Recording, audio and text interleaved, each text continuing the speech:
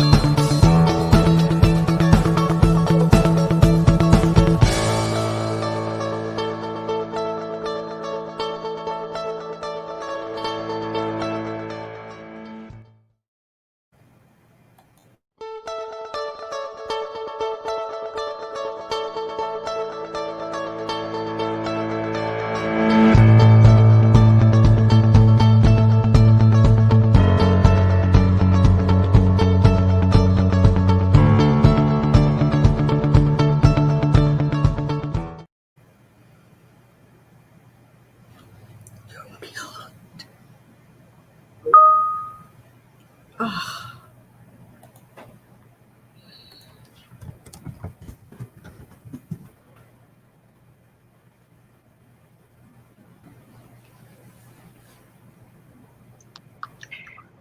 looks like we started with my mic muted, so we'll do this again.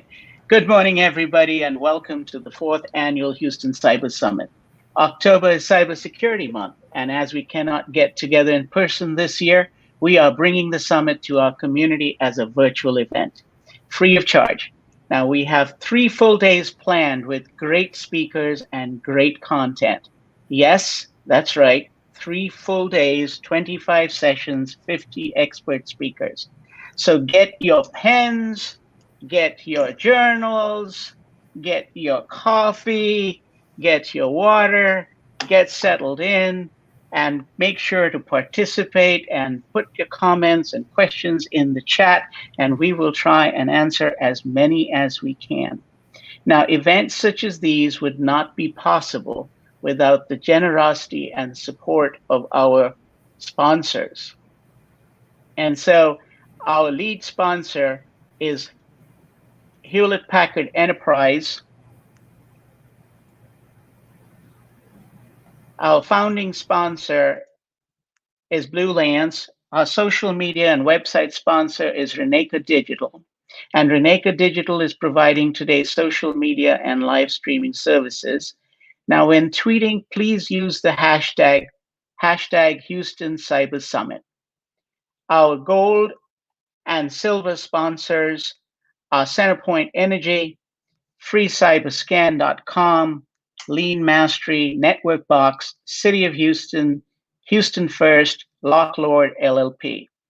And additional generous support is provided by and comes from Access Communications, Center for Houston's Future, State of Texas Department of Information Resources, the Federal Reserve Bank Dallas, Greater Houston Partnership, Harris County Sheriff's Office, HASA, Hatch Pitch, HIMSS, Hines, Houston Baptist University, Houston Community College, Houston Exponential, Houston Independent School District, InfraGard, ISACA, ISAO Standards Organization, Lone Star College, Meriplex, ONG ISAC, Reprivatar, SIM, University of Houston Downtown, University of Houston College of Technology, and the World Affairs Council.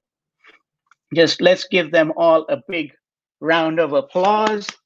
And if we can, drop their name in the chat, give them a shout out. If you are with your company, drop your name in there, give yourselves a shout out. So Cyber Houston is a Department of Homeland Security, ISAO, recognized ISAO. And ISAO is an information sharing and analysis organization and is a coalition of volunteer business, cybersecurity, academic, government, and civic leaders. Our goal is to continuously educate and inform business leaders on how to manage and govern cybersecurity risk. We take lessons learned from our enterprise members and distill them down into sensible economical guidance to help small and mid-sized businesses improve their cyber posture, build resilience, become better and stronger suppliers back to the enterprise, all through the lens of helping SMBs grow their business.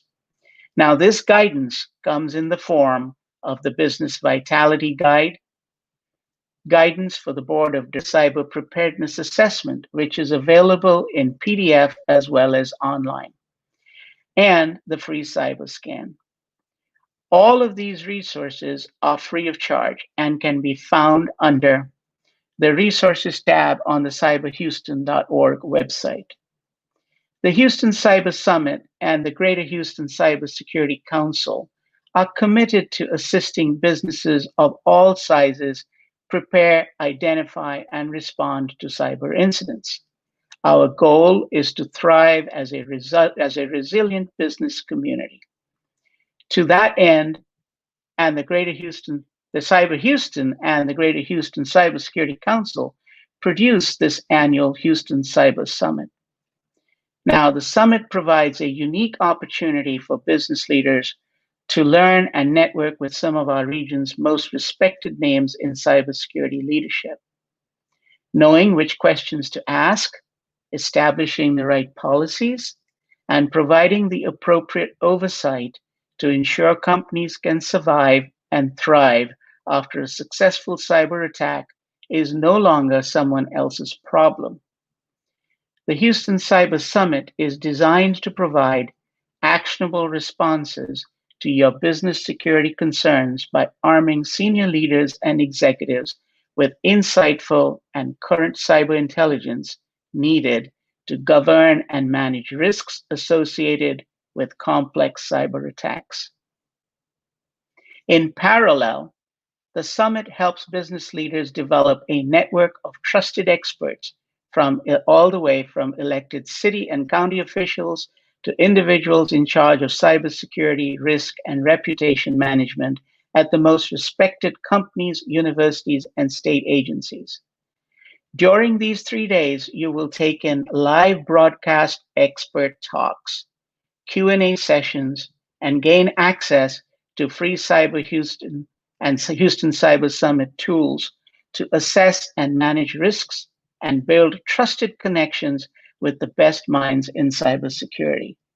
A trusted network is extremely important in all our businesses. You just need to know who you need to call when you have a problem. So with that in mind, today's topics and content are being delivered through a lens of how to use cybersecurity as a competitive advantage and thrive in an era of cyber attacks.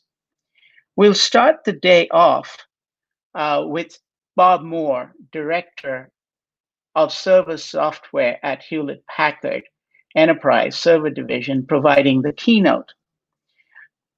Now, we've had a slight change in the agenda this morning as John Valante's father passed away and will not be able to deliver the live hack presentation. Please join us as we send our heartfelt condolences to him and his family. So what we have done is that we have moved up the presentation by Blue Lance CTO Peter Thomas into the 11 to noon spot, and he will be presenting his presentation on the state of cyber hygiene. Following him will be a cybersecurity leadership discussion from noon to 1 p.m., which Phil Beckett, CEO HASA, and I will join in an interactive discussion with the audience. And make sure to be ready to participate. We have a few prizes and gifts to people who are most participatory. Then we will move on to the Cybersecurity Board of Directors from 1 to 2 p.m. Our moderator is George Crawford, and he will be joined with Elizabeth Rogers, Mary Dickerson, and Joel Colvin. Moving along, other members and founding members of the Greater Houston Cybersecurity Council will be speaking on a topic named How to Build a Competitive Cybersecurity Program from 2 to 3 p.m. Now remember, all of these times are Central Time.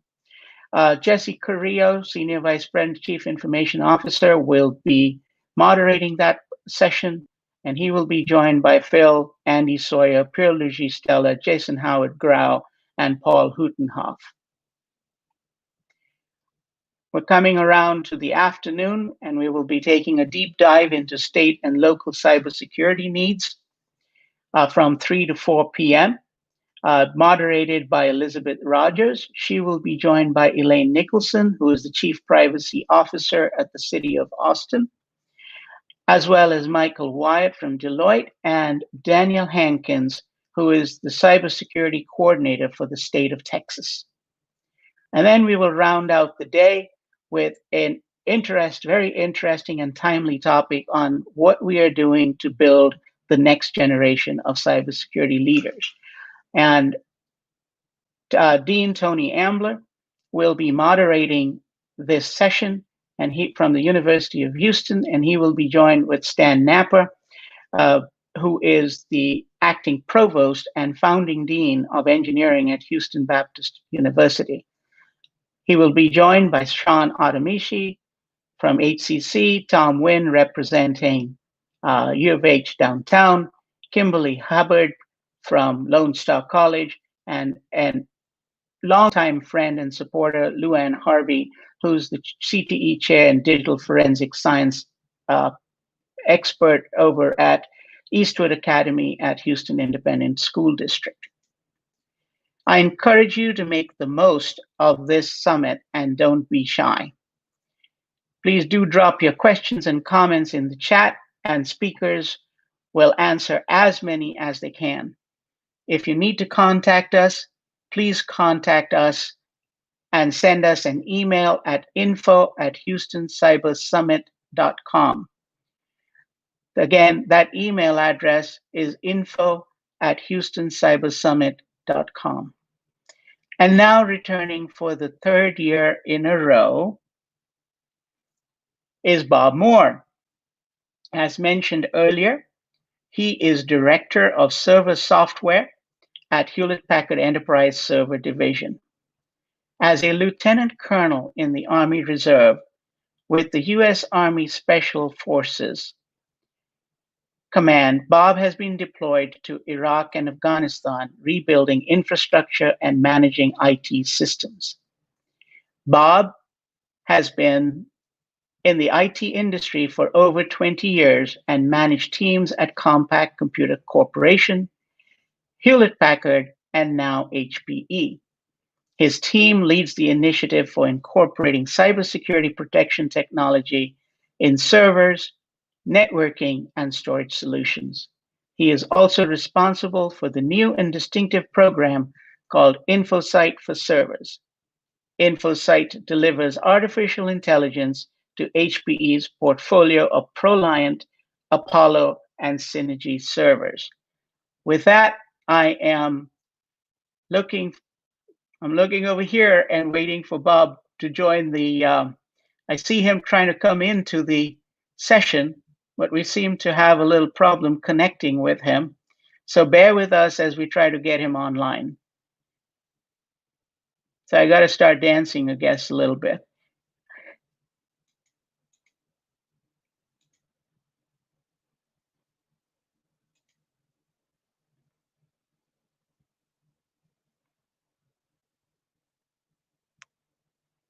Our production tech crew, can I get a read on what's going on?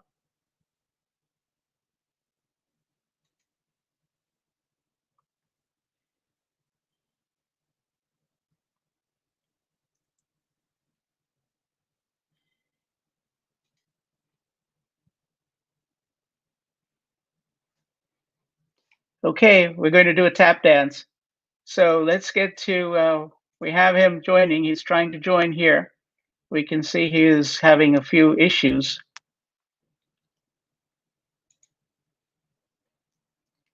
Let's see.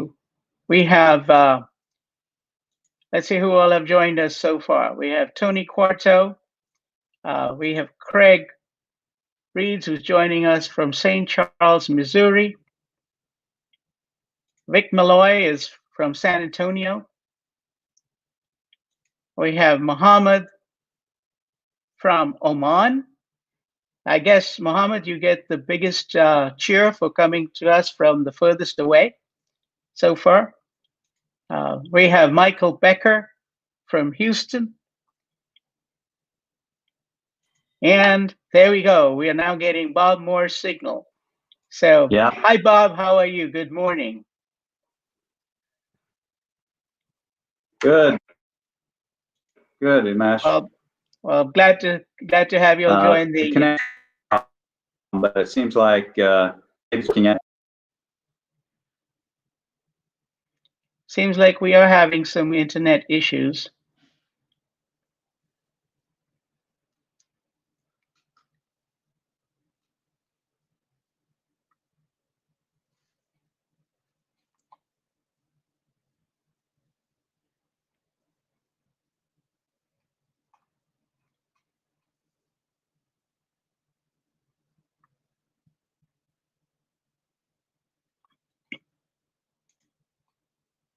So, you know, this is what happens in the tech world. We practiced and practiced, and now we have an internet issue. wonderful world of Zoom and internet.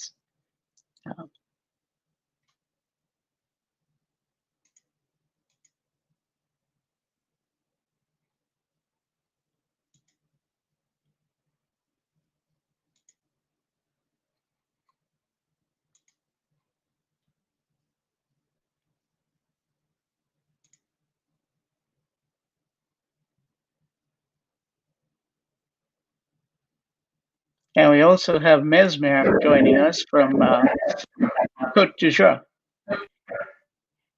So, Bob, do we have you on with? I'm trying. I'm here. Let's see if we can bring up some slides. It seems like the connection's a little unstable, but we can try this. Okay. Well, I have already done your introduction, Bob, and I have introduced you as a lieutenant colonel in the Army Reserves. You have served and been deployed to Iraq and Afghanistan. We help you for all the service you have provided to our country, and that you have been in the IT industry for over 20 years, and now you are leading your team over at HPE, and you're responsible for your new and distinctive program called InfoSight for Servers. And that this talk that you will be presenting is highly valuable, and we're talking about artificial intelligence. So with that, let me turn it over to you. Thank you. You bet, and hopefully you can hear me okay. And let's try to bring up my slides. If we can do that, I'd like to give a little bit of an explanation on artificial intelligence.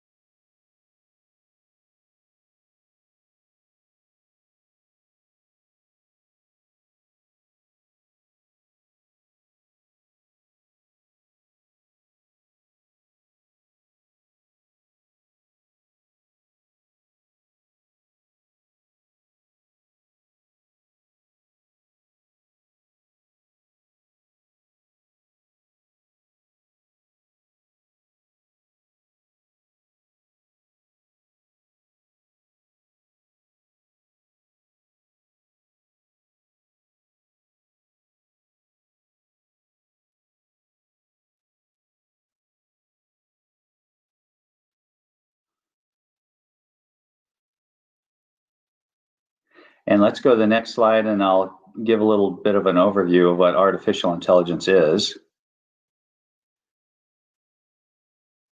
And then we'll tie this into how cybersecurity is being impacted by artificial intelligence and how we're using it actually to help against modern day hackers.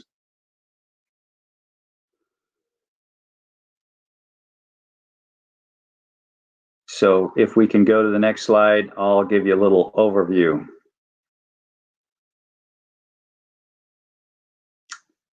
Okay. So we have two approaches to artificial intelligence. The first is the top-down model, and probably some of you are familiar with that. It's what you would normally think of when it comes to artificial intelligence, and it's simply creating a bunch of rules or algorithms that are commonly referred to as artificial intelligence, and then using those rules to help determine or predict what an outcome might be.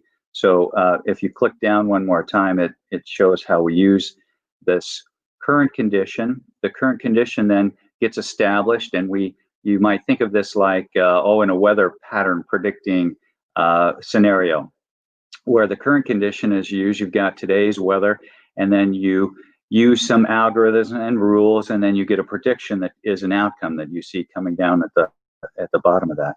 So that's a classic artificial intelligence operational model. And what it does is the more sophisticated the algorithm, the more accurate those predictions can become. Naturally, we see a lot of companies using that. Sometimes it's called rules-based, but it really is a top-down. It's much more sophisticated than just a series of rules. In a weather forecasting approach, you might say, if there's a high-pressure system and it happens to be the month of October, and then it's that high pressure is moving in a certain direction, and it coincides with all these other weather conditions, then we can predict that this might be the outcome here for the near future. It turns out that that's fairly successful artificial intelligence way of predicting and modeling for the future.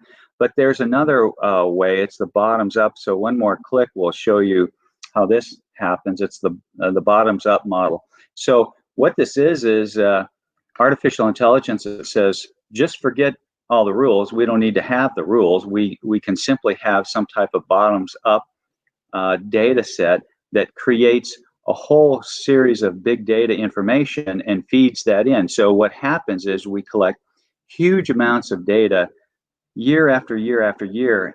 And it turns out that this is actually a little more accurate way of creating a predictive model. So now, instead of creating a whole bunch of algorithms, a series of algorithms that would make you try to follow these rules to predict an outcome, you just collect significant amounts of data, and through that data then you can actually have a better predictive model. So it's called the bottoms up approach, and you can see there it is. You get a prediction out of that. So now, over collecting data from the last 100 years of weather information here in the Houston area, we can actually make a more determinative prediction using this huge data, and it is large sets of data, which is the only real concern. Is it significant amounts of data that we're using and collecting to make these predictive outcomes.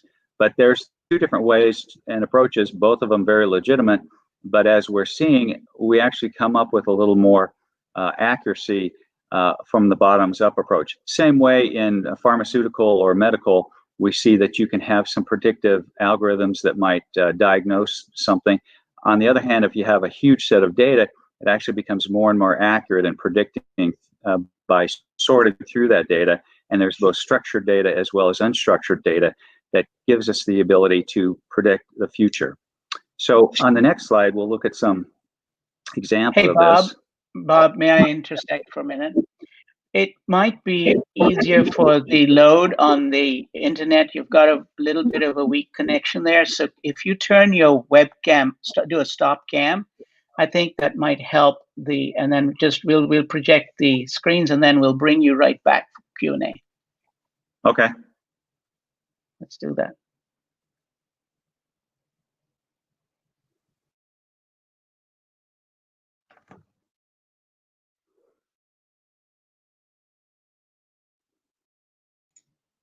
You can go ahead.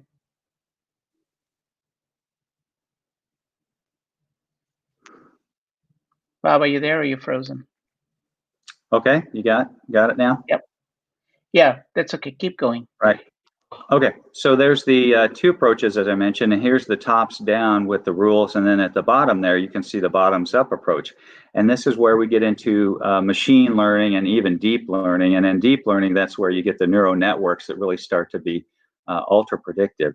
And then we have two sets of data that we're using: supervised, or what we commonly refer to as structured data, and that's generally categorized and structured, and that can be very easy to sort through. And that creates, a bit of this deep learning that we're trying to get to. And this is a very strong form of artificial intelligence. Let me give you an example what deep learning can actually get us to. So you've all used probably Google Maps, and that Maps then offers some other suggested routes based on the traffic conditions, and that's a little bit of artificial intelligence happening there. But when we get into deep learning, that's when we see in the future artificial intelligence really becoming very powerful and creating not only your ability to see the most optimum travel route to the destination, let's say the airport, but this is when deep learning will actually see an appointment, for example, on your calendar in a week or two with a customer, and arrange for travel to the airport or optimize your trip to the airport. It'll actually book your flight, check you into the flight, and then make a reservation at the restaurant where you're going which they know the artificial intelligence machine learning knows is your favorite location. So this is the direction that AI is going towards, very helpful and a large, almost like your own virtual personal assistants. You can actually have everything scheduled just based on the fact that your calendar has an appointment with a customer in a different city, and so you get a flight arrangement. You even get a wake-up call on your cell phone with the alarm, making sure that you get up in time to catch the Uber to the airport, which has all been prearranged, and then you've been checked into your flight. You just walk right onto the plane. You get yourself to the meeting because the artificial intelligence has arranged for transportation at the other end of your journey, and then you've got your reservation booked for you based on all of your patterns, your restaurant dining habits in the past for your favorite location. So it's really getting to the point where AI can be exceptionally helpful to us, not only in that particular one scenario, but in many, many others, like in a driving scenario. Now, where this artificial intelligence becomes really most helpful is when we add this huge data set called unstructured. So with one more click, you can see that we've got unstructured, and this really helps and compounds and accentuates the deep learning capability. So now what we have is both structured data and then unstructured data that are coming together to provide huge sets of learning. And this is how, through all this huge sets of information, we can be much more predictive and much more accurate with coming out with predictions using artificial intelligence in the future that really will be essentially almost 100% on the spot. Now, why is it so important that we're absolutely totally accurate with artificial intelligence? Well, it's because when we get to things that really depend on very accurate artificial intelligence, it's going to be safety and security that come into play. So let's take a look at the next slide. And I think this will be a good example here of what I'm talking about. So it's really important that artificial intelligence, when it comes to auto-driving vehicles, as you, I'm sure, agree, needs to be 100% precise and accurate. And that means that those vehicles have to have instantaneous ability to make decisions for you. And that's why there's generally some type of, and with no latency, that's why there's almost always some type of server or compute product device located on the vehicle itself. Now, imagine, if you will, those two scenarios of artificial intelligence that I laid out for you. One is the rules-based, and the other is the high data set of both structured and unstructured data. Well, if you were trying to make a series of rules or algorithms that were completely predictive, 100% accurate on a vehicle on what to do, it might be difficult to anticipate every single scenario that a vehicle would come up against, right? Because there's so many different, globally, so many different road conditions, hazard conditions, and almost difficult, really difficult, if not impossible, to have enough rules, enough algorithms to be 100% accurate. And so what we see happening is these large sets of data then actually become much more accurate and efficient in predicting what that vehicle should do if there's no lines on the road or something like that, where rules-based artificial intelligence may not be able to capture that. And the way this happens is, of course, you have to have no latency with the artificial intelligence and the decisions that vehicle has got to make, because instantaneously it has to be able to depress the brake or move one direction or another. But then also, if you add unstructured data from other vehicles, when you plug your vehicle in at night, you think that you're recharging it, and really what's happening is that vehicle of yours, that auto driving vehicle, is actually learning. So it's learning by downloading all of the information that's learned. Now, it doesn't pull all the unstructured and structured data down into the vehicle, but all of the learnings that come from that do then get put into the compute product, processors, the servers that are in that vehicle. And we can actually then start to learn from other vehicles. They could be a different brand. And then if we cache all that information through a series of cloud-based servers and storage information, we can actually share huge amounts, because think of all the number of vehicles on the road that have actually come up against every single type of scenario that you might encounter in a driving condition. So now we have the ability to be very, very accurate with the predictions and the ability to tell the vehicles, the auto-driving vehicles, exactly where to go and what to do and how to respond based on millions and even billions of data sets of information and what's happened to other drivers. So this is when using this structured data that might come from same brands or same vehicles sharing information quickly, but then also lots of unstructured data coming from all sorts of different types of driving vehicles around the world. We can use this to create truly more deep learning where we get more of the neural network learning capability and artificial intelligence opportunities. Now, this then starts to tie in a little bit with our security capabilities and predictive requirements, because as I've talked to personally auto insurance companies, the fastest growing component in the insurance industry is actually not home or auto or some of the more common one, it's cybersecurity insurance. And that's because as these auto driving vehicles now powered with artificial intelligence, large sets of unstructured and structured data are out there on the road, the thing that needs to be protected more is now not the driver necessarily or the vehicle, but it's the information that is generated and downloaded to those servers.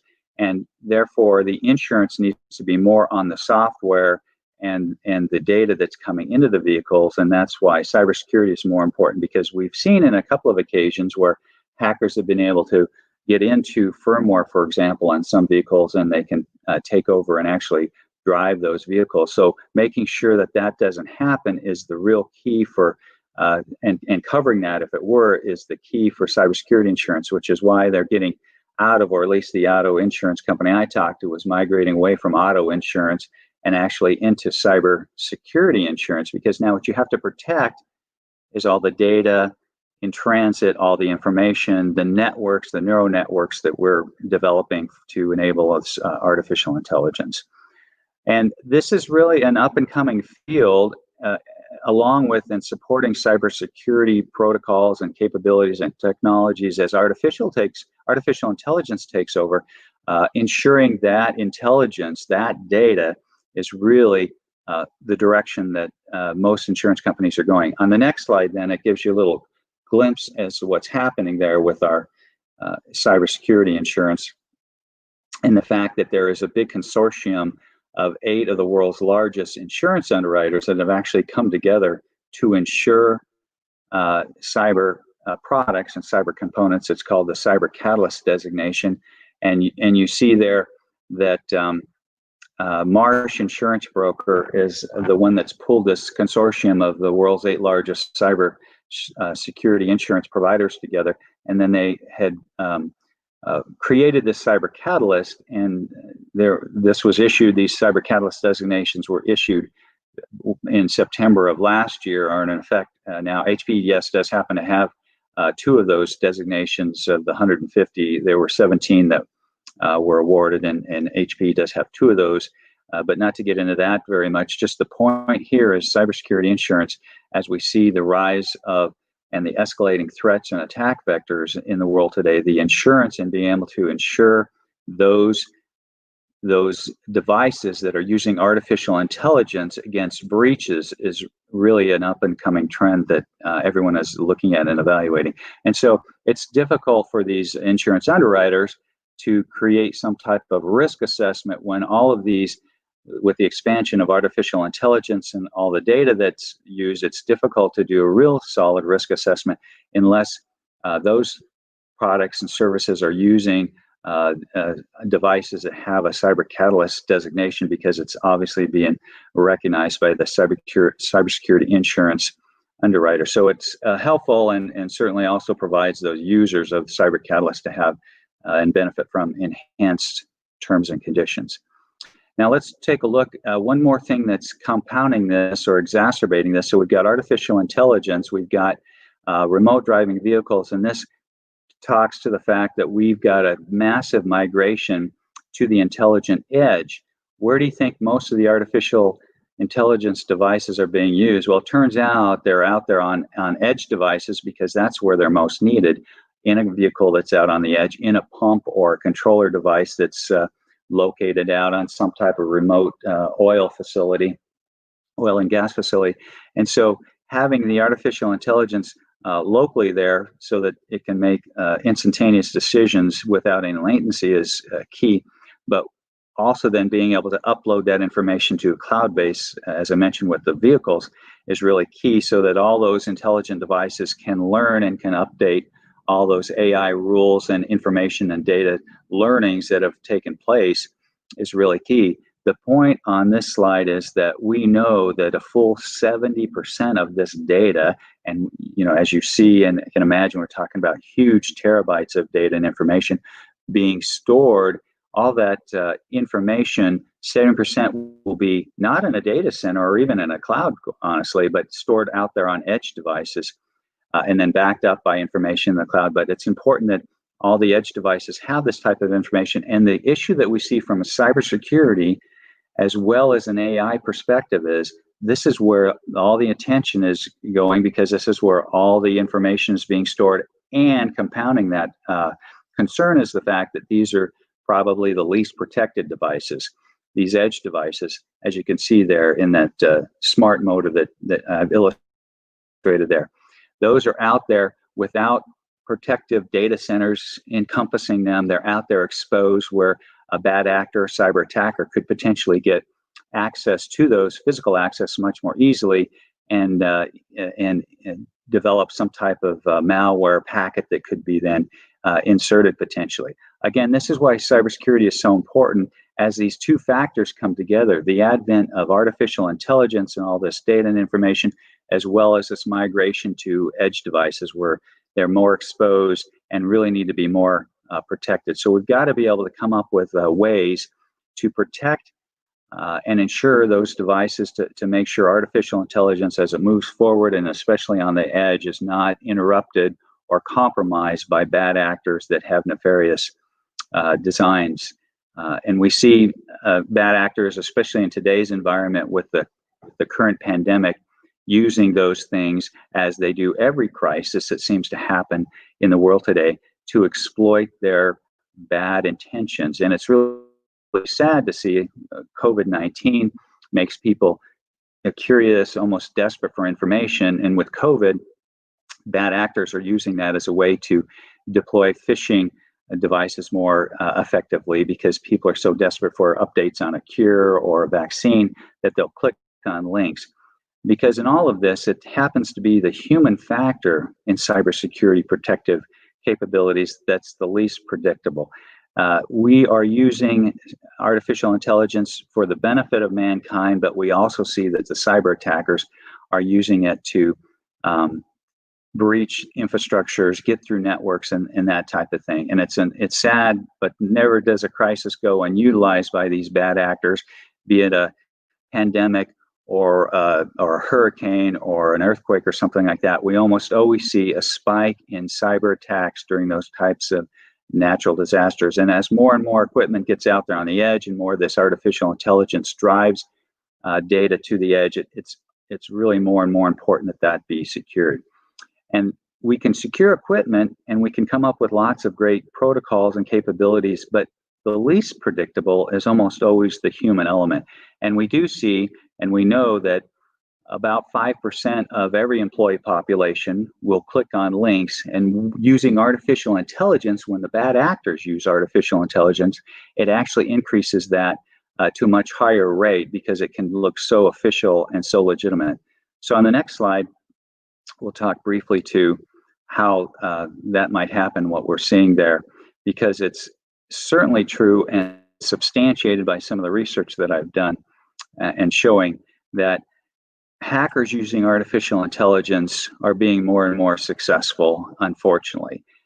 So we've got to use AI to advance the way people live and work in the world today, and also to keep people safe, which we do. But the hackers, we got to be aware, are going to be leveraging the same type of capability. So in the middle, I was just mentioning the increased phishing effectiveness, and that really raises it from about 5% that will click on a link, 5 to 15, up to 30%. So you can see a huge increase. And why is that? Well, artificial intelligence is being used by cyber attackers to create profiles of you and I and everybody on this call here today, so that those phishing attacks that come in look very real and authentic and genuine. And when people see those, because you've been modeled through your social media, your habits and everything, and a lot of that, as we've let artificial intelligence benefit our lives, also can be used for bad intentions if we're not careful, by bad actors to create profiles and then create some type of phishing attack that looks like these emails are coming from a legitimate source. And so it's very difficult to protect against that, because that immediately invites the bad actor in. So it's really key in our cybersecurity practices that we manage and try to take care of that human element. And that's a big lesson learned I'd like you to take away from this presentation, is that helping to train employee populations in any company or agency is awfully key to helping to manage that artificial intelligence threat that we see making phishing and therefore inviting ransomware or malware in very effective. And it's unfortunate, but it is happening today. We also know that we've got to be able to design into products and services the ability to detect that, because of these efforts of AI, through AI, of bad actors to get in now more effectively. We've got to be able to detect that bad actor once they're in, and then recover from that. So it's no longer just sufficient in a cybersecurity world to have great protective defensive measures, a firewall, but you've got to have the ability to verify everything. And there's a new term in today's lexicon called zero trust, and that means we don't trust anybody or anything. We continually verify everything, and that's what we're having to migrate to, because we're making sure that everything is checked all the time. And if there's any type of nefarious activity or behavior facilitated potentially by AI through a bad actor, we can determine that, route it out, detect it, and then recover our systems from that. And it's particularly needed in areas where artificial intelligence is used, like auto-driving vehicles. Some other examples there on the left, you can see that getting through some of those CAPTCHA devices is pretty easy using artificial intelligence, as well as on the right-hand side, the extensive use of malware and making sure the malware packages don't deploy right away, but they wait until they get to their intended target, because using artificial intelligence, you can make sure that a payload that a bad actor creates only executes when it gets to the place it's supposed to be. So a lot of use, unfortunately, of AI by bad actors out there in the world today, but we're battling against that, and we know we can stay a step ahead of them. But artificial intelligence used for good, as well as unfortunately in these cases for some bad.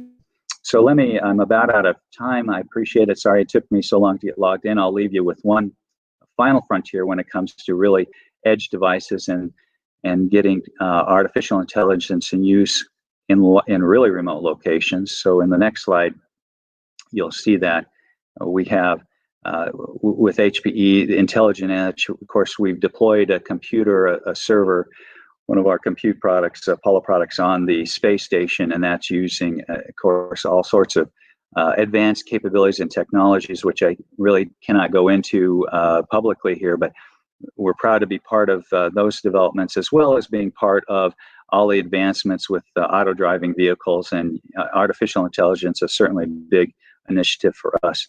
One more click down and you can see the awards that we received for that. And with that, I think, Umesh, that's about it for my presentation, and I'm just on time. So I appreciate this. Thanks, everybody, for listening to my presentation on artificial intelligence, and hope that it gives you some solid information on where things are going, or at least piques some of your interest.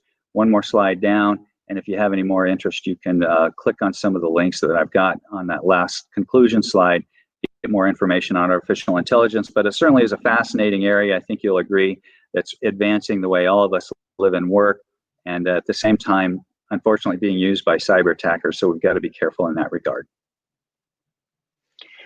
So Bob, awesome presentation, always full of great content. We have a few questions that have come in. I'm hopeful that you can stick around for about 10 or 15 minutes and handle some questions. So we have a couple of interesting conversation going on.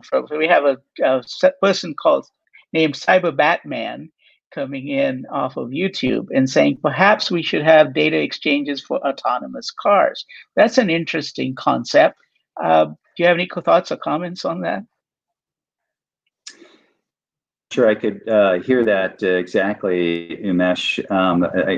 From my remote location here, must be really, unfortunately, bad. I have pushed it also to the. I have pushed it to the screen as well. It says perhaps we should have data exchanges for autonomous cars.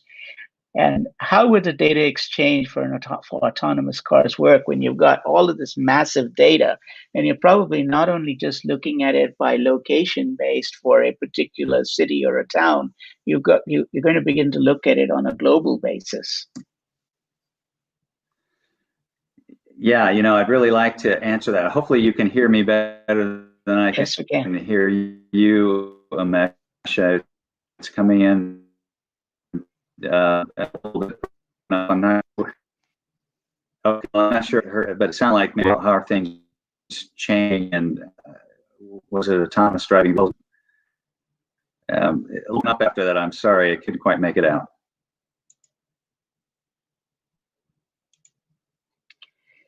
Let's try another question, which is coming in. Phil Beckett on YouTube's coming in and asking, how do you establish and market trust with AI and provide confidence limits on a system's predictions? And maybe what we could do is, if you can type that into the chat window, I think I would probably be able to read that a little more effectively and respond to it, Umesh. Yeah. Do you see it on your screen? I've pushed it to the screen. Yeah, I can see the chat window, so I should be able to answer if we get some of those questions coming. I'm sure that the artificial intelligence is quite fascinating to everybody. So I'm hoping I could take some questions, but if not, maybe we can follow up later in the session or something after I've got this connection more stabilized. Yeah. So, well, so let us do this. There is, I don't know, can you hear me at all? Give me a thumbs up if you can. Oh, okay. I think I saw that briefly there. Let me see.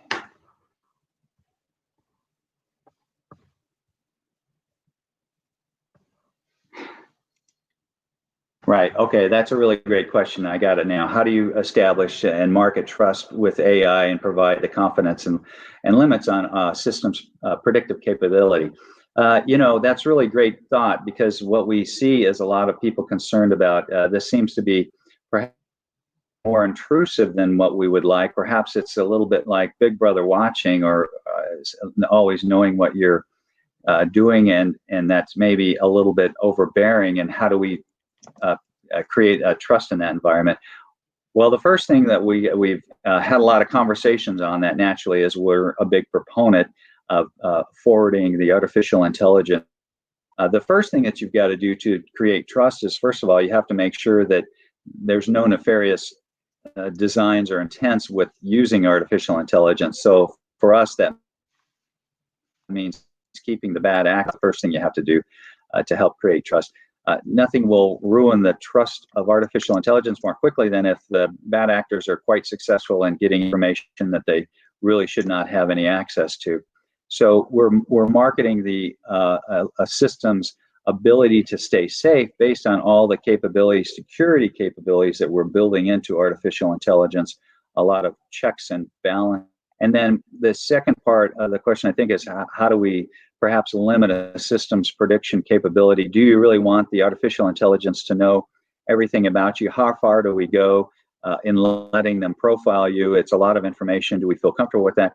And our simple answer, and maybe not as simply executed, has been to try to make sure that the limits can be established by the user, and therefore you have to be able to opt in for these type of capabilities. Once customers learn to trust the artificial intelligence that's out there and realize that it's secure and that it's safe and it'll work, it's much like auto-driving vehicles. It's going to take a little while before people are really comfortable realizing that those cars can drive themselves just as effectively and probably more effectively than we can ourselves. But having the ability to opt in at every point in time is pretty key. So if you really want, as my example was at first going into this, if you really want the artificial intelligence to look at your calendar and realize you've got an appointment with a customer in another state in 2 weeks, and buy a flight for you, optimize and get the cheapest airfare and buy a flight according to your preferences and put you in a seat according to your preferences, get you an Uber to the airport at your desired early arrival time, provide transportation for you when you get back or arrive at your destination, and then get a restaurant. You have to generally opt in for that. And so you can actually put the limits on it yourself, and no one's going to, create profiles to that degree on anybody without some type of buy-in or opt-in.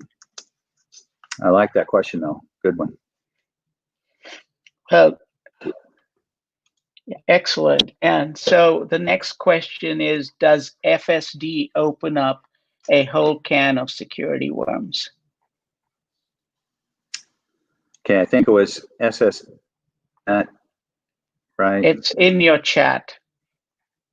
Okay.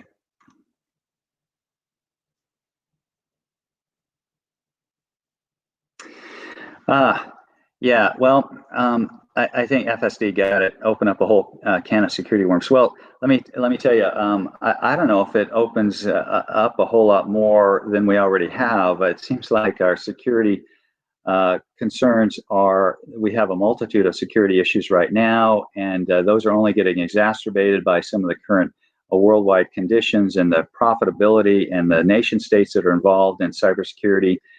Hacking, unfortunately, and bad actors that come in from cyber criminal groups. Actually, we see cyber crime these days. It used to be the big corporate cyber syndicates were into bootlegging decades ago. Now they're into ransomware, which is, according to New York Times, the most pervasive and profitable form of malware. So I think full service driving. We'll probably see. I don't know that it'll be any more of a escalating issue than we see today, caused by other things like our current COVID-19 pandemic. I will say that, like I mentioned before, full service driving or self-service or auto driving vehicles are definitely going to be creating issues that we'll have to deal with in terms of providing the level of comfort that those cars are really safe and secure. But I think that we'll get there. I think we're just in an environment today where cybersecurity is escalating all the time, and the concerns are going up every day. If you look at the research, that the increase in cyber threats going out exponentially. So I think that we'll be comfortable with the auto driving or full service driving vehicles. Okay, next question from Umesh on the, thanks, this is working pretty well. I appreciate the texting here. The more detailed cyber catalyst designation, sure.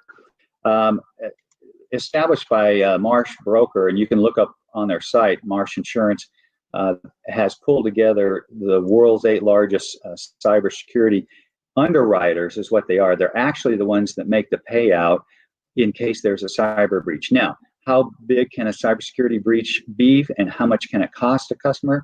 There are some public records on large shipping companies, for example, over $250 million to make a recovery from that ransomware attack. There's a company that I worked with personally, a healthcare company on the East Coast that was hit by SamSam ransomware, and that took them down. And imagine in a healthcare environment where you cannot see customers for a long period of time, a week or two.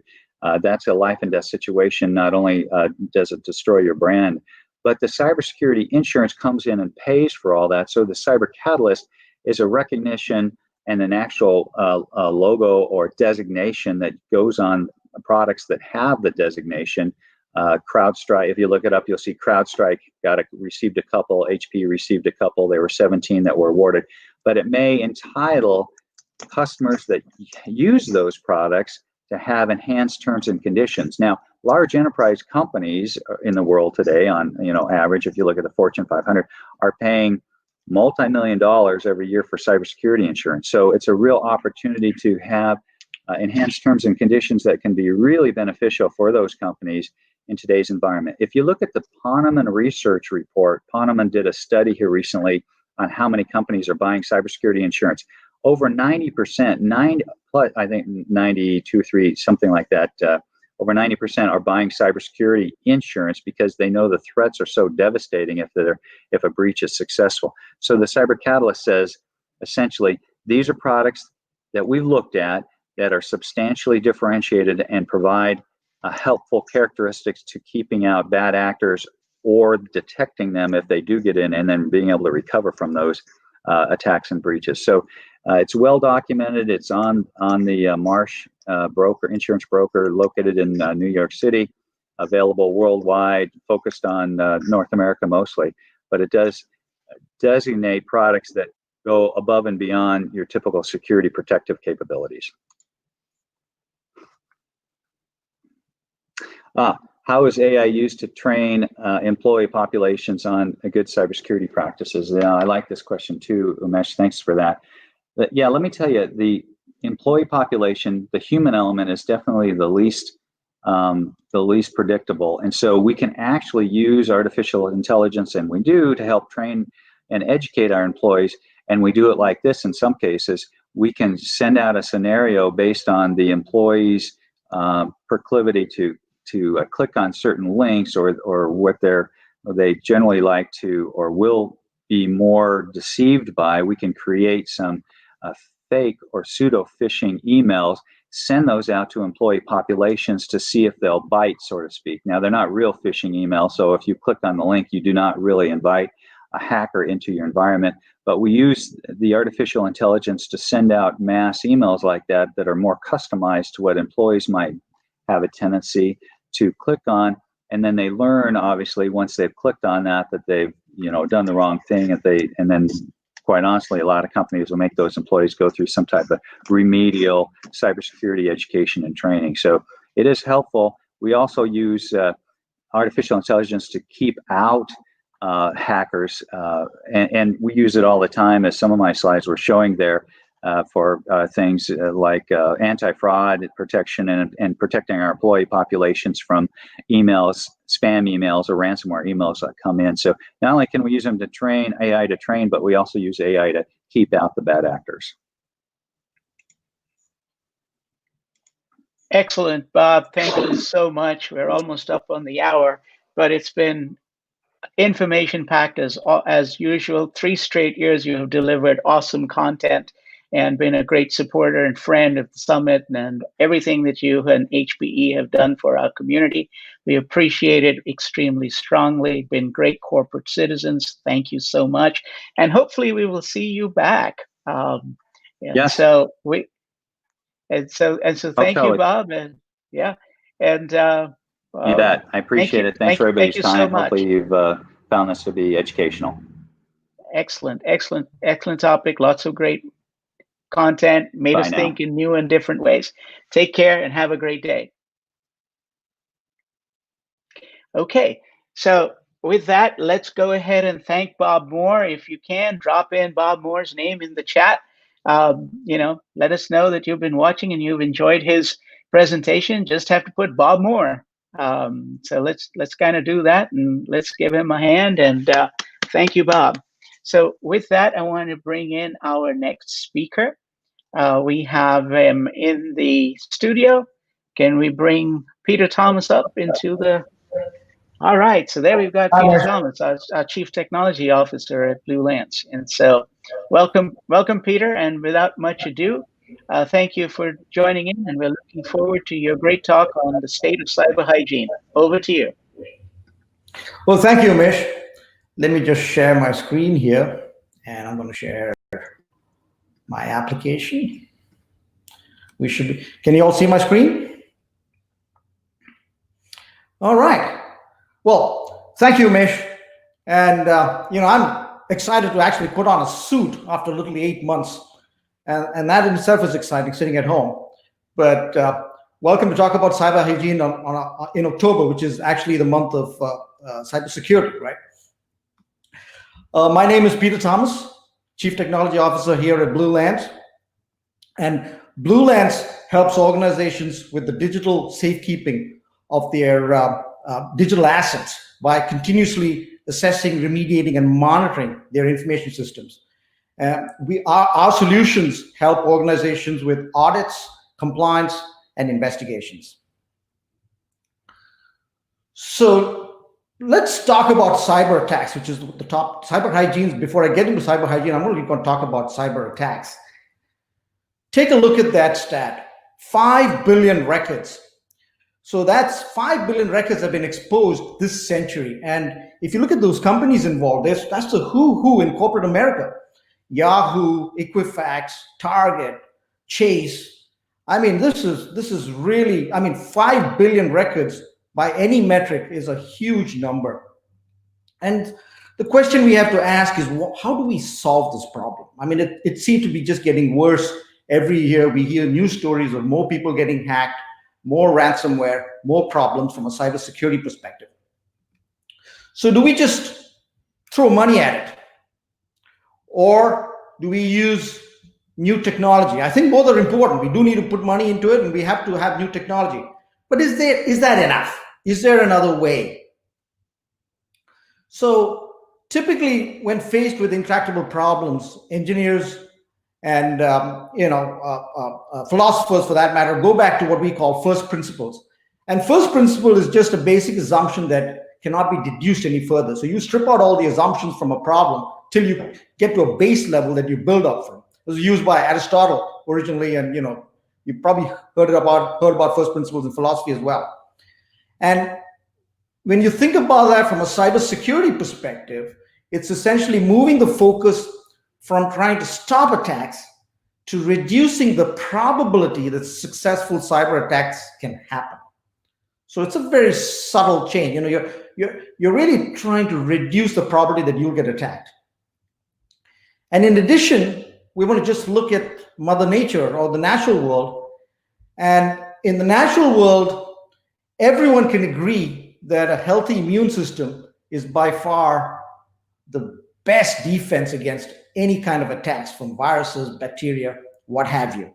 We're all living through this COVID era, and we've seen cases where some people get infected with the virus and they don't even know it. It just washes out of their system. Others, not so fortunate, get really impacted with it. So bottom line is, a very healthy immune system goes a long way to protecting you and helping you ward off attacks. And so we can take these two concepts, right? Reducing probability of cyber attacks and looking at an immune system to come up with, or rather, to come up with this whole cyber hygiene. And the adage, an ounce of prevention is worth a pound of cure, stands so true, right? So cyber hygiene is really a cybersecurity strategy to reduce the probability of a security breach. And we do that by carrying out regular low-impact security measures, a series of low-impact measures that reduce the attack surface and minimize areas within an organization that an attacker can get to. And in addition, build resilience, like improve your immune system, so to speak. And so it could be viewed in the same manner as our personal hygiene, right? Integrate into organization.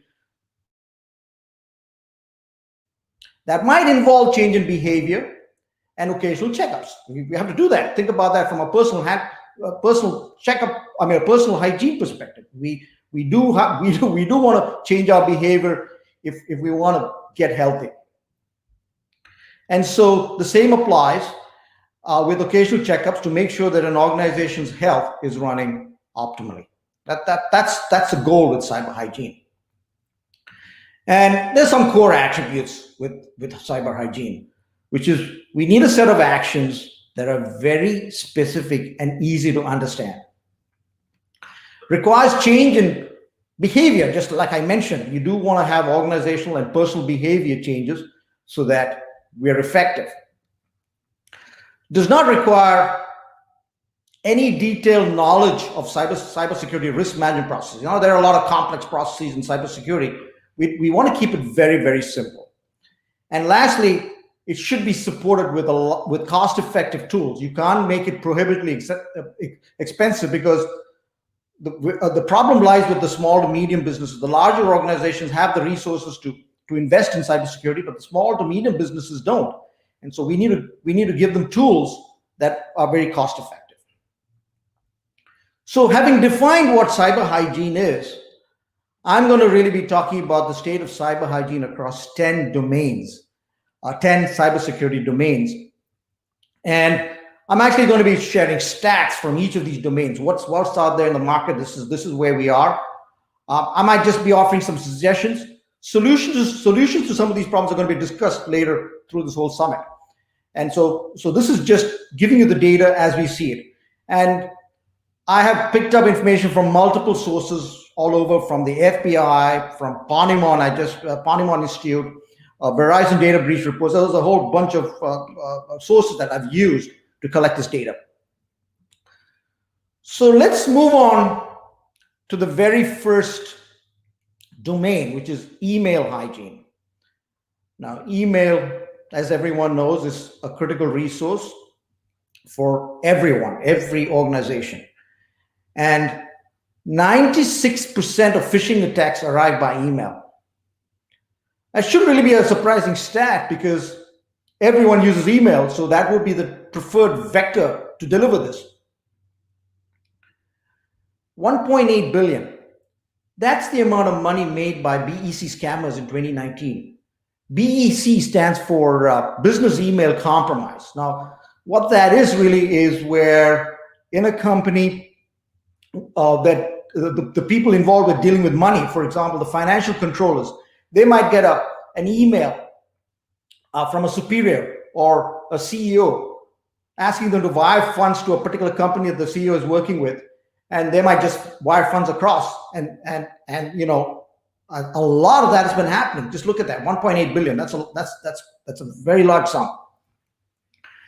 22% of breaches in 2019 involved phishing.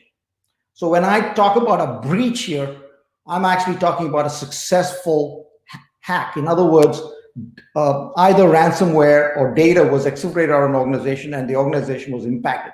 So 22% of those breaches involve phishing. And 30% of phishing messages get opened by targeted users. Now, this we all know, we've seen this in the industry at large. We are all humans. We get a good message. Despite our training, we might tend to click on something that we don't want to click on. It happens.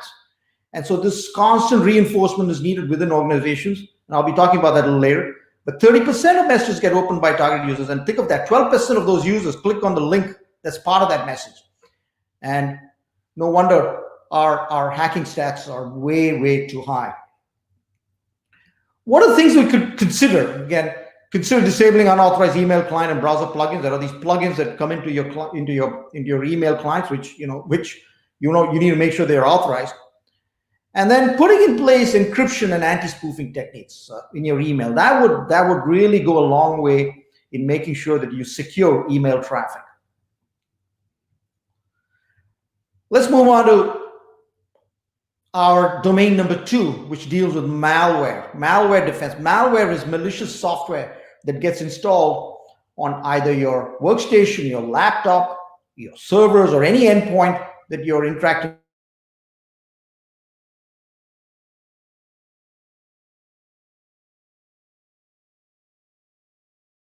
Malware at a given time each week, 18 million.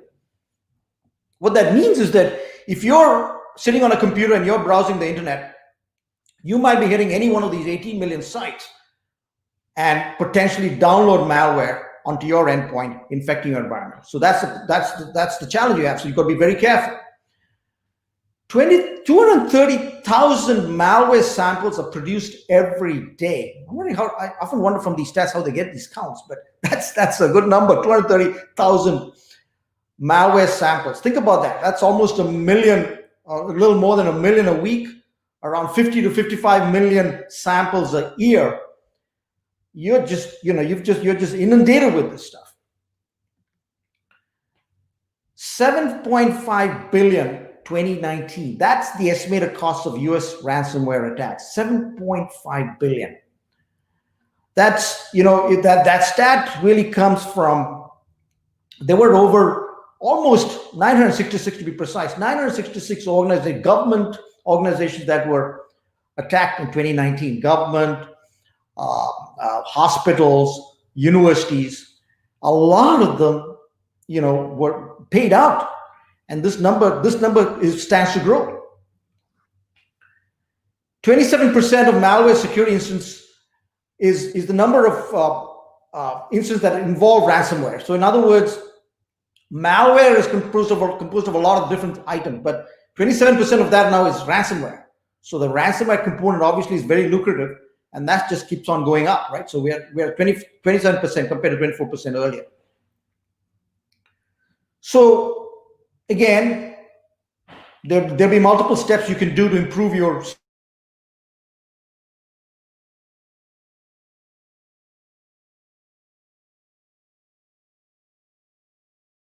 keep that updated, and we should all look at enabling. Our modern operating systems have anti-exploitation configurations. They come built in with that. We should look at enabling that so they don't get hijacked and tampered with, so to speak. Patch management is really one of the banes of cybersecurity, which is people don't patch stuff on time.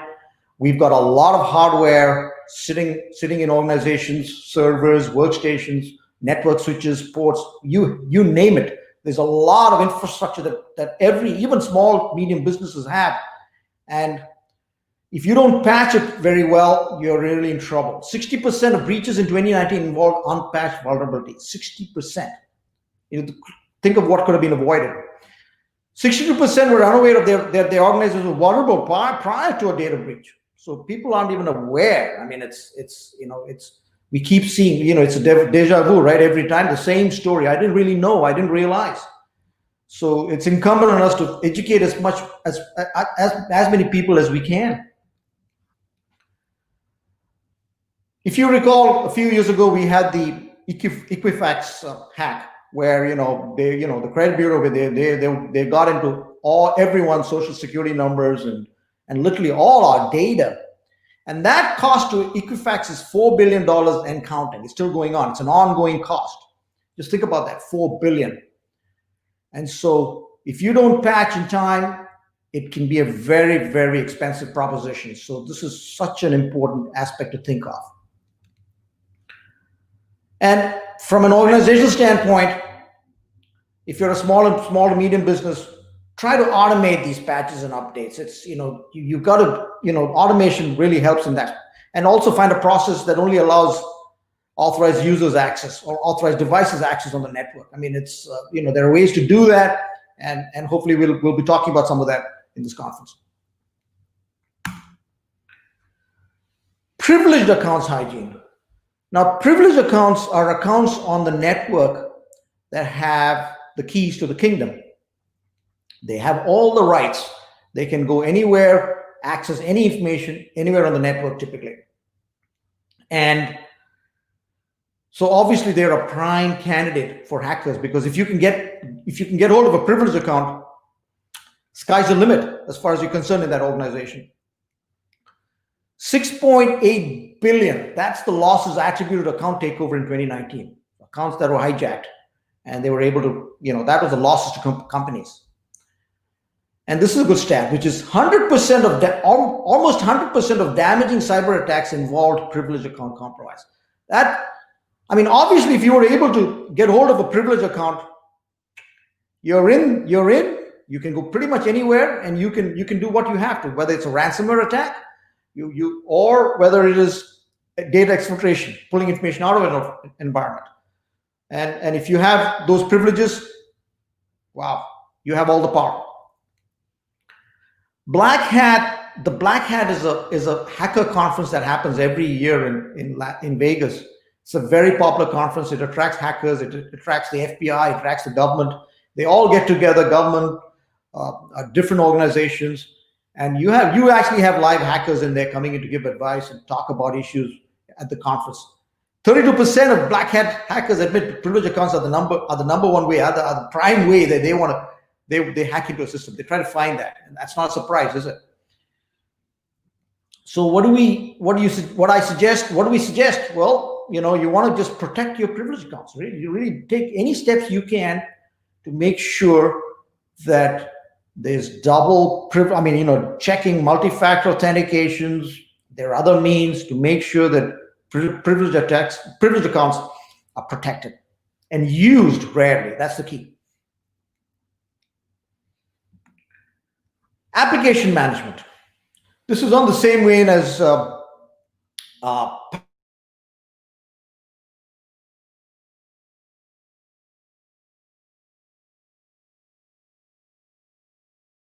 we use applications for pretty much everything to do work in an organization, right? And there's so many applications that need patching. There are vulnerabilities in those applications. For example, this is a new one, Microsoft's remote desktop protocol. Right now, in this pandemic time, when everyone's working from home, a lot of folks are using the Microsoft's RDP protocol to connect to infrastructure at the workplace. There is a vulnerability in there that allows for possible remote code execution. In other words, someone can actually execute extra code through RDP. Very, very dangerous. And a survey showed 18% had not patched RDP. Sometimes there are applications that easily help with data exfiltration. SQL injection is one of those. If you've got an application in the environment that uses a database, a SQL database, SQL injection is a vector that is used to pull information out of that database. And so applications have to be patched to make sure that they don't fall for SQL injection attacks. And so if you don't patch them, you could lose data. Another big problem with application management is use of unsupported versions of software. That applies for multiple types of software. But one popular one is SQL Server Database. Microsoft comes out with multiple versions of SQL Server Database. Just like we do today have Windows XP. People still using Windows XP that out there in Spark. Hopefully that's going away. But I've run across cases where people have used XP today. And similarly, so SQL Server Databases, since it hosts a lot of data, sensitive data, it's important that you don't use unsupported versions because it's not going to get patched. And if there's a vulnerability, you really stand exposed. So consider using only authorized software supported by the vendor mainly. You should use supported stuff from vendors. A lot of times the migration to supported software is painful in a lot of organizations, but that is a path that has to be tread. Put in a place to automate patching and updates. As with everything else, that has to be, the automation can really help alleviate a lot of this. But when you're dealing with applications, one point to keep in mind obviously is that you want compatibility with prior versions, and a lot of times the good vendors double check, and there should be a process in place to take care of that. Let's move on to the next domain, which is access control. Access control deals with how you get information. How do people in an organization get information or get access to information in an organization? It's access to files and folders. They're probably sitting on servers. You could have SANs, you might have NAS devices, you might have multiple devices in an environment that store files and files, information that is the lifeblood of an organization. You need that information for employees. And how we control that access is very important. So this is stats from a company that deals with a lot of files and folders. 21% of all files in an organization are not protected in any way. What that means is that they're pretty much open, right? But this is a scary stat. 17% of all sensitive files were accessible to all employees. Think about that. Whatever data that was deemed sensitive by an organization, everyone who can log into the system can get access to those files. I mean, that's really a dangerous system. So obviously in these kind of situations, it's either through something called rights creep. You get more and more rights as you stay longer in an organization, as you move from one area to another area. Or it could be that it's just that the administrator was just so fed up with giving rights to people and giving rights to everyone, the worst kind, right? But that's a very dangerous situation. And 15% of companies found 1 million files, more than 1 million files open to every employee. That's in conjunction with the 25% of all files not protected. So 1 million files are actually available to everyone. And why is this a problem? Just think about this for a second. If your account, if your ID is hijacked, or if you got, God forbid, some malware in your machine and your machine is taken over, just think about what happens. They have access to all this information. They can encrypt this stuff. If they were to put ransomware, they have access to all this data, and you are just lying exposed with these kind of metrics. So this access hygiene is such an important aspect of cleaning up and making sure that only people that need to know get access to information that they need. In other words, this is that principle where don't give everyone access to everything, just what they need to do their job. And definitely look at means of encrypting sensitive data, whether at rest or in transit. And when I say at rest, it's data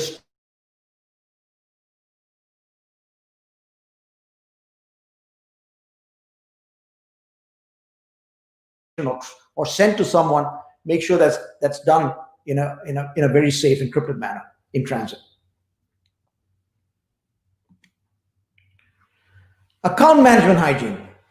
Account management deals with managing user accounts on a network, right? The users, it's all about single sign-on, how you access resources within an organization. There are different ways people do this, but it's a critical component of hygiene.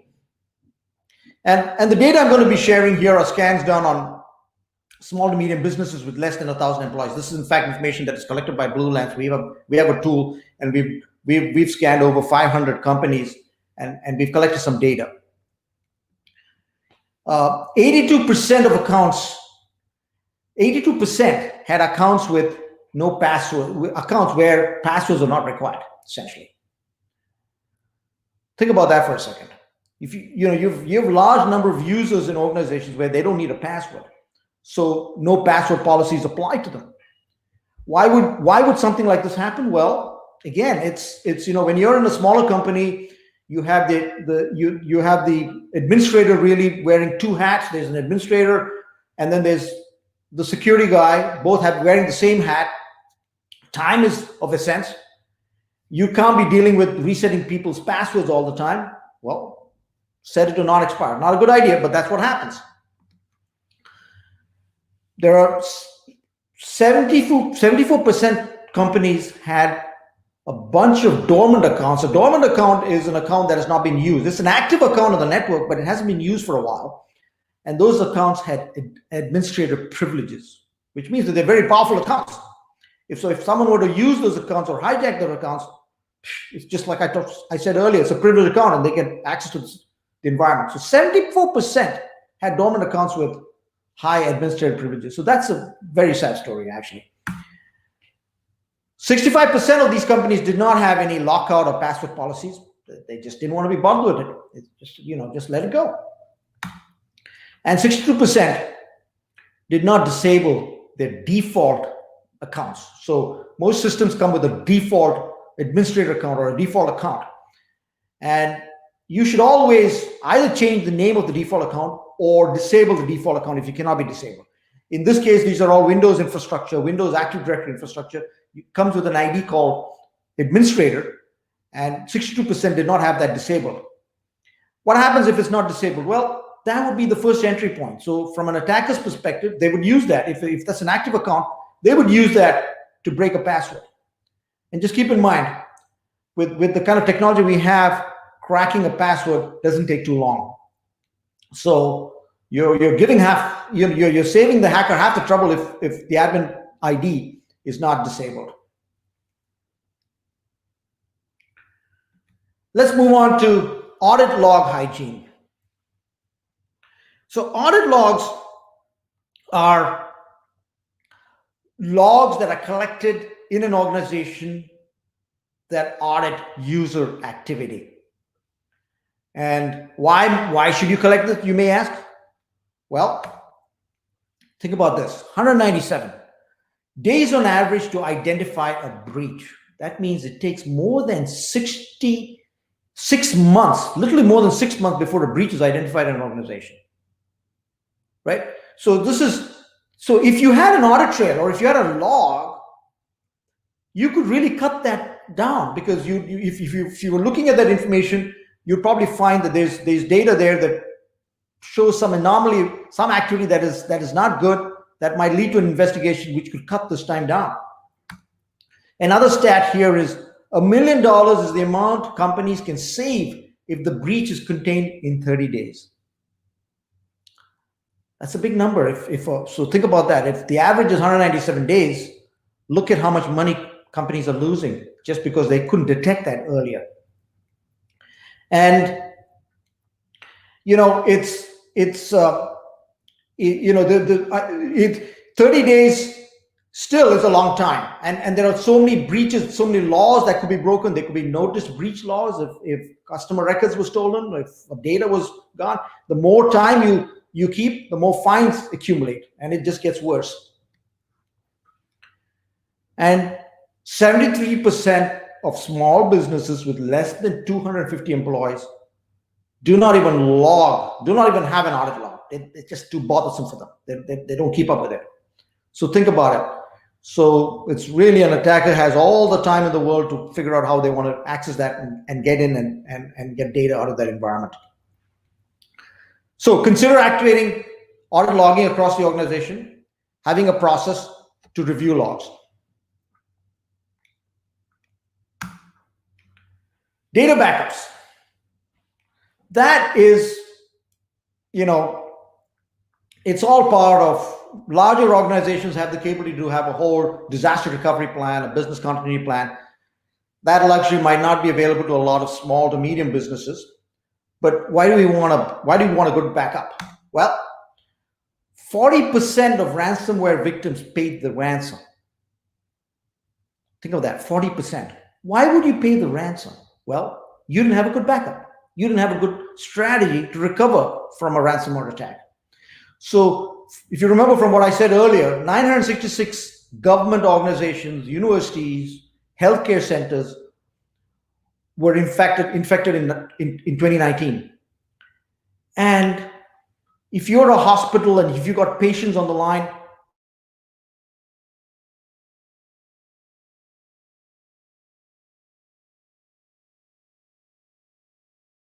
there was ransom attacks, universities, police stations. So it was rampant in 2019.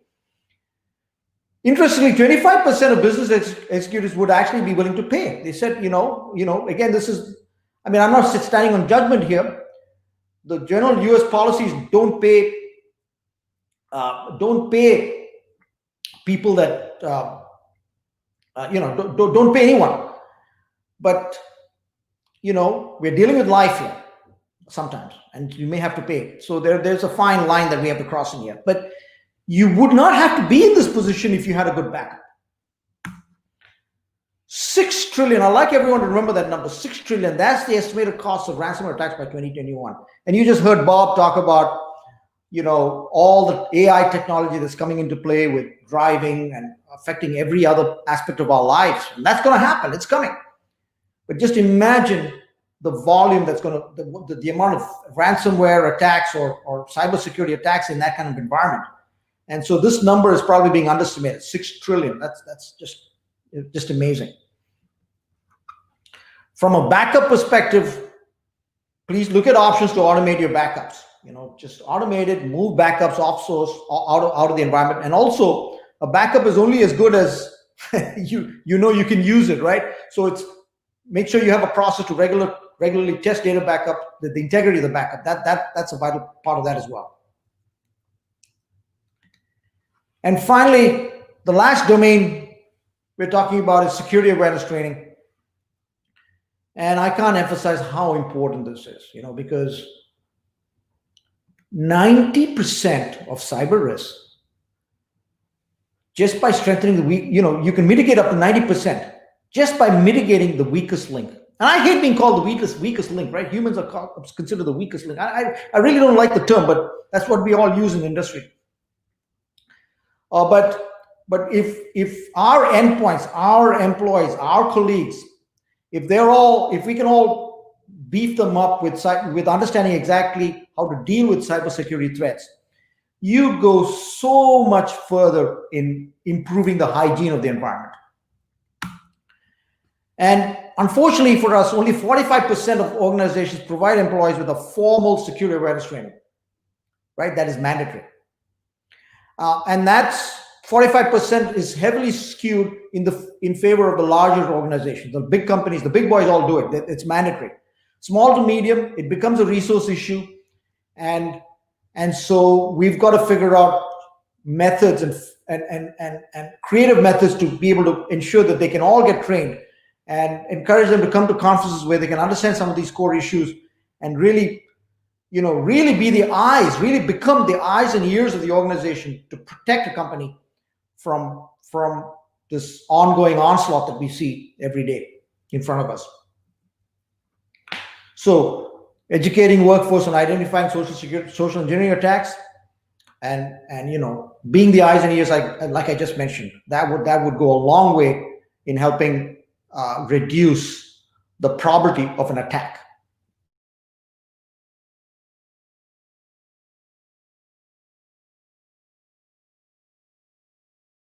There's a website there called freecyberscan.com. This is a free tool. We are providing this free to anyone that wants to download it and just get a quick snapshot of their account management process, whether they want to look and see, it's a 25-point report, which just a very quick snapshot of some of the basic blocking and tackling we need in an organization. And it's very useful, and we get a lot of kudos from people that have used it. So it's free for everyone. Please feel free to download and use it. I'd like to just close with talking about resources that you can get more information. I use the NIST. NIST is they've got a whole lot of cybersecurity information there. Department of Homeland Security. SANS is an excellent organization. Center for Internet Security is a really super organization with a lot of benchmarks that you can use for configuration settings. And then the European Union Agency for Cybersecurity also has some great information on how to protect our environments. And with that, let me open it up for Q&A.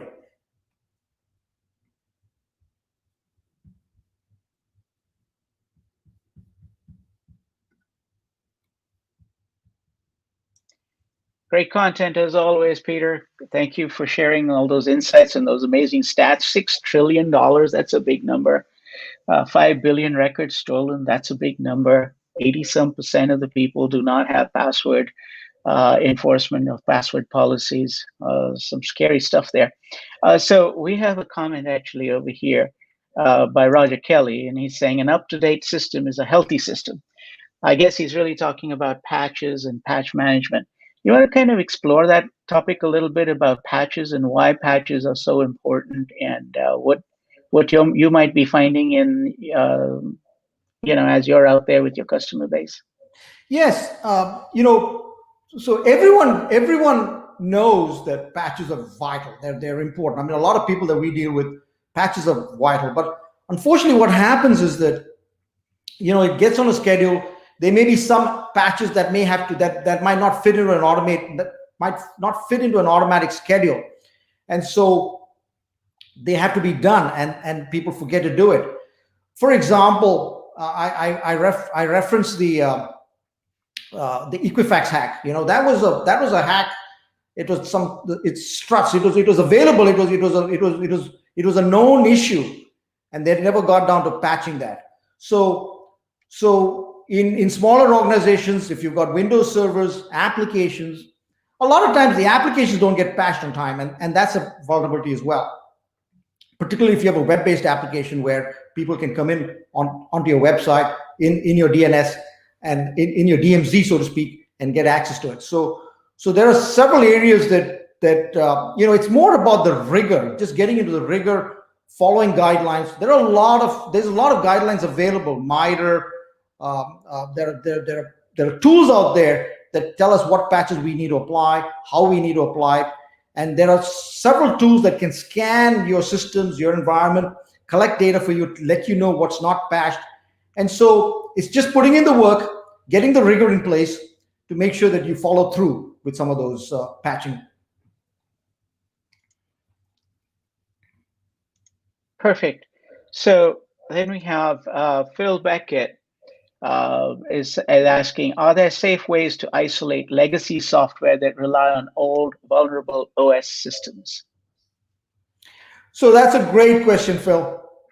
I think if it's possible, one of the ways we want to do that is to segment those into a different network segment. So we know they're more vulnerable. So the only way you can protect it is to make sure that access to those systems is more controlled, and don't leave that in the same segment as your other production environments. So if you could create a segment on the network that will move those legacy systems into a different segment, you would then have the capability to add additional controls just before you get to those servers, and protect yourself that way till you upgrade. So that's one approach to follow, because sometimes you may have a mission critical application in the organization that you can't just do without, and it's running on a legacy system. And so one way around that, like I just mentioned, is to protect it by putting another layer, a network security layer around it, so that access to that is controlled. That's a great question. And so there is another question pretty much that maybe talks about a similar issue. But the question is, are banks still using Windows Server 2008? And are they not vulnerable than using Windows Server 2016 or 19? What are your thoughts? Most banks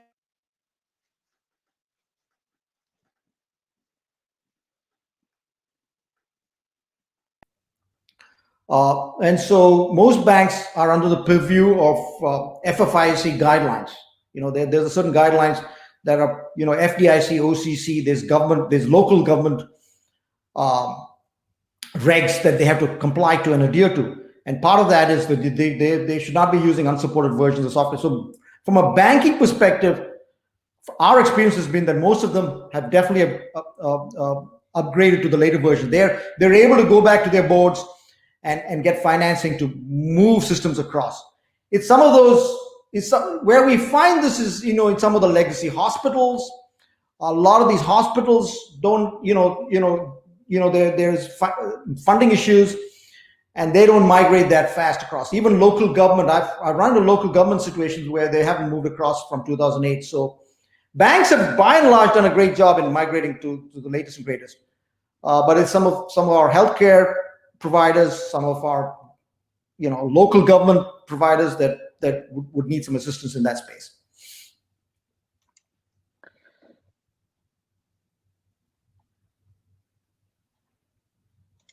Are remote workstations more vulnerable if the workstations are not updated frequency? And I guess to that effect, since many of us are still working remotely, what about VPN access? And what about, are you finding that a lot of companies that have sent their workers home, if they are not working for the enterprise, but maybe for non-for-profits or for companies with less than 500 to 1,000 employees, are you finding that they are using VPNs, or are they just using the regular router? So how do you really talk about this remote worker? That's a great question, Ramesh. So again, to a certain extent, it depends on the maturity within an organization, right? So an organization that's fairly mature uses a VPN. VPN is the preferred approach to actually connect your endpoint, your workstation, to a corporate network. So once you connect through a VPN, it's a very secure route across the internet. And then from there, you can then remote into any particular machine or server or virtual machine that would serve as your desktop for work in an organization. Now, if you're forced to do work on your own laptop, on your BYOD device, that's a different kettle of fish. But in most cases, if the endpoint is a company-owned device, one recommendation to prevent malware, to prevent a lot of the problems that we see in the world as far as ransomware, is to make sure that employees do not have full administrative privileges on those endpoints. So what that means is that you have very limited rights on the laptop, or endpoint. You're logging into your environment through a VPN. You really can't do much on your local endpoint. Everything happens on the corporate servers, and that's the best ideal approach. In some cases, that might not be possible. In any case, if there is a system in place where your day-to-day work is with an ID that does not have too many rights on your local machine, you're much more protected. When you do need rights, log in with a different set of credentials that have those rights. Maybe you want to install something, or maybe you want to get something else. Just use the second set of credentials just for the short period of time, and then log back and go back into an ID that does not have rights. That one step will go a tremendous long way in making sure that you don't get infected with malware. You can, because they don't have rights to install anything on a machine. The probability of you getting infected is very low. On the other point, Umesh, as far as we do see some organizations that don't use a VPN, very, very dangerous. If you're trying to connect to a remote desktop endpoint at a corporate network, it's not the recommended approach. Primarily because RDP, like I just mentioned, has a lot of vulnerabilities. You could get hijacked, you could get taken over. There's a lot of vulnerabilities in that space. So setting up a VPN would be one of the most cost-effective and safest approaches for organizations to connect their remote workforce into the corporate network. So, Peter, you threw out a couple of acronyms that in the tech world we are all very familiar with, but we do have a lot of business leaders who have joined. So you threw out RDP. That's a remote desktop. Yes. So you want to kind of just talk about that for a moment as to how people use it and why that's such an important thing for our business leaders that have joined on. Yes. So the remote desktop is an application from Microsoft. It's just an app from Microsoft that allows you to connect to an endpoint. So you would actually connect. You'd connect to an endpoint, provide your credentials, and you log in through the endpoint. It's a very nice, simple, easy to use tool. But for those same reasons, it is vulnerable to an attack, which it is. There are vulnerabilities in remote desktop that have to be addressed. Otherwise, your machine can get hijacked, essentially. So for that reason, what most companies do is they set up a VPN, which is a virtual private network. So VPN is you have VPN software. It's a software solution. You connect with the VPN from your endpoint to the corporate network. And then once you've connected on that channel, that's an encrypted channel, then from the corporate network, you can then use the same RDP protocol or any other protocol to connect to your servers or workstations on-prem. Well, you're still remote, but you're connecting to machines in the environment in a much more safer approach. I mean, that's the recommended approach, really.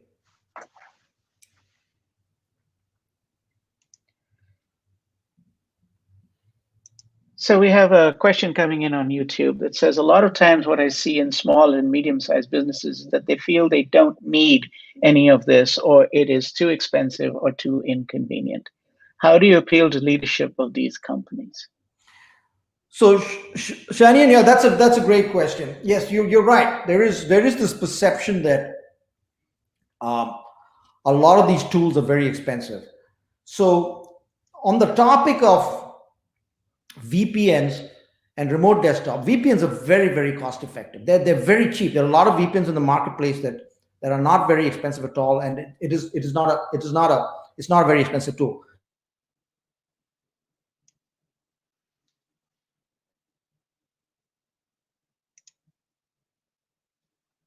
Are not very expensive. You do need to have backups. Your email, if you just be very careful with email encryption. Email encryption might be pretty expensive, but there are other steps in email hygiene that you can take to make sure that you don't get spoofed. So each of those malware, from a malware perspective, I think the single largest thing in malware is to make sure that you don't use administrative privileges when you're logging in locally.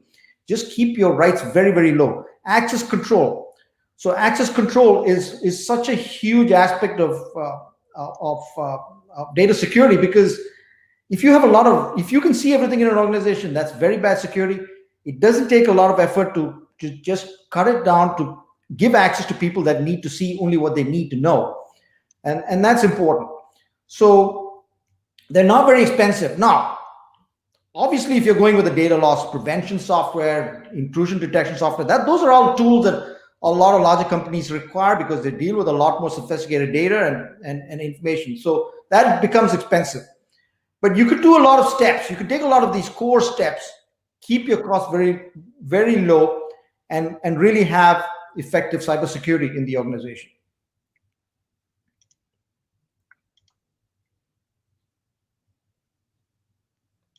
So you have another question coming in that says, do we need vulnerability scanning and pen tests if we adopt cyber hygiene practices? Okay.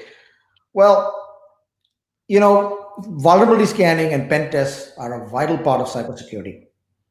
And, by no means, cyber hygiene, like I said, is just a set of practices that we encourage everyone to follow. That's like your personal hygiene. That in no way says, please, you still need vulnerability scanning. Vulnerability scanning identifies vulnerabilities on your network. Pen test understands whether you've got any open ports or vulnerable ports that might impact your organization. So you have to do both in conjunction. The ideal situation is where we practice, where we're healthy. I think the analogy is that we're healthy, we stay healthy, we eat right, do proper exercise, and go for regular checkups. But sometimes you might need to do a scan, right? You want to do a scan, you want to check your cholesterol, you want to do a nuclear test. There's certain things that you need to do anyway as you age to just make sure that things are working. So I would view it in that perspective. You still need those. You do need vulnerability scanning. You do need pen tests, but stay healthy. Well, Peter, looks like we are running a few minutes early, but we've had a lot of conversation, and we want to thank you for all the effort and everything that you have put into giving us some great content around cyber hygiene. I guess it's just like personal hygiene in a lot of ways. That's what's my takeaway. So everybody that's watching, put your aha in, drop in the word cyber hygiene. Let us know that you're there. Let us know that you've understood what it is. Give us a shout out to Peter Thomas. Just put Peter Thomas and his name on there in the chat. Let's give him a big hand and say thank you very much for all the information, Peter. Appreciate it. Thank you. Appreciate it. Okay. Yeah. So hope everybody is getting good value, lots of good information. We're just getting started. We have 3 full days here. And then we're going to be bringing on Phil Beckett here in a moment. Remember to, keep your water bottle handy, keep your pens, keep your journals, write those aha moments that you've got into the comments and chat section. We're keeping up with those. Post your questions and your comments. We're learning as much as you are learning. So it's very important that we all share. That's the whole purpose of sharing in this network. Go ahead and give us those likes. We do need to keep our energy up. So those are all my pitches. So let's bring in my good friend, Phil Beckett. There we go. Hi, Phil. How are you? Hey, good morning, Umesh. I'm good, thank you. And you? I'm doing really good, thank you. Are you in San Antonio or are you in Houston? No, I'm here in Houston with you today. Yeah. Okay. You're not out in your cabin on the river, right? No, otherwise you'd have my cactus in the background. Nice. Well, welcome. And what we thought is, so everybody, I know that y'all were looking forward to John Valenti and the live hack presentation. And as I mentioned earlier on, we're very sorry that John Valenti's father passed away, and we do send our condolences to him and his family in this time of grief. But what Phil did very nicely is we decided that we would kind of fill in a little bit and get an audience participation round going. We have a couple of Amazon $25 gift cards we're going to pull for and draw for just anywhere within when we feel like it. Either Phil will just drop one in and say, okay, it's time to do a $25 gift card, or I will do it. And how that will work is that you just keep putting your comments in, keep answering questions. We're going to do informal polls and be participatory. And then, either our back office, a back production unit, or Phil will probably just pick a winner, and we'll pick them at random from all the people that are participating. And then how you're going to get that prize is that you are going to email us your contact information to info@houstoncybersummit.com. Could y'all pop up that email address, please, on the screen so that people know it and can see it? It's info@houstoncybersummit.com. Send us send us your contact information, your name, your title, and your email address, and we will send you electronically an Amazon e-gift card for $25. So as we pick those winners, that's how we will work. So all electronic, all digital. So tell us, what's been your couple of great takeaways from this morning's sessions from Bob Moore and from Peter Thomas? Yeah, no, I really enjoyed both of them. I think, Bob's discussion around artificial intelligence, I'm in healthcare mostly, and, where you're dealing with people's lives, but it seems so obvious that AI can be supportive there, but you've also got to be super careful. That was part of my question back to Bob as well, was, how do you get that trust so that this algorithm's making decisions, but if it's making decisions about someone's life, like driving a car or their diabetes, their insulin pump, or however those that you trust in that computer, it has to be right all the time. So I think it's amazing technology, but I think our hard part, just as you talked about, is going to be the human aspect of that. And and Peter's, he always educates me. I learn more, and I wanted to share. I probably shouldn't, but I'll be the first to shame myself. I was up till 2 this morning removing some nasty malware off one of our family computers. I swear it was the cat that put it on there. Just happened to go across your keyboard, right? And just, exactly, and deposited some malware. Yeah, it was this barren search engine. It's on a Mac, it's this barren search engine, and it comes as part of a payload of some other software that you download, but it's super sneaky, and then it gets in there, and then it just pops up on your browser every time you want to do a search. It sort of takes over, and it's more irritating than anything. But it took some hard work to get it out of all the nooks and crannies on that computer. So Phil, you're CEO of HASA. Why don't you tell the audience just for a minute or two as to just what is HASA and what your role is? Because I've got a question for you from a CEO's perspective of a healthcare organization. Sure. And I was trying to act innocent for this part of the show, Umesh, but you're right. So HASA, we're a health information exchange. So we're a not-for-profit here in Texas. And we connect hospitals and physicians and health plans and patients together to securely share medical records so that, if I turn up at the emergency department, that doc can have access to all of my medical history and then can make a faster decision. They can see my old EKG, see, this guy's had, branch blockage for 20 years, that we're not going to worry about that. That's not what... So I think, that's what we really do. But as you know, medical records are so valuable on the dark web, much more valuable than financial information, that the one thing that keeps me awake as a CEO, and I also take on the role at HASA as a security officer because I think it should be at the top level. The thing that keeps me awake at night is the stewardship of those records. A, because we would be out of business with a breach, and B, it is a lot of people's personal information. So that's and really why I'm part of this cybersecurity group. It's top of mind for me all the time, every day, every minute. I worry about that. Let's do an audience question here really quick. Let's start with something. Actually, what I want to do is do the audience question, but I want to ask you one question first. A question alluded to this in the previous session, which was, how do you sell cybersecurity to leadership? And, you are your CEO, you've got a board, you're a major nonprofit in the healthcare space.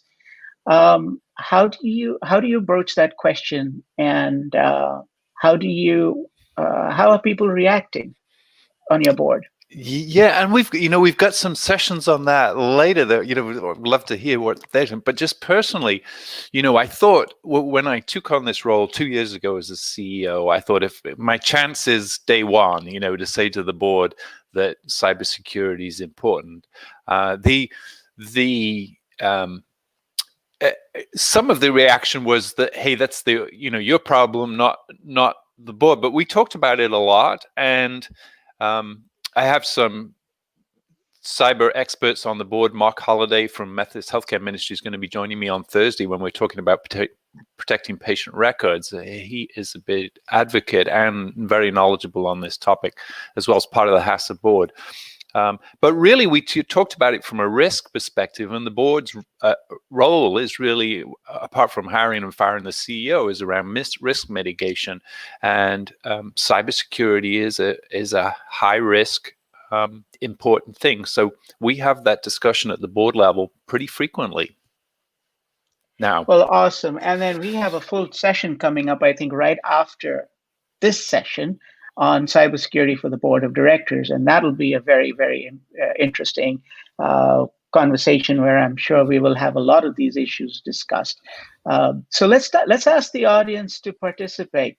Let's start with some softball questions. What's your first question for them? Well, and I was thinking I was going to ask this one, but nobody wants to fess up to bad things, so I changed it slightly. And I was thinking, to ask, does your best friend use a password manager? Yes or no? Just a straw poll on how many out there use a password manager. So all you got to do is say yes, or you got to say password manager, or you say, yes, I use a password manager, or yes, I know people who use a password manager. Drop that into the chat session. Let's do that. Okay. So while I was going to say, let me ask you, Umesh, do you use a password manager? Yes, I do.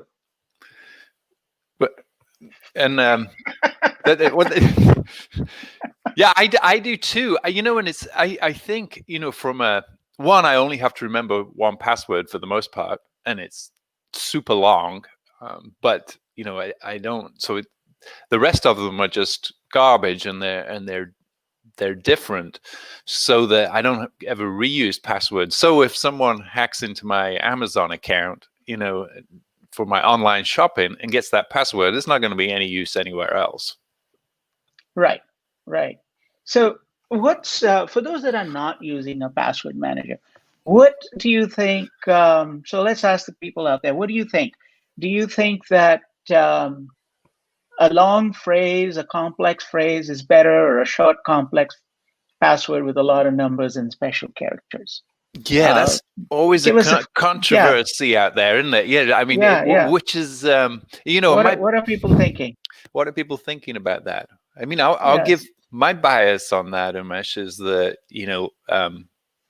length in this case matters. And if you're doing a brute force attack, it's just a mathematical algorithm for a computer to hack through X amount of characters. And the more characters you've got there, the longer it's going to take. So if you've got a 100-character password, and it's basically unhackable, even if it's a simple phrase, so long as nobody else knows it. It doesn't have to have the complexity of numbers. Whereas a short thing with lots of exclamation marks and numbers, and it's hard for me to remember that because my brain doesn't work that way. But I'd be interested in your opinion, Umesh, on this. Yeah, so, and we're beginning to get some people who are participating over here. So this is pretty nice. Best friends or managers. That's what we'll have to say. Craig says no, he does not use a password manager. Or his friend doesn't, or his manager doesn't. Right? Or his manager doesn't, right. Tu Nguyen says yes. Tell us which one you use if you feel comfortable. Parmita says yes. Go ahead and tell us, drop it in the chat. What do you use? Mark Whitman says yes, asking for a friend. Okay. Michael Barrett says yes. Joni Lopez says, I don't use a password manager. I know who do, and I should. That's strong. That's great. Good for you, Joni. Good for you, Joni. Mesmer says, yes, I do. Wheeljack says passphrase, so that's what he uses. Let's see. We're carrying on. It says Anthony Hernandez says, yep, I use a password manager. Shanine says, I favor a passphrase. Tam says they're a lifesaver when you have multiple different logins and passwords across the. And Joel says passphrase. Craig says at least 8 characters, uppercase, lowercase, numbers, non-alpha. So we are getting. Actually, now we've got some good conversation going on between the members. And so Bill says, I don't use a password manager. Shankar says, I use a password manager. So this is really cool. So what, you asked me, what do I feel?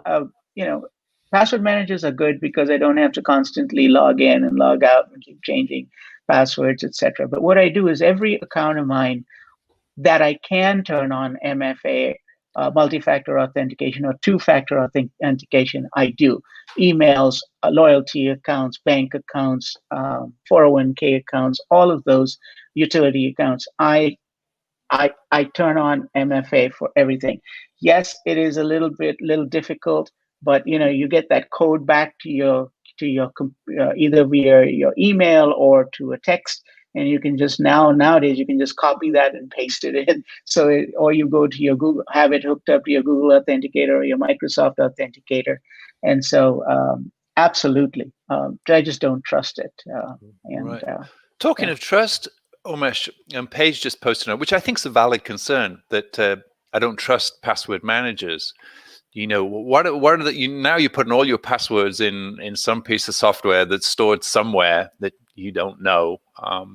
I think that's a valid concern. Of course, I use a password manager. I couldn't live without it. I probably have 80 accounts and I just can't remember all the passwords. And I use two-factor authentication on that too, on the password manager, and I trust the vendor at some level, but I don't know them personally. What are the fears there, the concerns that, now all your passwords are potentially available? Yeah, I mean, password managers are stored in the cloud. That's one issue. But, I mean, there's a lot of stuff going on in the cloud. So long as I think it's a matter of using the best that you can, right? What are your thoughts on that? Yeah, well, I mean, again, the one that I use LastPass actually, and we use it with two-factor authentication. Our whole company does, so everybody's required to use that. And we pay for. There's a free version for individuals, but we pay for the licensed version. It's still not expensive, but it's at least as I understand it, and as I taught, that it's a zero recovery, so that all of your passwords are encrypted by your passphrase or your master password, so that even if that system is hacked in the cloud, those passwords are not available to anyone unless they know your master password. So long as you never write that down, it never comes out of my head what that password is, then I feel like I'm covered. Maybe I'm being naive. So I love this. Priya says, no, I rely on memory. I love it. Way to go, Priya. So I think it's time to do a drawing. What do you think? I think so too. Everybody's been very engaged, so thank you for that. So it's $25 Amazon gift card. Put it in the chat. Amazon, just put gift card or put $25 or whatever it is. Let's just put that in there. Let's go. Let's rack it up a little bit. So while people are putting in, go ahead and interact. Go put in that. Let us know that you want that $25 Amazon gift card. And so we'll be, here we go. Tu says gift card. Nice. Let's get other people participating. And so keep putting in gift card, folks. And we're going to just kind of talk about while we're putting in gift card. Go ahead. Yeah, Umesh, I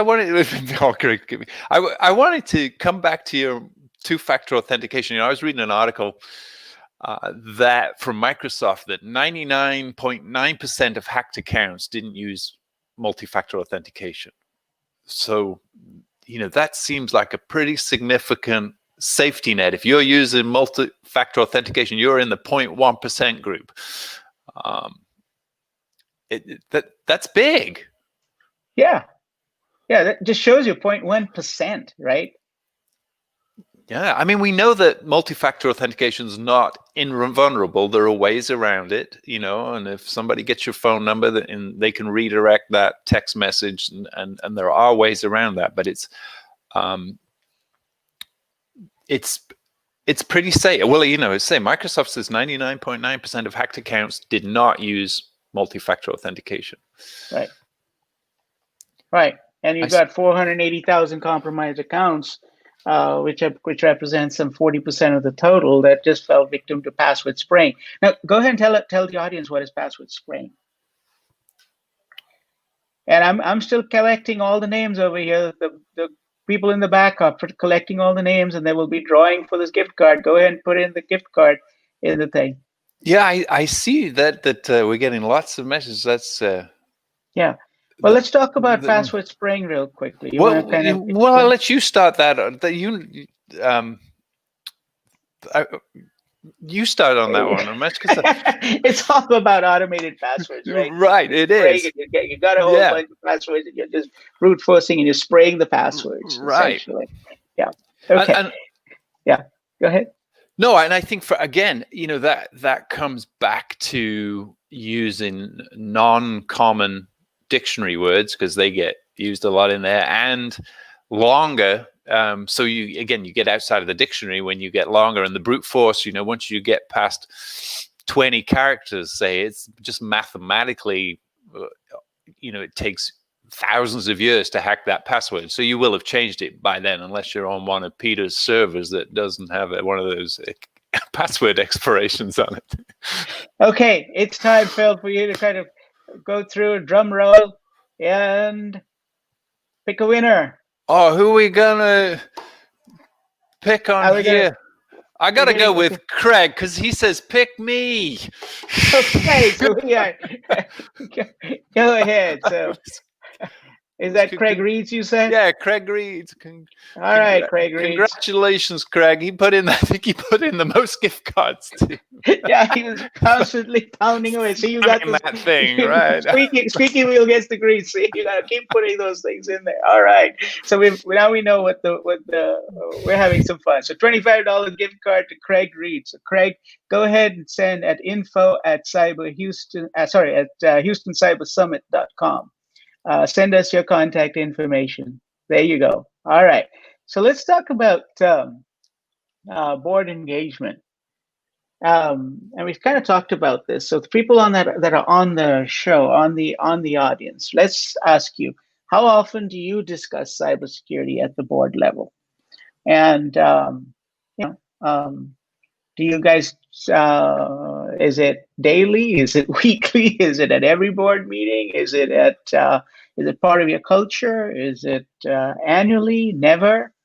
So just kind of go ahead and put that in there. I think we've already talked a little bit about it, and we have a session coming up, next session, that will be talking in more detail about these topics. And George Crawford, Elizabeth Rogers, Mary Dickerson, and Joel will be today at 1 p.m. Yeah, Nimesh, why you think? And I'll be intrigued by to see the feedback here from everybody. But what's your thoughts on why the board maybe doesn't want to talk about cybersecurity? I know sort of culturally this has been a back office, technology thing. We've all in this as this Houston task force have tried to elevate it to something more strategic, something more important, or bigger than just protecting servers on the back end. It's a culture. It's something that we really need to embrace. Where do you think the resistance is in boards talking about this? Well, I think part of it, and thanks for the question, Phil. I've had the opportunity to serve on several boards, and part of the issue is that board members want to deflect the responsibility as much as they can. So they want an arm's length transaction. However, that is not possible now, because especially when it's risk or reputation, or as board members, we are making decisions, and we are supposed to make decisions that inure to the benefit of the shareholders. So anything that really could affect the value of our stocks or shares, or affect the value of our shareholders negatively, even positively, it comes under our purview. So what it used to be maybe a couple of years ago, where we wanted an arm's length transaction, we wanted to push it down into the organization, that's not really possible anymore. So I think boards are getting more and more responsive to that, and we're accepting that we have to be looking at it from a risk management and a reputation management perspective, at least. I think as well, it's hard, and again, I'd be intrigued. See what people are saying about this, but what information do you feed up to the board as well? And I think we'll get some of that out of this summit. What does the board want to know? They're not interested in the bits and bytes of computers, but they want to know about risk and vulnerabilities. So how do you present that in a matrix at the board level? Right. Yeah, it's and what do you report? Because there are different ways of reporting. You have a lot of stuff that goes on. There are so many vectors of attack that what do you really crystallize down into? What's a good governance report? What's a good board report? What are the metrics that matter? How do you convey information that you take technical information and you crystallize that down and put it into more English readable form? So that's always a challenge. But let's talk a little bit, if you don't mind, about let's pivot to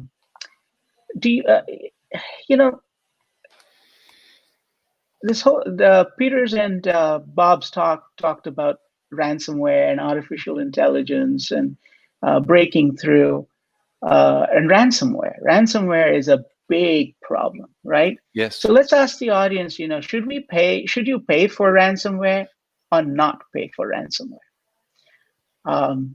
That's a charged question, right? Indeed. I mean, that was always, it's always been US policy here, is to never negotiate with terrorists. And, if they take over your plane, then, it's going down if that's what's happening, because if they get their money, that it just encourages them. But I'm seeing a lot out there where they're paying. Right. And it's probably not good. Well, right. So let's come on. Go ahead, folks. Put in either no or yes or maybe, and there are different reasons why. So while you're putting that in, go ahead and put your answers in. We're going to be constantly, any time we might just drop another $25 on an Amazon gift card. So, what I guess the big issue is to pay or not to pay.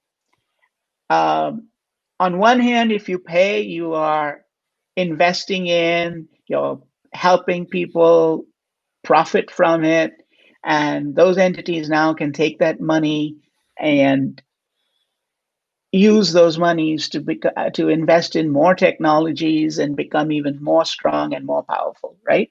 Right. And it's an incentive for others to say, hey, you can make money at this, why don't I start doing it? Right. Give up my day job. My right. God. Yeah. And then on the other side, you have the issue that says, I have a room full of patients. I'm on a trading floor. I can't process any credit card transactions. And, I'm in, I'm a police department and I can't get to any of my prisoner records. Whatever it is, you've got to be able to still continue doing business, and moving back to a paper-based business may not be very possible. The courts we had a lot of courts, little small courts and jurisdictions that got infected with ransomware, and they had to kind of maybe either shut down the courts and not process tickets, not process any lawsuits for almost 4, 5, 6 weeks. So when do you pay? When do you not pay? It's a very interesting conversation, right? So we're looking for comments, folks. We're looking for feedback. Pay or not pay?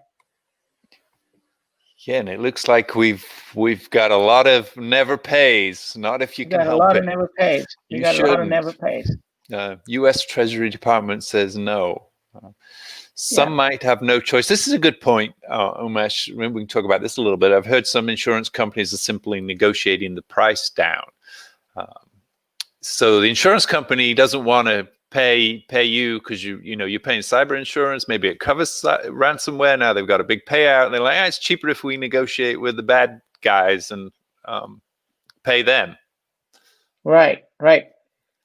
So we've got 2 saying no. We got Blue Land saying never pay. John saying no if you can help it. Wheeljack says you should not. Michael Barrett's a no. U.S. Treasury Department says no. Some might have no choice. I've heard some insurance companies are simply negotiating the price down. This is the point you were making. Right. Yeah. Yeah.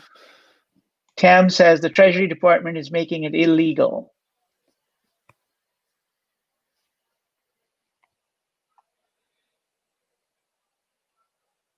Paige says, pay for a strong backup plan, not ransomware. Great advice. Anthony says, definitely do not pay. Cyber Batman's got the idea. He's putting an Amazon gift card. Got it. Yes, start dropping those in. Let's say Amazon gift card. Go ahead. We'll do another round right here, right now. Mark says they consider the alternatives available and pick the bills to allow the organization to survive. A robust backup is obviously better. You want to talk about that robust backup for a moment as to, how do you ensure that when you get infected, how do you partition it so that these crawlers do not get through your system to an attached device? Right.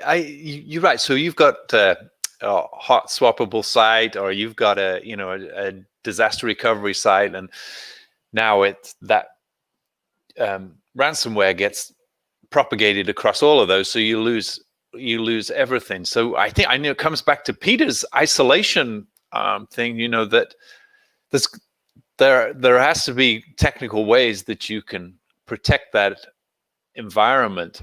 I think and maybe I can talk a little bit about this later, as well as the health information exchange. We have completely different kinds of interfaces between our hospitals and ourselves that don't pass that kind of payload. So that third party backup like us can be another way out. So maybe you have another, you've got your backups and your DR, but maybe you have another backup strategy that is doing, using another path that doesn't pass ransomware payload. And I'm getting above my pay grade on that one. You're okay. You're okay. All right, we're getting a lot of people putting in there. So I love this from Paige. I have your data. You can get it back with an Amazon gift card. I think so. So I think just for creativity, Paige, we're going to give you this $25 gift card. All right, go ahead and send your information in. That was very creative. Awesome. So I sure hope you don't have my data, but if I do, I know where to find you. So all right, Paige, I have your data. info@houstoncybersummit.com. All right, let's see. So I think though, Umesh, that was great. I think the straw poll was that we don't pay. That's the smart way to go. It may be painful, but it's the shorter path. Exactly. So let's say people get into your system, right? And you have a lot of edge devices, IoT devices, and data sharing going on. You want to kind of set up this next question, this next poll? Yeah, sure. I want to ask if everybody knows. So a lot of what I see happening is it's tough to monitor audit logs and system logs as to you've got this massive data. I think it comes back into Bob's conversation as well. As AI can be very powerful in this as well, looking for strange events. But the average time to discover a breach is I'm going to put out some times and ask the audience to respond and see which one we get. Maybe there's I don't know how many gift cards we've got there, Umesh, but maybe there's a gift card for someone who gets the right answer. But how long is the average time to discover that you've had a breach? So is that immediately? Is that 23 hours or 1 day, 5 days, 143 days, 197 days, or 278 days? So I'd just like to get everybody's feedback on what the thinking is how long does the average to discover that you've had a breach?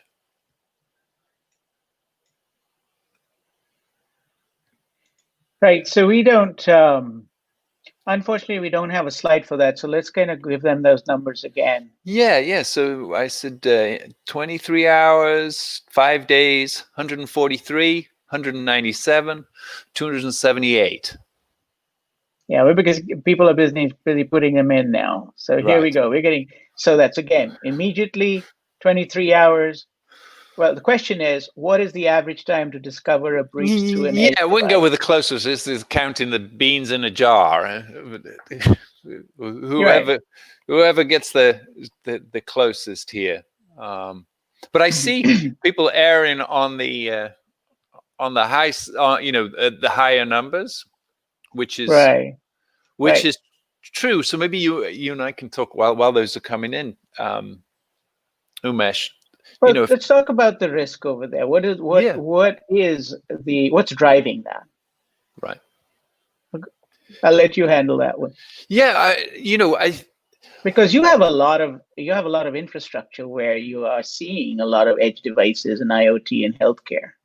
Right, you do, and a lot of it's legitimate traffic, and you've got insider threats in there as well, and and all of this data, thousands of lines a minute in terms of audit logs. How do you capture that something was not appropriate? Especially, most of these are using legitimate credentials. So where we started here, Umesh, talking about passwords, and strong passwords, and if my password gets compromised, then and somebody's got my username, well, that's easy, it's on the internet, but got my password too, they look just like me. So how do I know that this is not legitimate when someone else from the outside has my and then they can use a VPN so that you can proxy or cover up your IP address of where you're really coming from.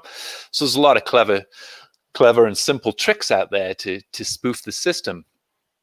So yeah, it takes often these breaches are found out from long after and from the outside, not from the inside as well. So that gives somebody who has your data now a long time to do stuff with it, to sell it or take advantage of it, whatever they're going to do before you plug the hole.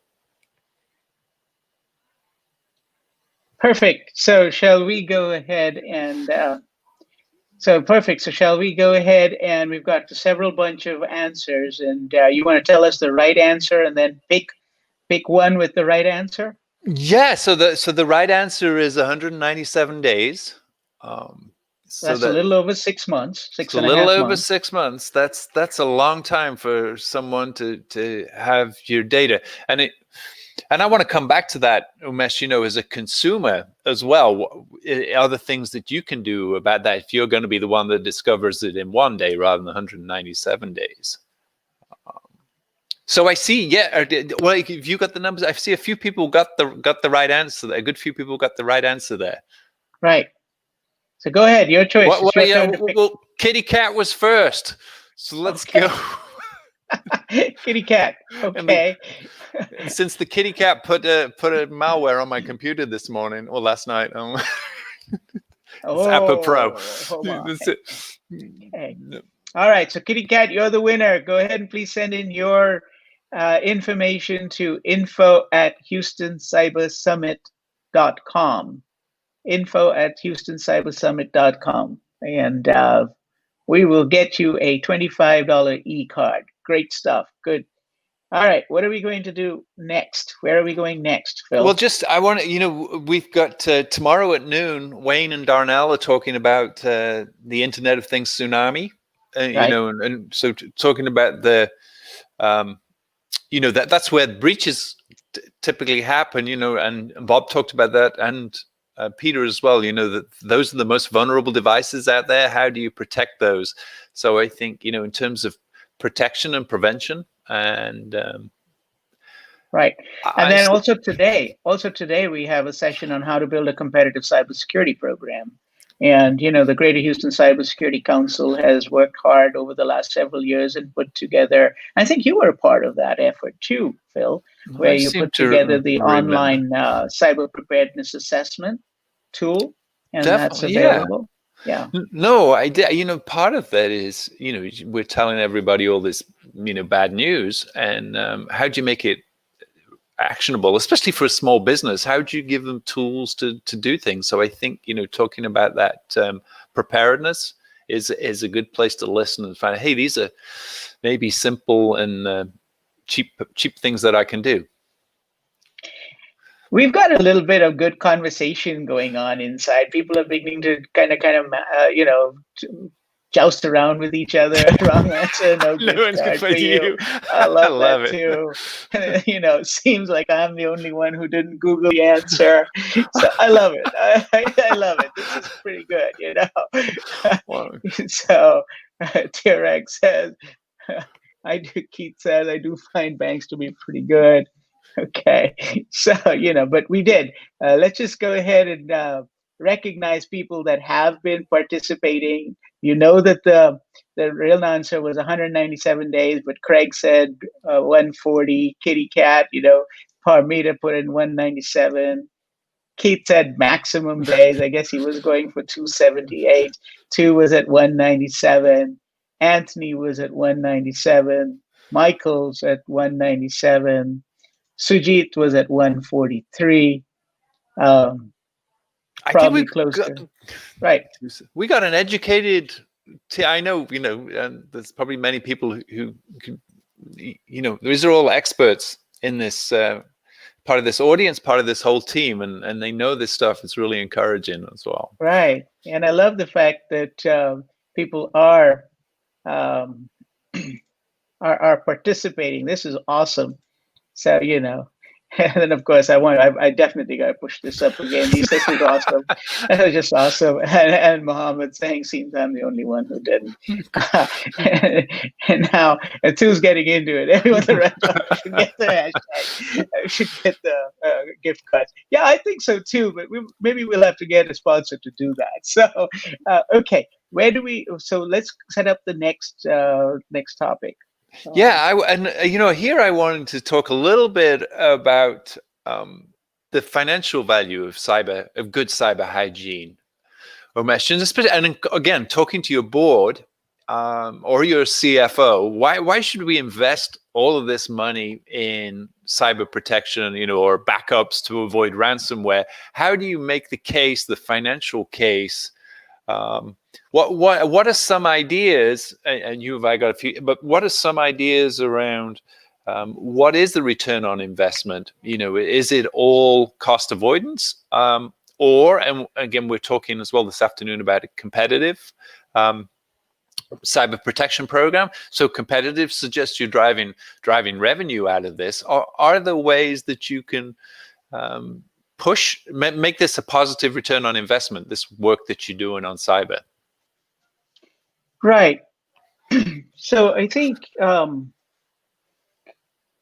I think we've got to talk about it from different lenses, right? There are the private companies, there are the nonprofits, there's the public companies, there are the government agencies, municipalities. Everybody's affected, correct?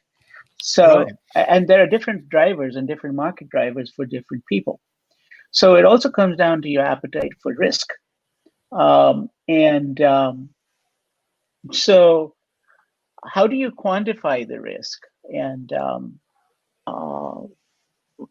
but for the most part, I think where we are seeing people invest in good cyber hygiene and good cybersecurity practices is where they see it as a good market differentiator.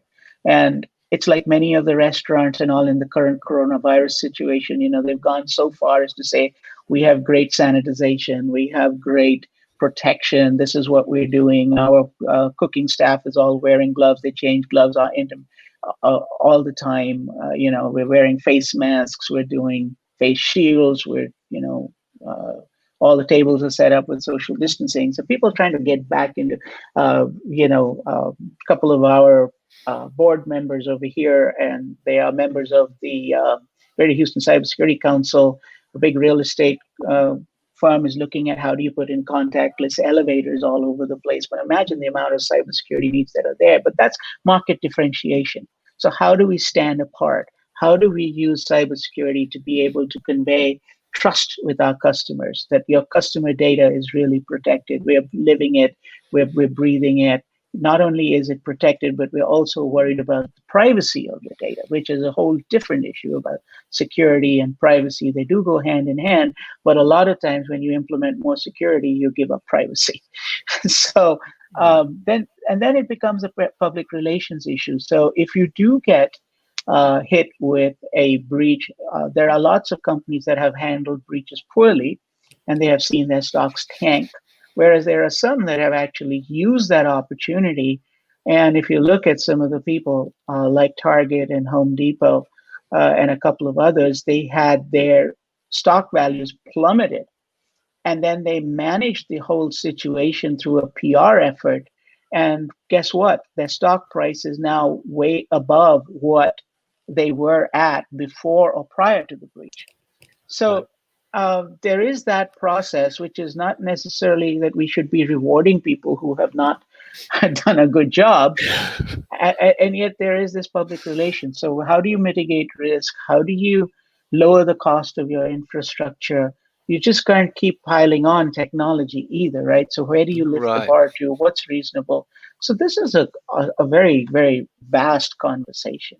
What are your thoughts? Yeah, no, you're right. It's that risk mitigation. There's some things you can do, then you buy insurance for the rest. It's like my sailboat. I try to tie it up before a hurricane, but then I have insurance. So if it sinks, that last step is that catastrophic is covered. But yeah, I think I'd be interested from everyone for comments. What within their own organizations, how are they marketing their cyber posture as a positive? Either as you say, Ramesh, as a market differentiator, or as a revenue generator in this. To more than cover the costs of the work. Right. So we've got some feedback coming in too, is saying, I think cybersecurity is a cost of doing business. So that's a fair comment. I think, that you got to sell that to the CFO and maybe the board as well. Say, hey, because you could spend endlessly ahead. As part of that is, to your point, Ramesh, this risk mitigation in there. At some point, you can't make it 100% protected, so you have to accept some risk, and you cut off the money at that point. We're only going to do X amount. Right. Where making those decisions, where is that? And I think the board definitely needs to be involved in that. But I think also there's maybe ways to turn it as well into just as that reputational thing. Use PR to say, hey, we're more secure than the competition. Yep. Here's a comment. Sujit says it's reputational risk that he finds most important. I guess if you lose your reputation, you lose your customers, right? At the end of the day.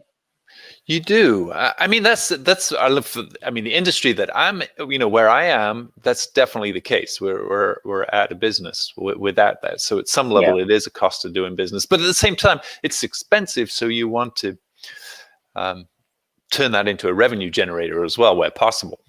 And so we've got. I hope I'm pronouncing it correct. Shanine.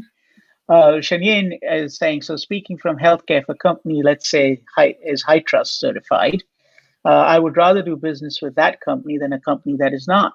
That's interesting that we're talking high trust, and I know that yourselves and a couple of other health information exchanges around the region have focused in on high trust certification. Right. No, it's a great certification. And again, those things are really good. You can take that, hang that shingle out after you've gone through it, and it shows a certain amount of rigor that you had to go. I think there's still, even in there, you can either get the checkbox, or you can adopt the whole thing as more as a culture. So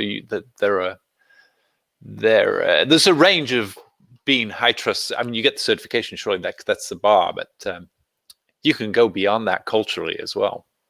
Right. And so now Sujit says that they are an accounting firm and they handle a lot of customer financial data. As such, reputational risk is a huge part of mitigating effort into protecting, controlling, and safeguarding customer data. So there you go. Again, so it's all of the factors that we've been kind of talking about. Yeah, no, that's a great point from Sujit, around, that whole reputation piece and that trust in you, that people are going to trust you to look after those things. Right. So, critical. And then Mohammed says for a cybersecurity company, it's an opportunity. I guess, yeah. I mean, if you and I'm sure that there will be conversations here at our next, within our next sessions here on the cybersecurity for the board of directors and how to build a cybersecurity competitive program, where we are talking about and exploring, how is it an opportunity and what is the right opportunity? You can talk about, and you mentioned something about cyber insurance. So let's ask a question around cyber insurance. How many people have cyber insurance? And I think that people may not like it put that way. So what is the limit on cyber insurance? Is there a limit? Can you just tank up on cyber insurance?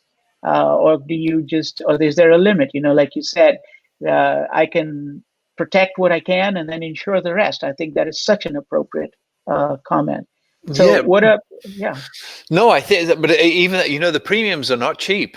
And so there are definitely, unless you're independently wealthy, insurance has its limits too. I think, and I will talk about this on Thursday as well. I think in healthcare, again, I may be quoting these numbers wrong, but it's somewhere north of $400 a record is the estimated cost of a breach. So if you want to cover that with insurance, say you had, 10 million records in your hospital, and times $400, that's a lot of insurance, a big insurance premium. So I think even that has limits. So it all comes, I think, again, now I'm showing my bias, it all kind of comes back to this board risk mitigation. Is how do you decide where you're going to put your money and your effort and your reputation, and come up with a clean decision together of where the organization is, depending on what you're doing. Right. So let's go to one other topic, and let's get people involved on this one. That says, go ahead and tell us yes or no. Can legislators help us? Is that yes or no? Do you believe in legislation? Do you believe in non-legislation for cybersecurity? Can legislators help us? Let's ask the question and give us a yes or a no. Yes, they can. No, they cannot. Maybe. Whatever. Just throw something in there. Go ahead and in the chat, and we're going to pick one more gift card here for $25. So I'm interested in this because, and right. It's my fault here. I brought in Representative Capriglione. He kindly volunteered for fireside chat at 4:30 p.m. on Thursday. So I'm going to be asking him lots of questions of his. He's authored a lot of legislation around cyber.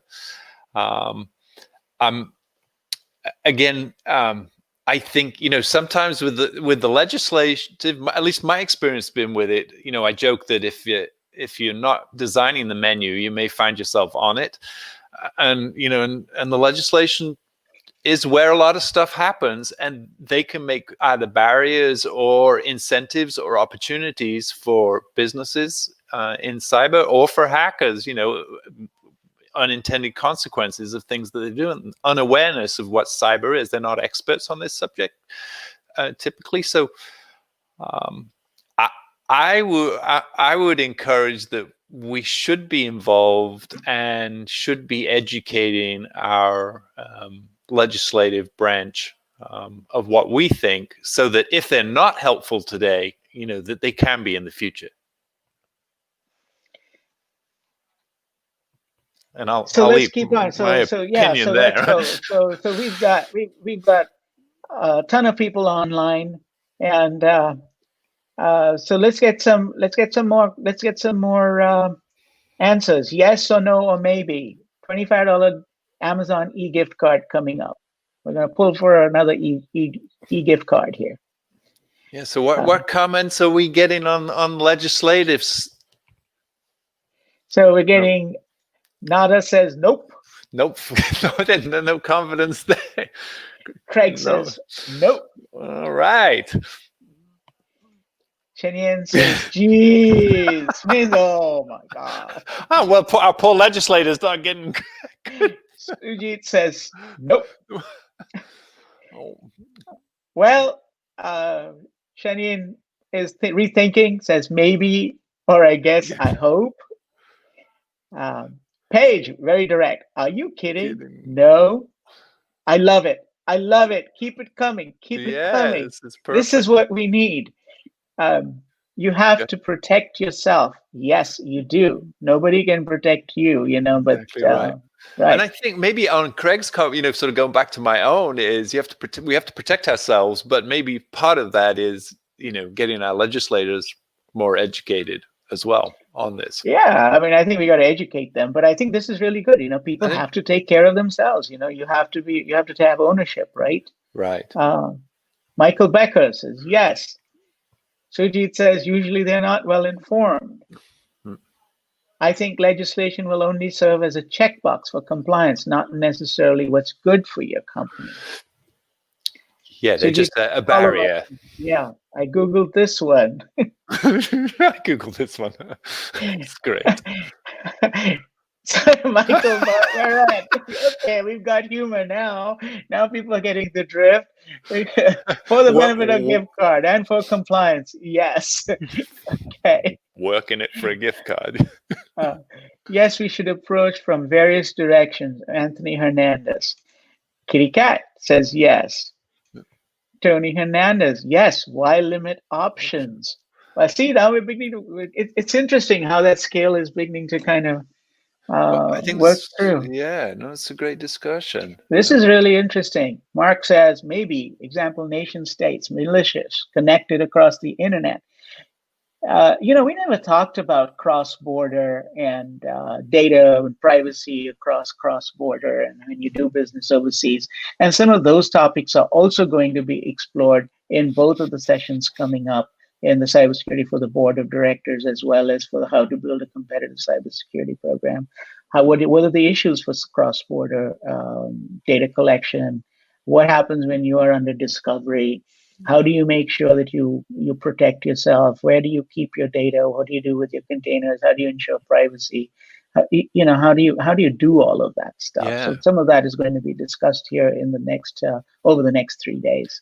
Yeah, and are there more legal protections than there are legal sticks, around? I mean, again, in healthcare where I am, HIPAA, the Office of Civil Rights, they got some big money and big sticks, but could they also offer some protection to companies who do their best? Right. So I was kind of cheating over here. I was looking down looking at the other questions and comments coming in. I'm trying to handle 2 different screens at the same time. So sorry if I'm looking down, folks. But Craig says that your safety is your responsibility. Government can make laws, but they never keep up with technology. And I think that's true. And the government is so far behind on technology. Right. Okay, we're going to pull a gift card here in another minute or so. So get your comments in. Yes, no, maybe. Well, and I think this one's yours, Umesh, to round it out. Which These are one? great. No, to pick who gets this gift card for the most controversial answer. Oh wow. Okay, I'm going to work on that here in a moment. So I think what we're going to do is I'm going to give people just one more moment and see what do you feel that USA lags behind in privacy? And let's answer these two questions really quickly, and then we'll do the drawing. Do you feel that the USA lags behind in privacy? And Ron's got the GDPR and EU are good, and we should do something like that in the States. Yeah, I mean, it's interesting. I mean, lags behind is a good question, or just as it's a cultural difference. Hey, we're very much more interested in our individual privacy and rights than many other countries and cultures. So, at some level, it's a decision we make, and that's part of that risk equation. You know, our independence and privacy, you know, and on the other hand, you know, you go to the other extreme, like the Chinese, where they control everything and you're on camera every time you walk out of your front door, you know, but that's a big imposition on your privacy that we would not put up with. Right. So I think and so the question is GDPR laws in EU. There has been efforts at it, especially the new CCPA coming out of California and its impact across anybody that does any business or any data that goes across state lines of California. We have Elizabeth Rogers, who will probably hopefully touch on that in the board of directors session coming up here shortly, as well as later on in the day. So I think that's a great question to be explored in those sessions. So well, I hope we teed up some good questions. I mean, some of these you and I have talked about, but not necessarily answered, Umesh, that they can become, you know, part of the follow-up sessions as well, and we can come back to some of these. Well, here we go. Tam's made his opinion known. He says came out not too long ago. Most would consider California to be the most minority for most things in the U.S. Okay, so what I'm going to do is I am going to pick a winner because you wanted me to do that this time. So we're kind of going around, and you know what I'm going to do? I'm going to pick Michael Barrett for the benefit of a gift card and for compliance. Yes, you know. So go ahead, go with Michael Barrett. And I actually believe that's true. And you know, compliance does drive a lot of cybersecurity business. It is sometimes backward looking. It is a checklist. It is a bunch of, and so security done just for compliance doesn't work. And compliance done just for security doesn't work. So overall, it's all about risk appetite, your reputation management, and so you set up a lot of your own governance policies in addition to what maybe a compliance framework gives you or asks of you. But you know, you can self-govern, and there's compliance with your own self-governance policies and what's good practice around you in your company. So with that, Michael Barrett, for the benefit of the gift card and for compliance, yes, you are our $25 e-gift card winner. Let's get that. Let's get you to send us your information, all your contact information at info@cyberhouston. That's keep saying Cyber Houston. If you want to send it to Cyber Houston, we will get that too, because the Houston Cyber Summit, as I mentioned before, is a platform that is put on by the by Cyber Houston. So send us your information at info@houstoncybersummit.com, and we will get you that e-gift card. So with that, we are coming around to the last question, probably. What would you want to kind of tackle?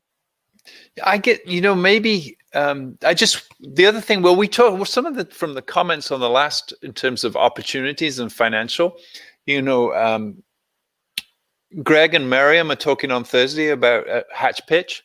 Yes. You know, we've got entrepreneurs.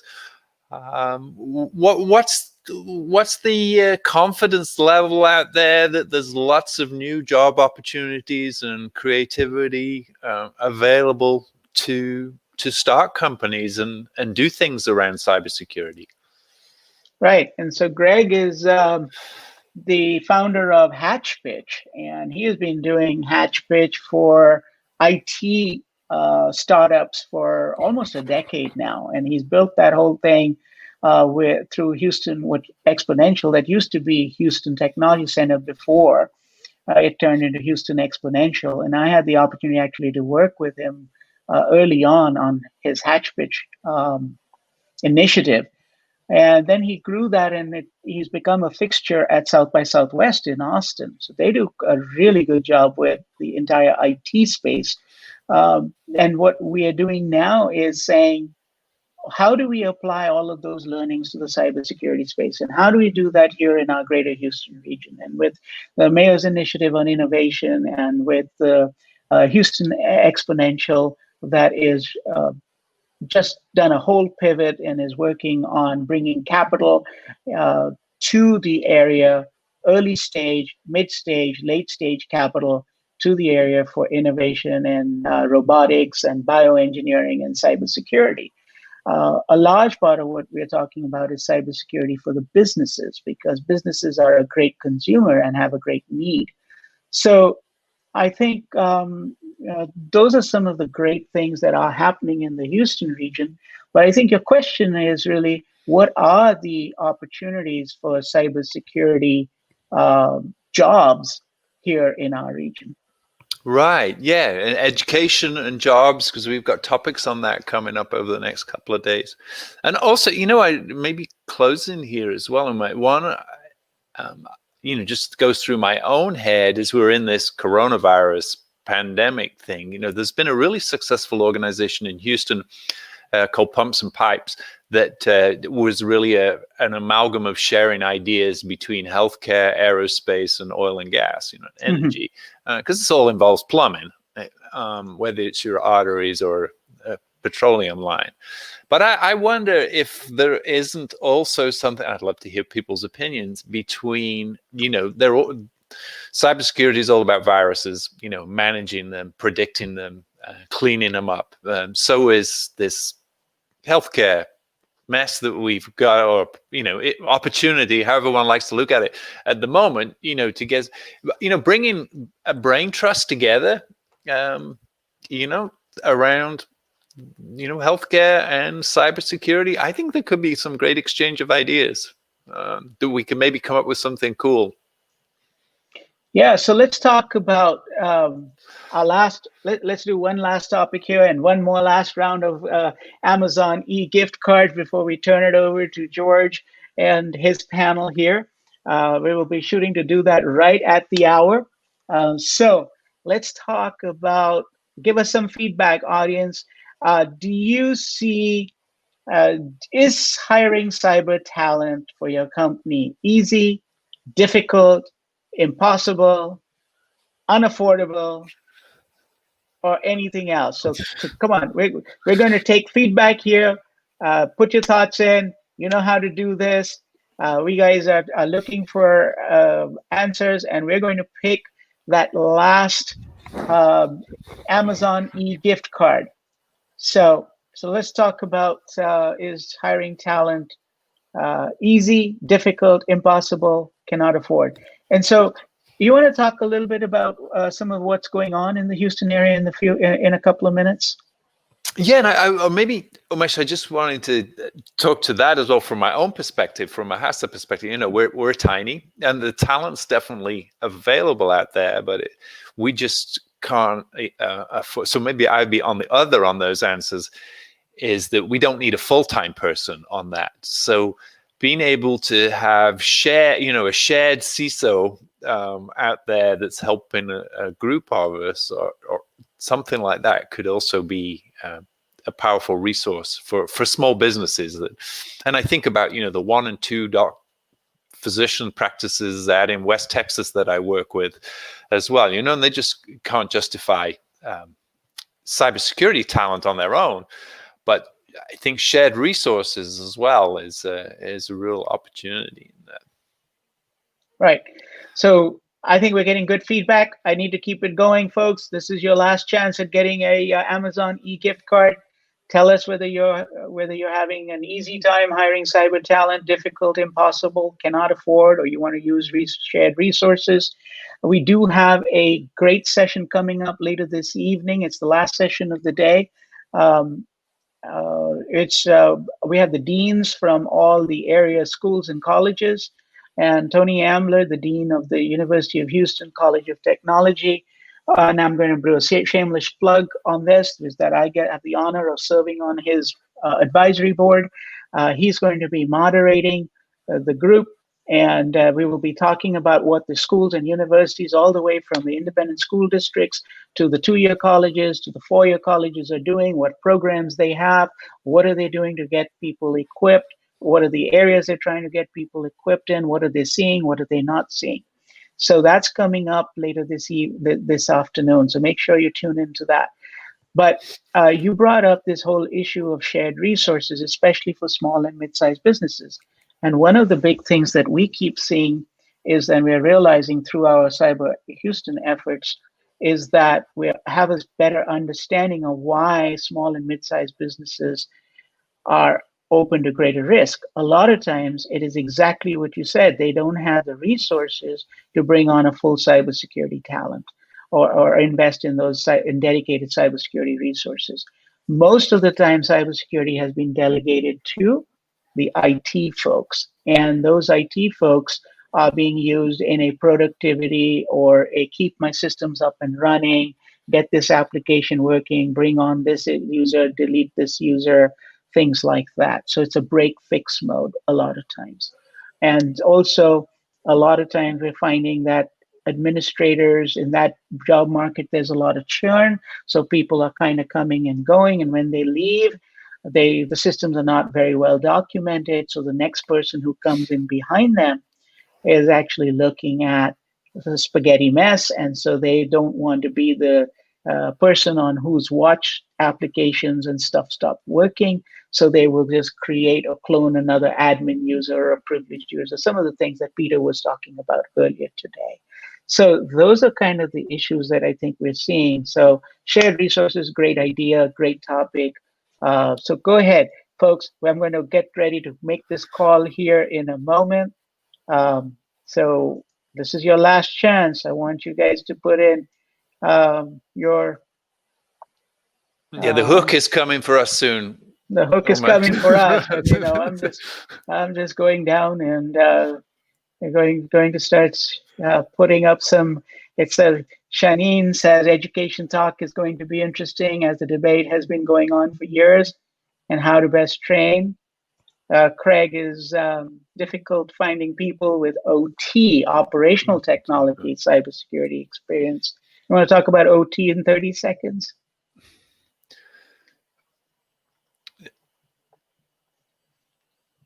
From an operational perspective, that is, instead of pure cybersecurity, means that it's in your day-to-day operations. Yeah, no, I'm thinking about. I'm sorry. Yeah, my pause was just because it's a great question. Yeah, and how do you operationalize this? Because it does have to become that. Otherwise, it's binders with policies on the shelf, and right. You know, and if you're not following them, there's big fines and prison time for that. So you have to operationalize it. Yeah, I think one of the things that we did in that was we used Office 365.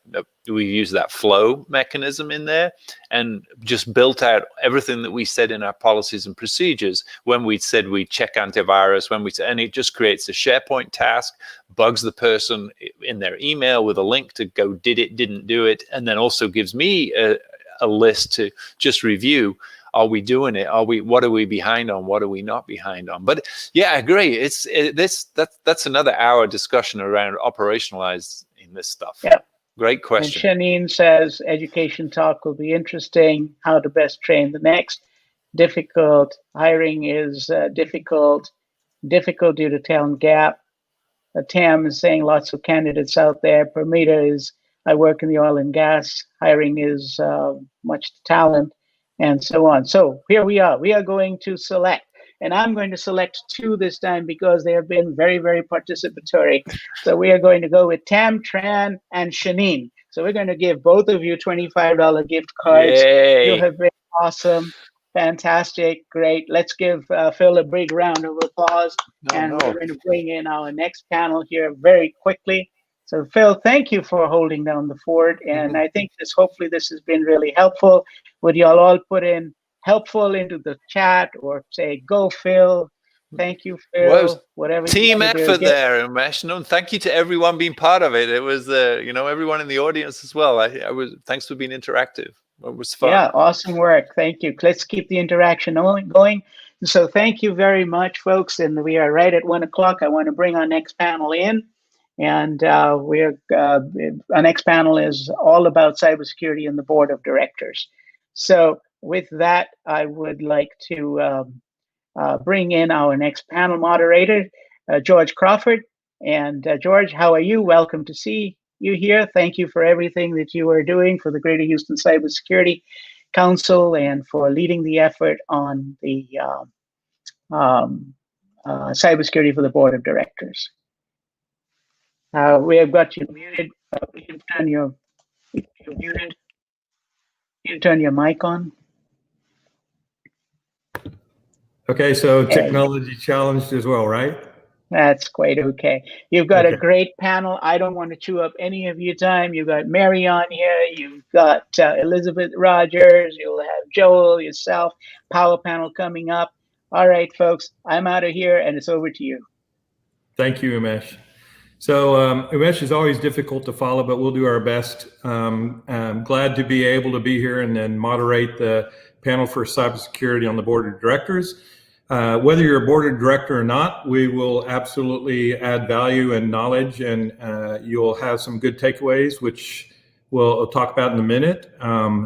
But it was great to have Peter and to follow that, because a lot of the things that they were talking about, we're going to be able to add on, and it's a great segue for what some of the things that we're going to be talking about. So some of the goals and takeaways for this session is going to be a better understanding of the board responsibilities and duty of care, as well as an idea of what constitutes reasonability pertaining to cybersecurity and privacy associated with the roles that the board and the senior executives play.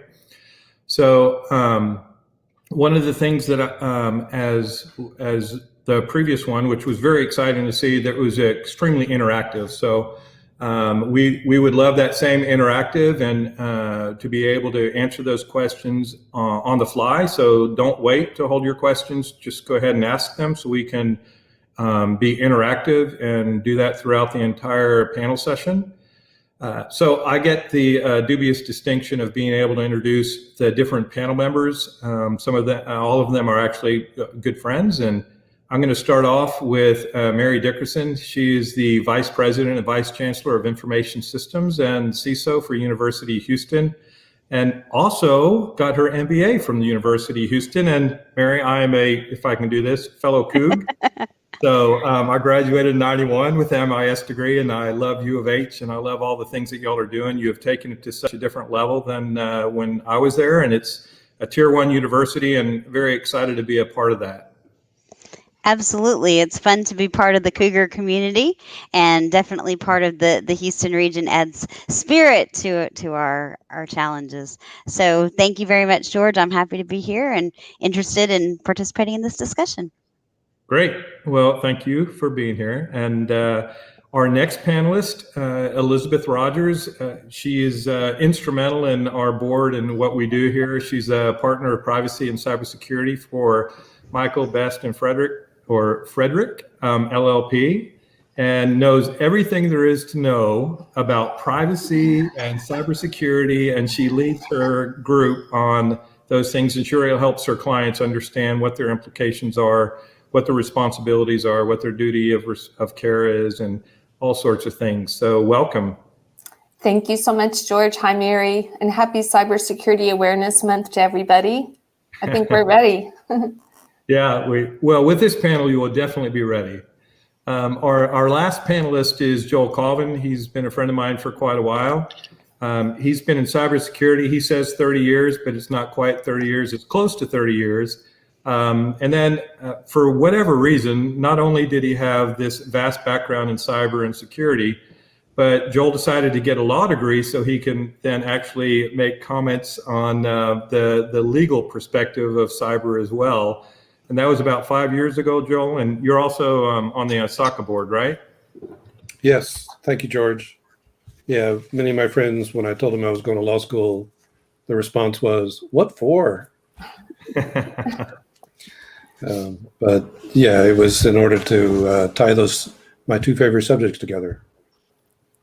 Well, that's a great combination for sure. So, and I'll do a quick introduction for myself. I'm George Crawford. I'm the CIO and CISO for a group called Catapult Energy Services. It's a private equity-backed company, and we're in oilfield services, which, as everyone knows, oilfield services right now is kind of the redheaded stepchild of Wall Street, but we're doing everything we can to continue to move forward and do the best we can with what we're given. So. Again, to the panel, thank you very much for being a part of it. And also wanted to make sure that everyone knew that Mary and Elizabeth are both, as well as I, were on the different council for Houston Cybersecurity Task Force. So, which is, I'm sure you've already been told this throughout the day, but we are an ISAL, which is basically a fancy way of saying that we are to part information to the community about cybersecurity and what their responsibilities are, and help businesses be better equipped to handle that and to understand what their responsibilities are. So with that, we're going to go ahead and jump in. And I did not tell any of the panelists this, so we're going to go ahead and jump in with a few questions. One of the question is, and I'm going to start with you, Mary. How long have you lived in Houston? Oh, goodness. So I've lived in Houston for over 25 years. We currently live down in the Clear Lake area, so we are enjoying the tropical side of Houston. Okay, great. Well, I have another question for you. But I'm not going to give it away yet. So, Elizabeth, how long have you been in Houston?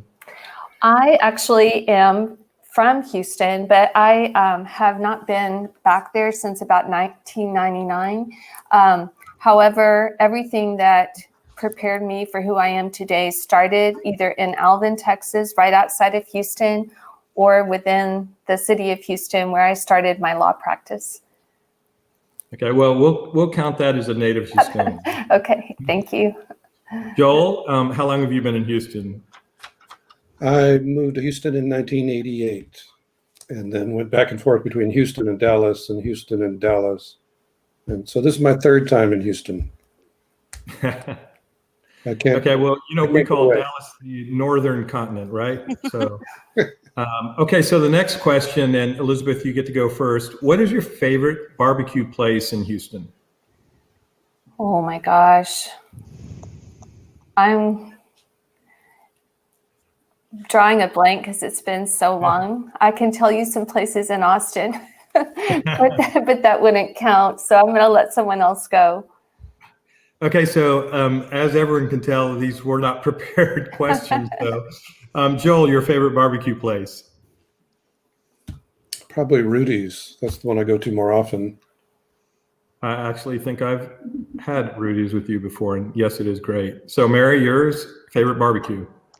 So I'll have to say I'm part of a volunteer fire department, and we do barbecue at the fire department. So I'd have to go with them. It's not really a commercial venture, but it's the best barbecue I've ever had. So, but George, wait a second. You didn't answer either the first question or this question. So I think it's only fair that the moderator participate in these spur of the moment questions. Now you know why Mary's on the panel, because she's very sharp. And so, okay, well, I've been here my whole life. I grew up in Houston, and my favorite barbecue place. Oh, I'm not prepared for this either. But I would have to say Papa's Barbecue.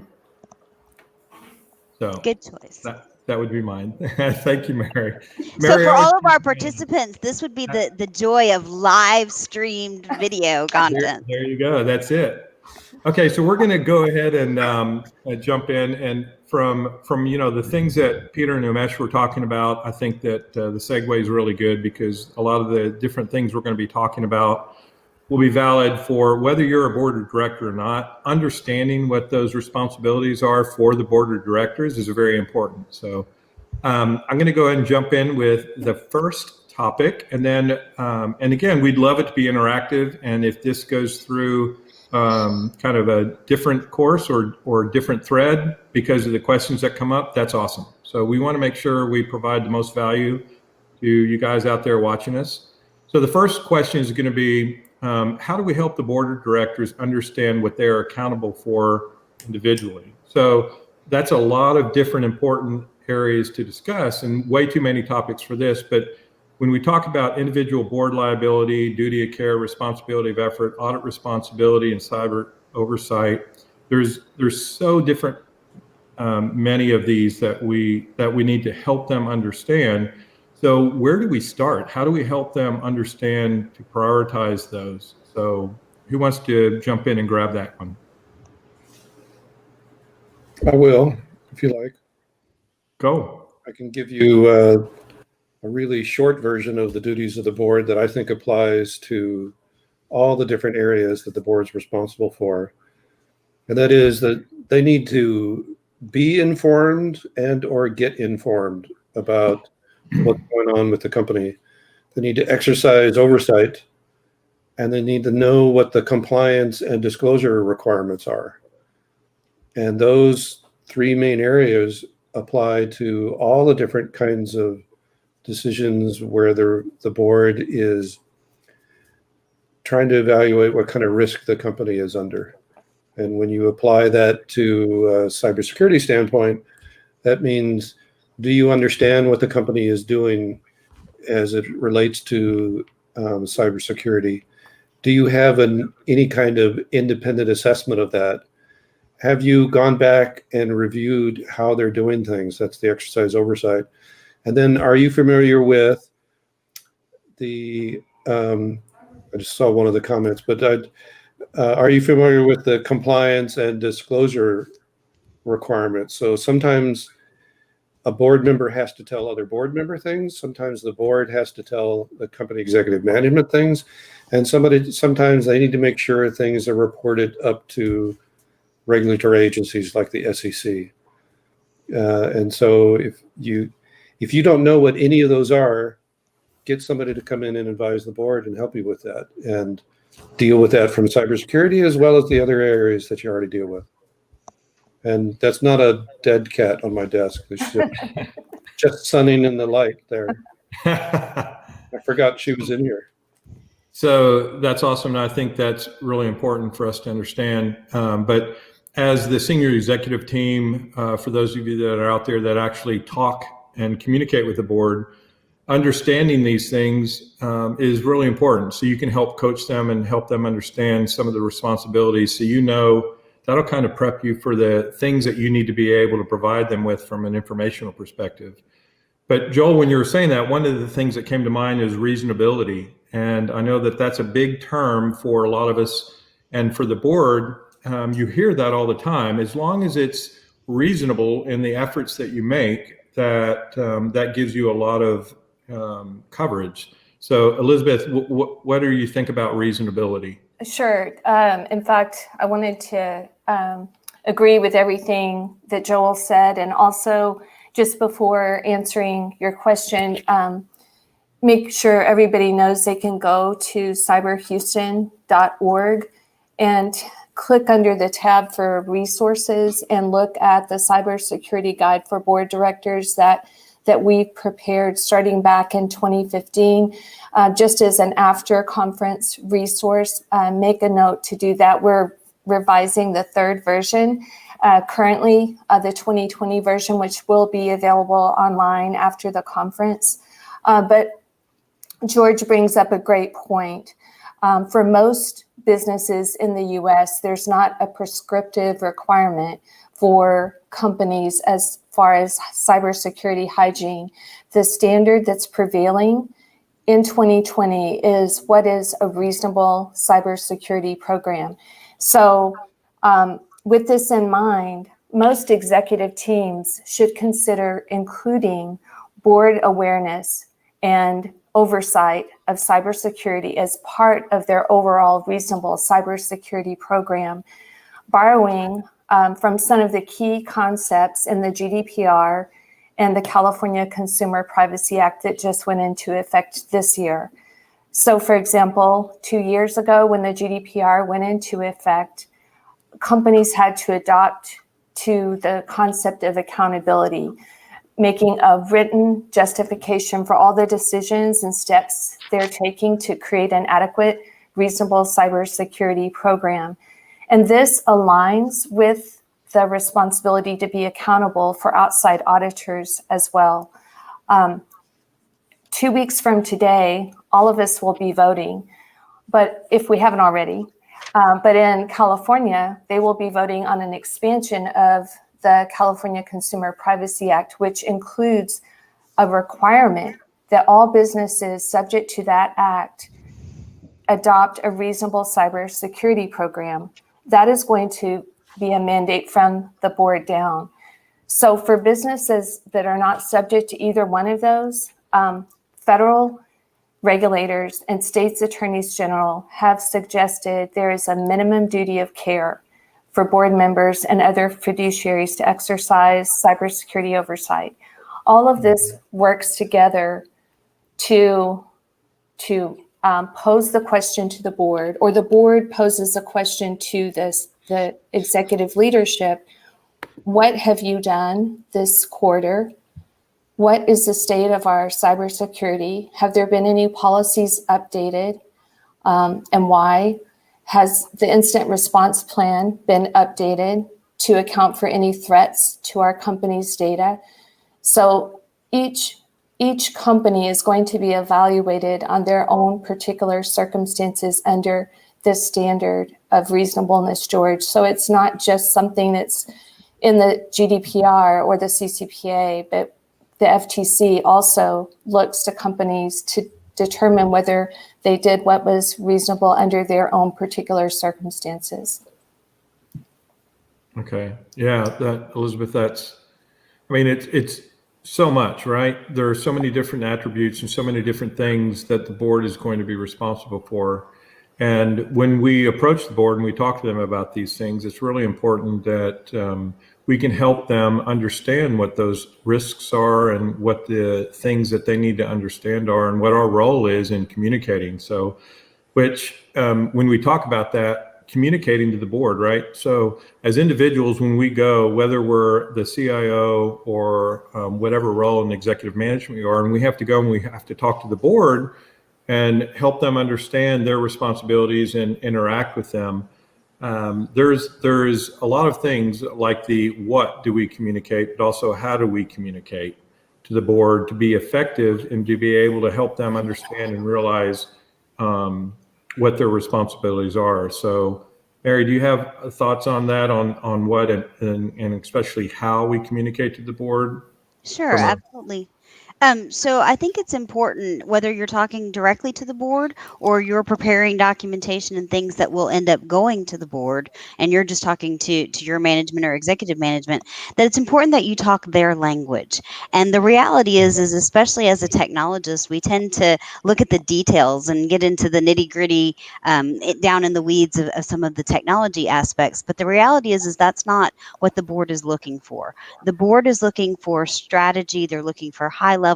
They're looking for an understanding of the risks that are involved, but at a very high level. So the analogy that I like to use is with financial statements. So the board needs to know, are we operating at a profit? Are we operating at a loss? What are the key indicators and the drivers that are moving us in a financial perspective one way or the other? Same thing is true from a technology perspective.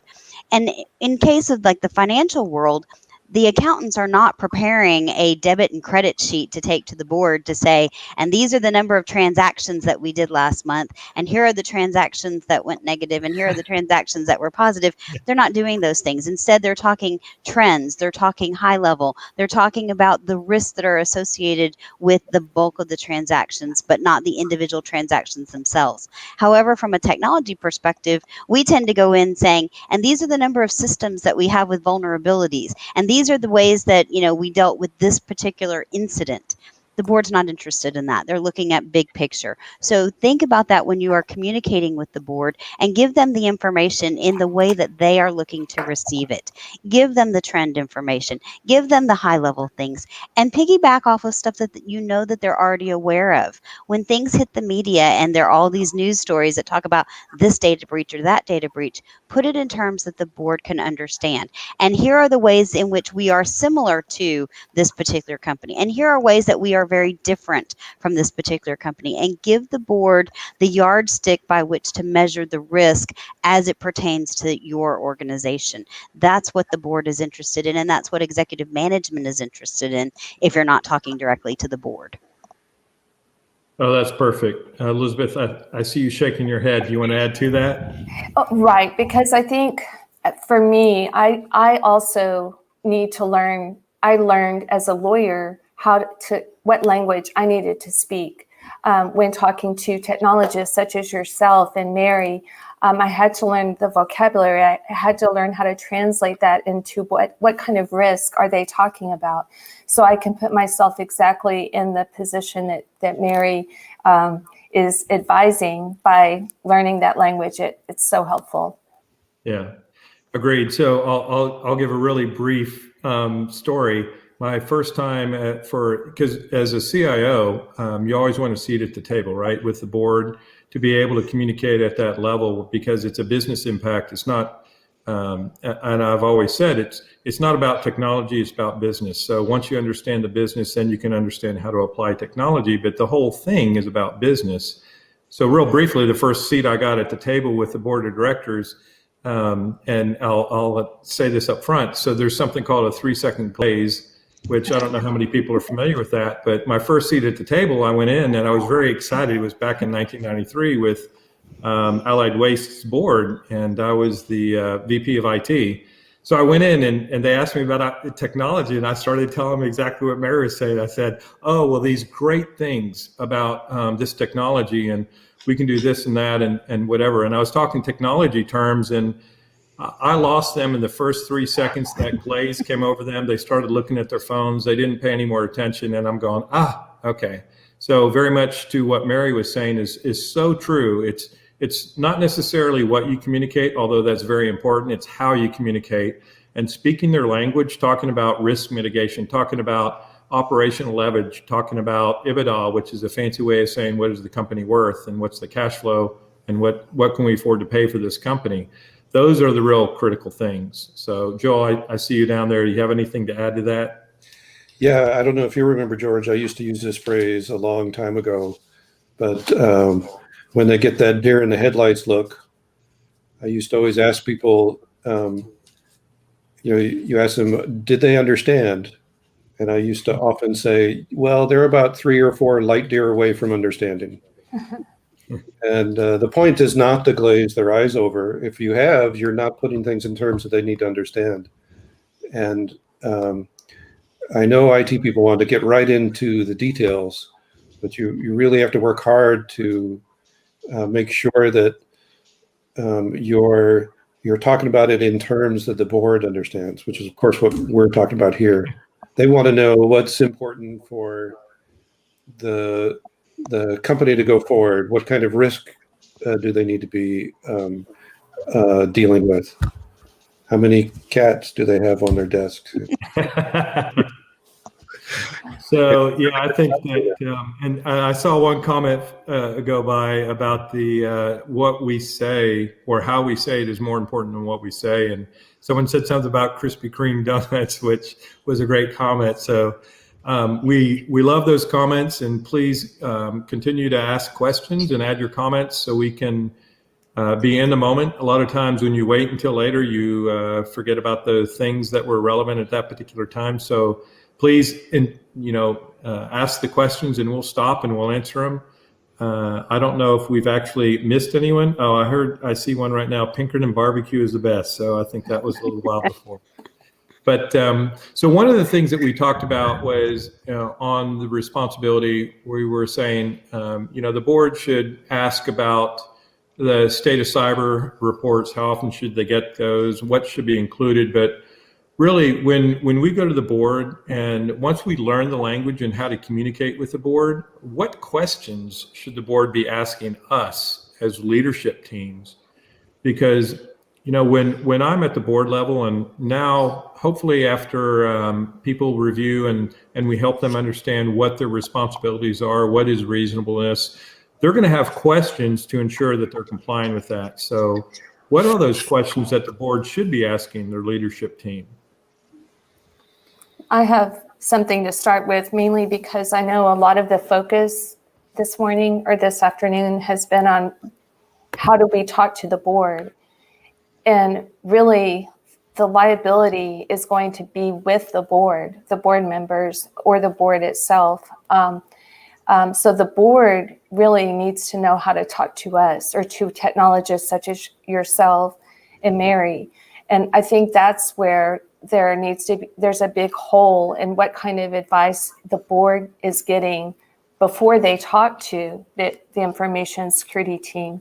And so it's helpful to have a coach for the board to know how to talk to key stakeholders in the company. And they should be asking questions like, how are you evaluating our vendors? You know, what types of assessment are you taking them through? What have you spent in the past quarter or the past year? And what are your plans for the year ahead as far as what we need to comply with the law? In my opinion, there should be a designated member on the board who's the cybersecurity officer, who is the person that stays the most up to date with trends. And therefore, that person would ask the staff, have you updated the cybersecurity incident response plan to account for the ransomware, the kinds of sophisticated ransomware? And that person should also be on the incident response team and be the go-to person on the board with the main accountability, and lead the board in developing even new questions at every meeting. And I'll stop there because I know my colleagues have other great ideas.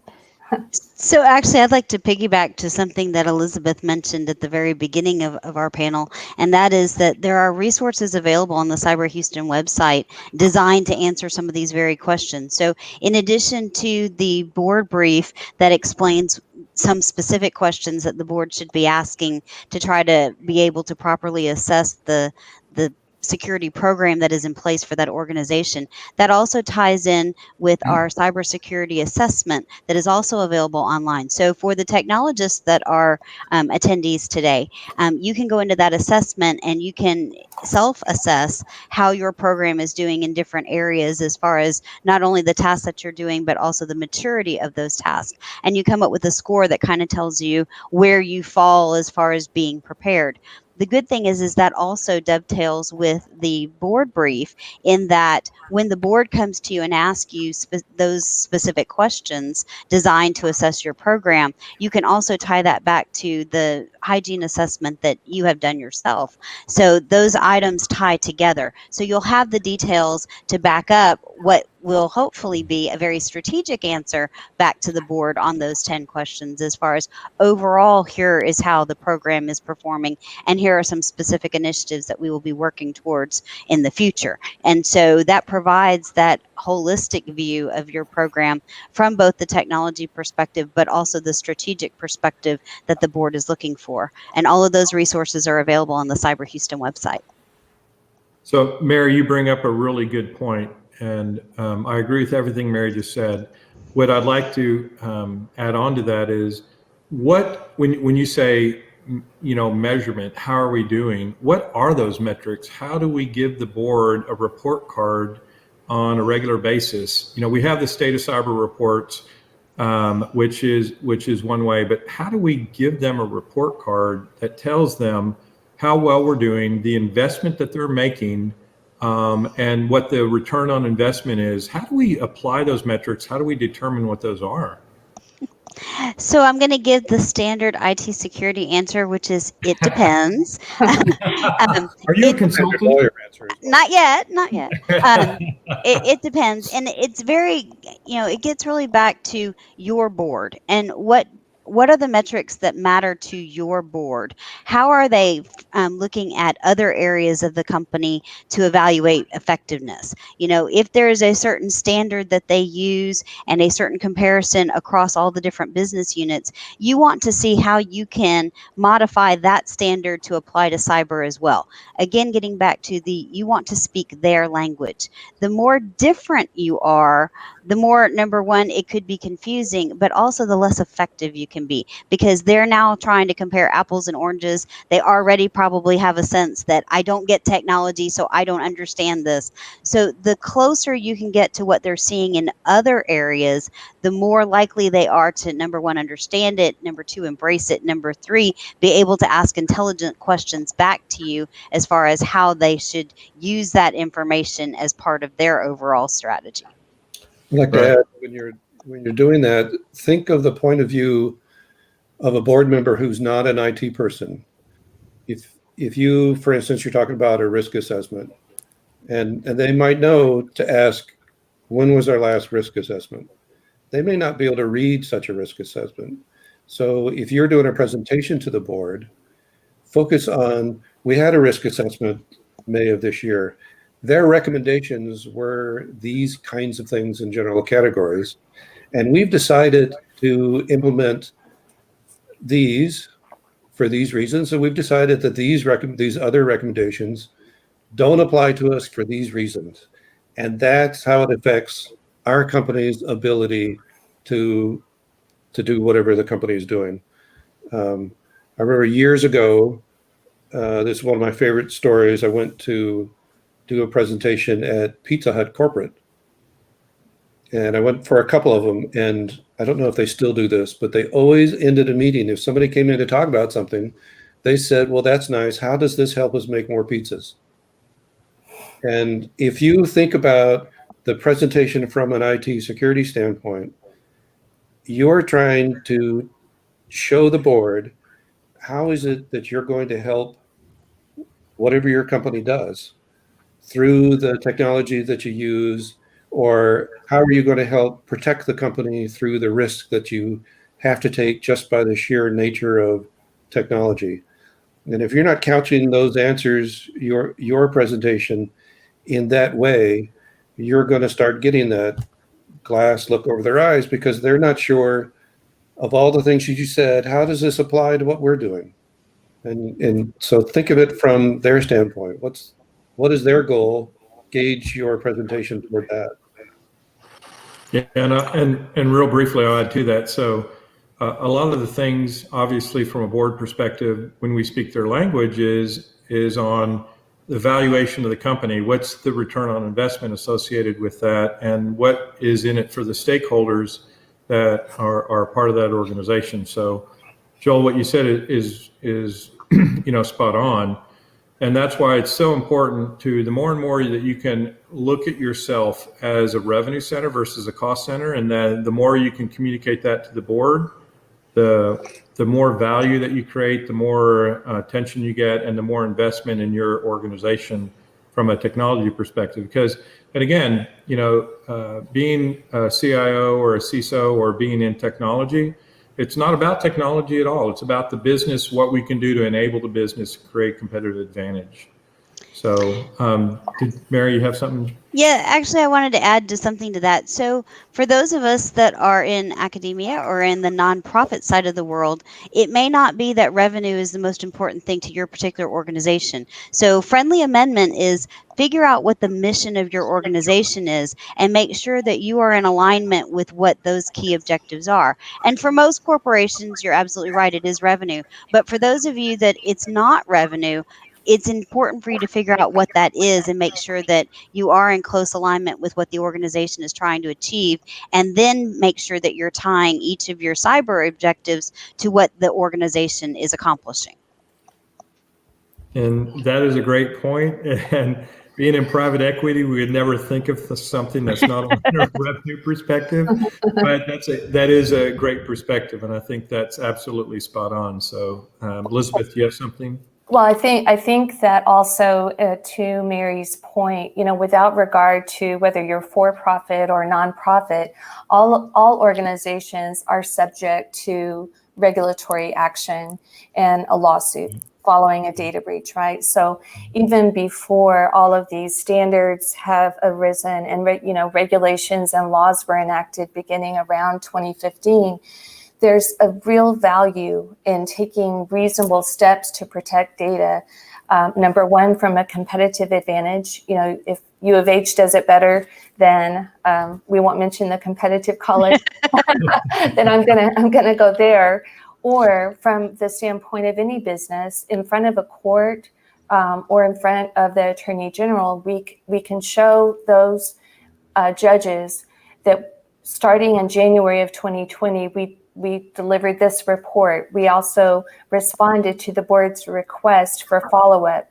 The board followed up with the statements that people such as you, George, or Mary say. They asked, did you have this risk assessment taken in June? So keeping on monitoring and maintenance of the reasonable cybersecurity program will translate into lower fines and lower penalties. And I don't think that if the standard were perfect security, we would all be in trouble, right? But the fact that it's reasonable security allows us to show the regulators and the arbiters we've done what is reasonable, and it should mitigate much of any liability after a breach. Yeah, and oh, go ahead, Joel. Yeah, I was just going to add on that. It's not just what Elizabeth was saying. You don't have to make perfect security, and the courts, the regulatory agencies, they keep that in mind. There's they're going to look at the volume and sensitivity of the information that you have, the complexity of your organization and your data ops, and what is the cost of making it more secure than you are now. So don't be daunted by the idea that, we're a relatively small organization. We have 2 people in our ID department, and the cost of implementing security event and information management system is $50,000, the ones that we looked at. You may not have to meet that bar. So there are a lot of things that certainly every company they go to should be doing that they're probably not doing. But you don't have to design a perfect security. That's why in the law we use a reasonableness standard. So we're trying to match what is reasonable for your company to do, given the value of the data and the risk to both the company and maybe the individuals, if this is personal information data. How does that all match together? And were you doing something about it? And from a board standpoint, it's, did you even ask those questions? And did you follow up to see what the company is doing? Are you making any kind of progress if you had nothing to show for it in the beginning? Right. No, that's a great point, Joel. And Elizabeth, one of the things that you touched on that we haven't really gone into yet is you talked about how we respond to things. So a lot of the things that we hear as a CIO is how do we respond to when we do have an incident, right? So those plans, those things, those responses that we have to be able to, when something happens, what are those things that we do? How important is a breach response plan, and what should we include in it? I think that if a company has nothing else, it should have a written information security response plan. If that's all they can afford, they should have one of those that they test regularly. And as far as what should be included, all of my colleagues will have their expert opinion. And I think we would all agree that it should have roles, it should have resources, and it should have responsibilities, and it should all work together as a single team. But now more frequently, what I'm seeing from my clients is they're asking for us to help them draft separate plans just for ransomware, because the ransomware breaches are so different than some of the other ones, simply because of how long it may keep the company offline. There's so many press and consumer issues that arise, but I'll stop there, and I know everyone has their own idea. So George, let me jump in here. So we'll venture the statement that everyone has an incident response plan. The question is whether or not it's actually documented, and whether it goes beyond the, oh my gosh, what do we do now? Which tends to be the reaction plan.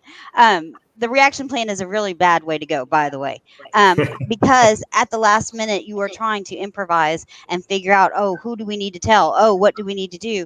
And you tend to get things out of order. You tend to not include people that should be included. So, much as we do living on the Gulf Coast have, hurricane plans and things like that, you need a documented plan that says, when this happens, this is what we do. And it will be a living, evolving document, because as we find out more types of threats and more ways that we can become compromised, we will come up with more things that we need to include in this plan.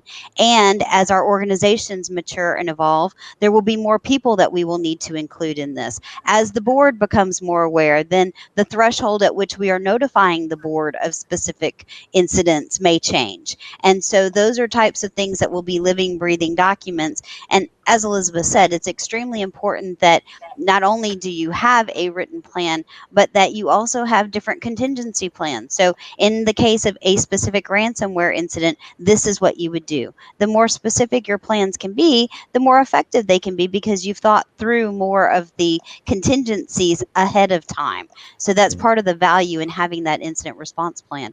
One of the things that used to just bother me immensely was when you would have these very public breaches that would occur with Fortune 500 companies, and the CEO would do his official media statement, and the very first thing he was said would be, well, the very first thing that we did was we went and we hired a chief information security officer. So this will all be fixed now.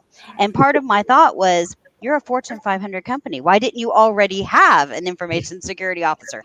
So those are the types of things that, getting back to the board discussion and the reasonableness standard, you want to make sure that your organization has the key elements in place for a good foundation.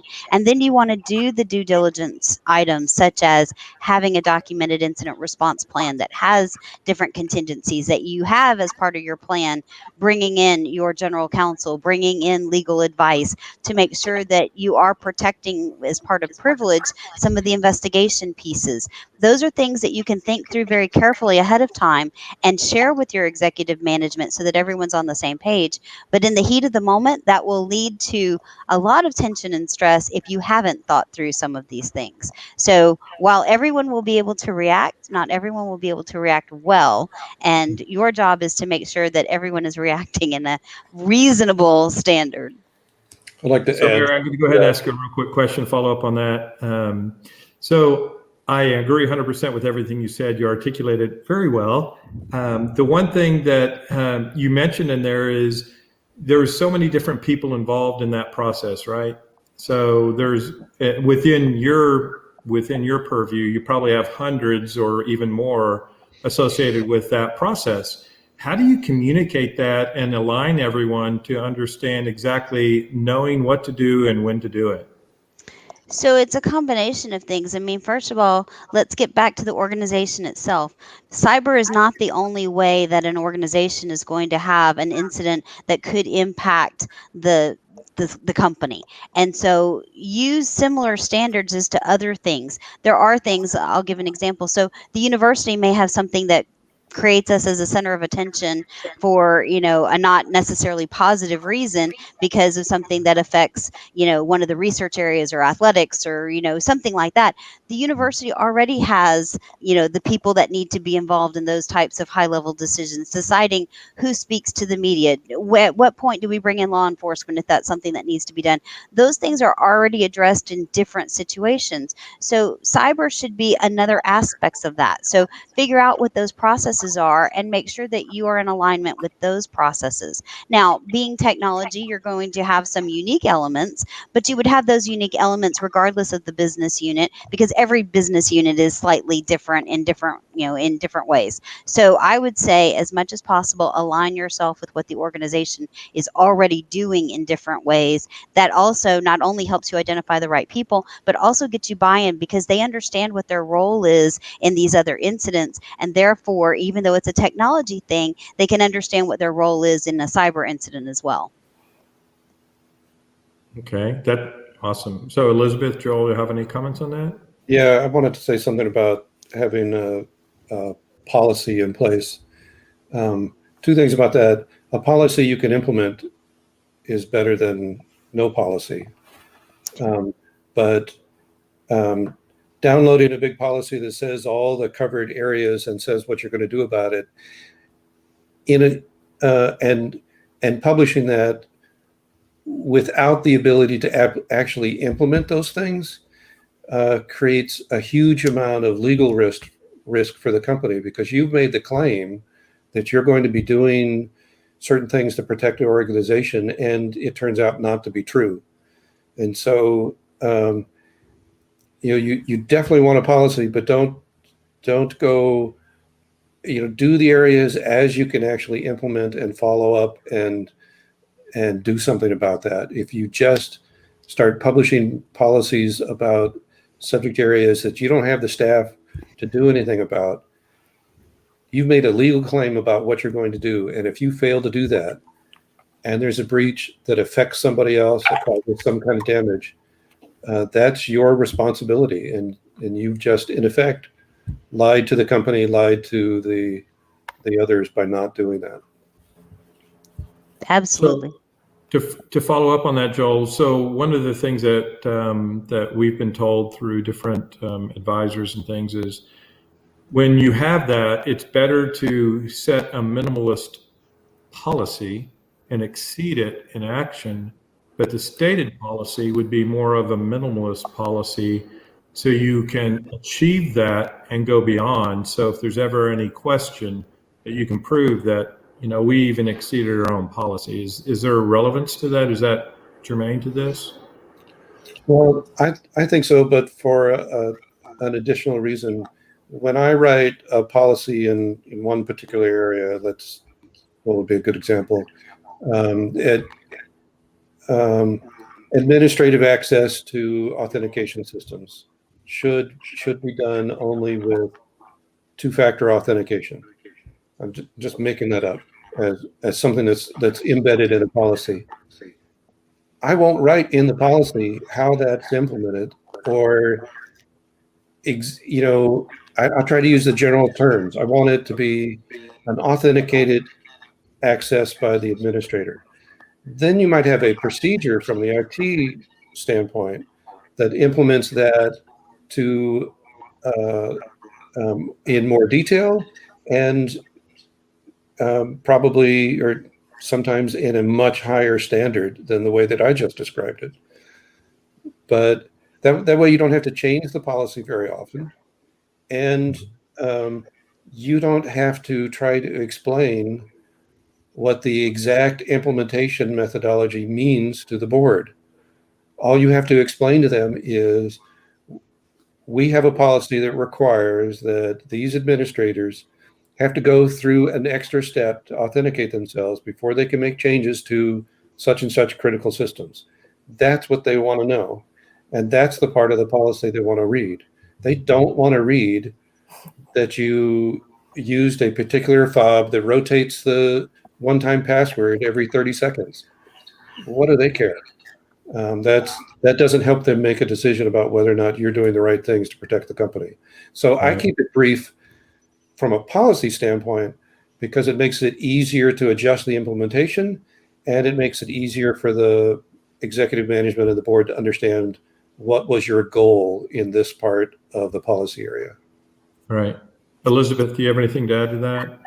I think we're all saying the same thing, but I think it's important to just reinforce that if you have a policy or if you have an incident response plan, it's worth nothing unless it's enforced, right, and tested. And so I think a big plug is appropriate here to recommend tabletop exercises on a regular basis. Even year over year, organizations realize, oh, so-and-so left, and now they don't realize until they get to the war room that the plan needs to be updated to account for a new communications person, or that the DevOps person has left. And so just having that exercise internally, it doesn't even have to cost anything, but just have it on the calendar, maybe as a half day for the annual board meeting, of going into the war room and testing that plan so that you can update the roles, update the responsibilities, and update the resources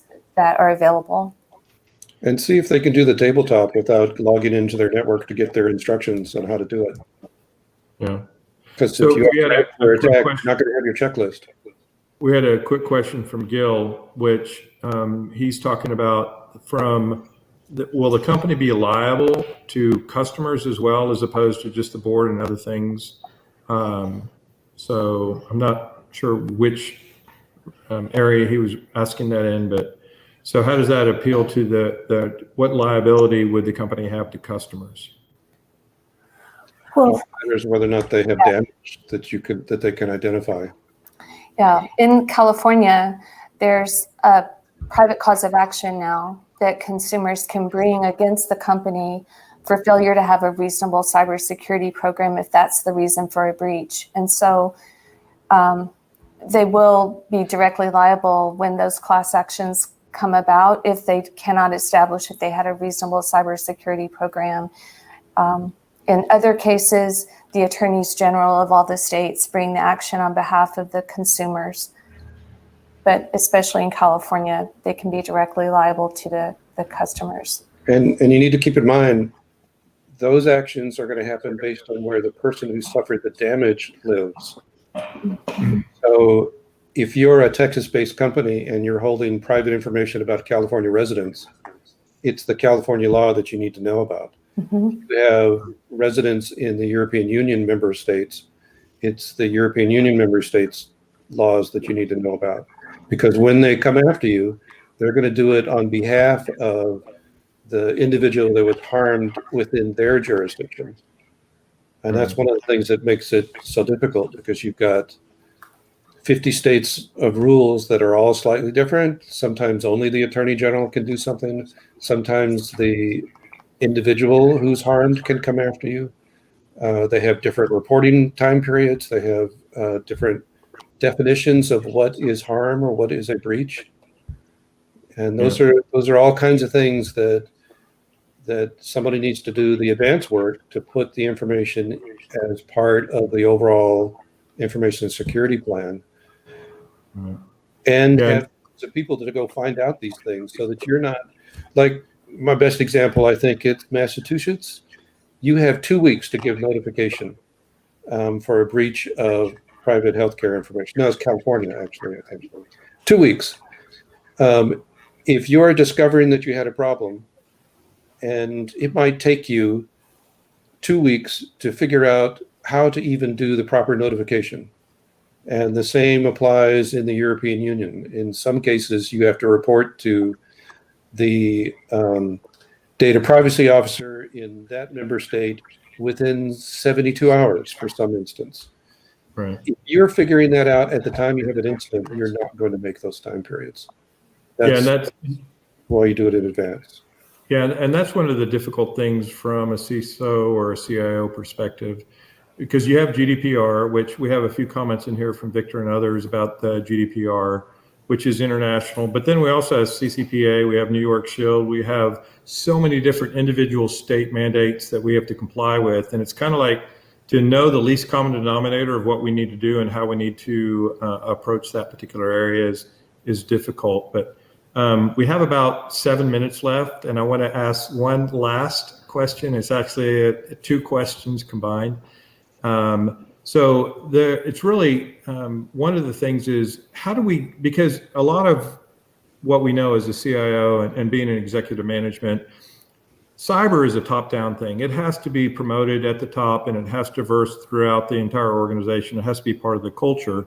So a two-pronged question real quick. So how do we get the board more involved to create a culture of cyber, which obviously starts at the top? And as kind of an adjunct to that, what is the board member composition that we need to have to be able to ensure that they understand their obligations and to be forward thinking?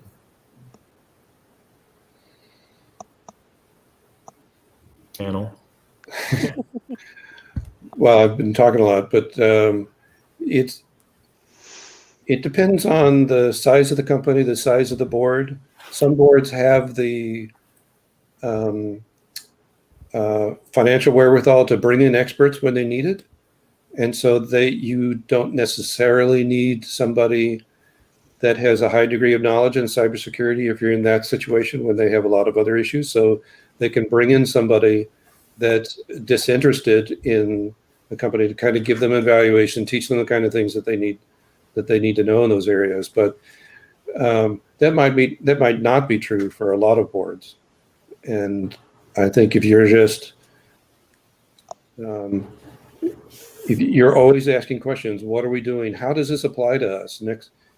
And bring in the IT people, the CISO or equivalent, and say, don't tell me exactly what you're doing. Just tell me how that applies to us so that I can make a decision about whether or not we're acting in the best interest of the company. Yeah. So I'll jump in real quick, Elizabeth. Sorry. No, go ahead.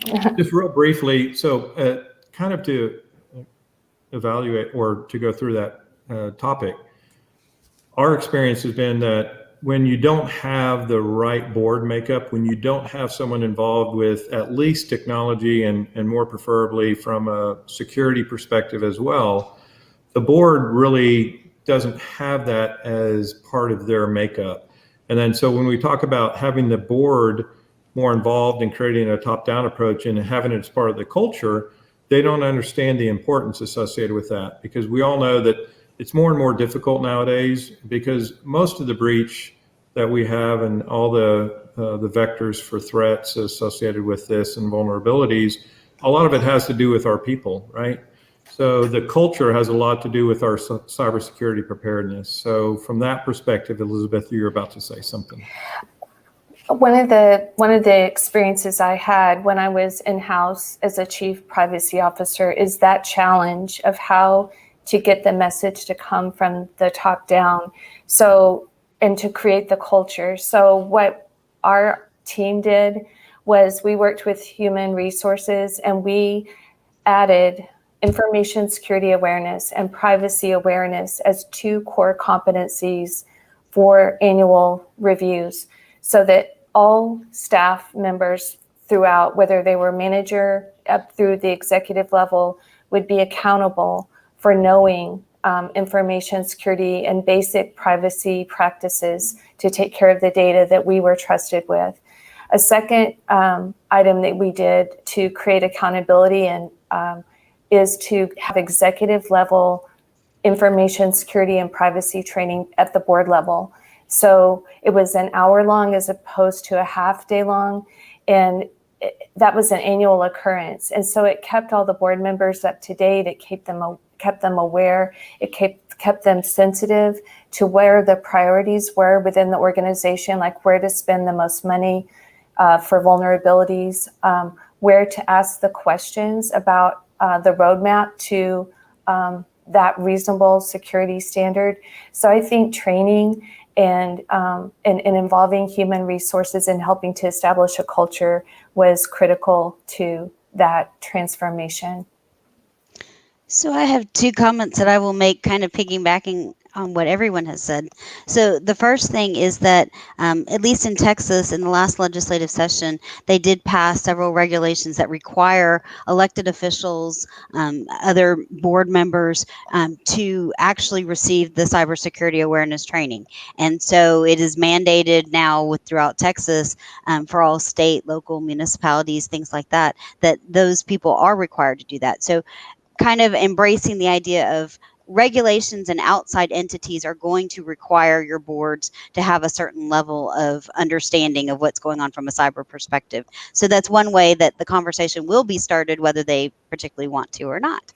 The second piece to that is creating that culture. Part of it is leveraging, there are already people that talk to the board on a regular basis. Your general counsel is talking to the board on a regular basis. You have other executives within your organization that are doing this. If you can, on a regular basis, make sure that they are aware of what is your security program, what are the key risks, they will bring up some of those things to the board, and the board already sees them as trusted advisors. So rather than you having to make the case from a security perspective, here's why you need to listen to me, let others make that case for you. Present it in the terms that they understand. They are already presenting from their perspective the risk associated that the board needs to know about. Just make sure that they understand how cyber plays into the risk that you are dealing with and how they can use that as part of what they are sharing with the board. That will also help the board become more interested in overall, how does this impact the risk to the company? Well, that's a great response. Anyone have a final wrap up that they want to go forward? Because I think we have 1 minute left. No?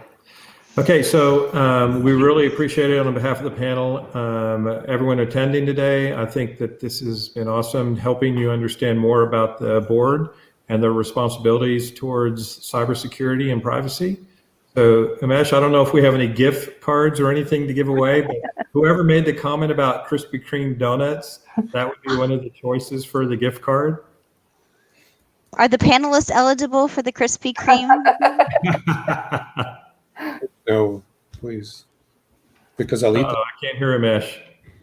You're muted, Umesh. Of course I would be, right?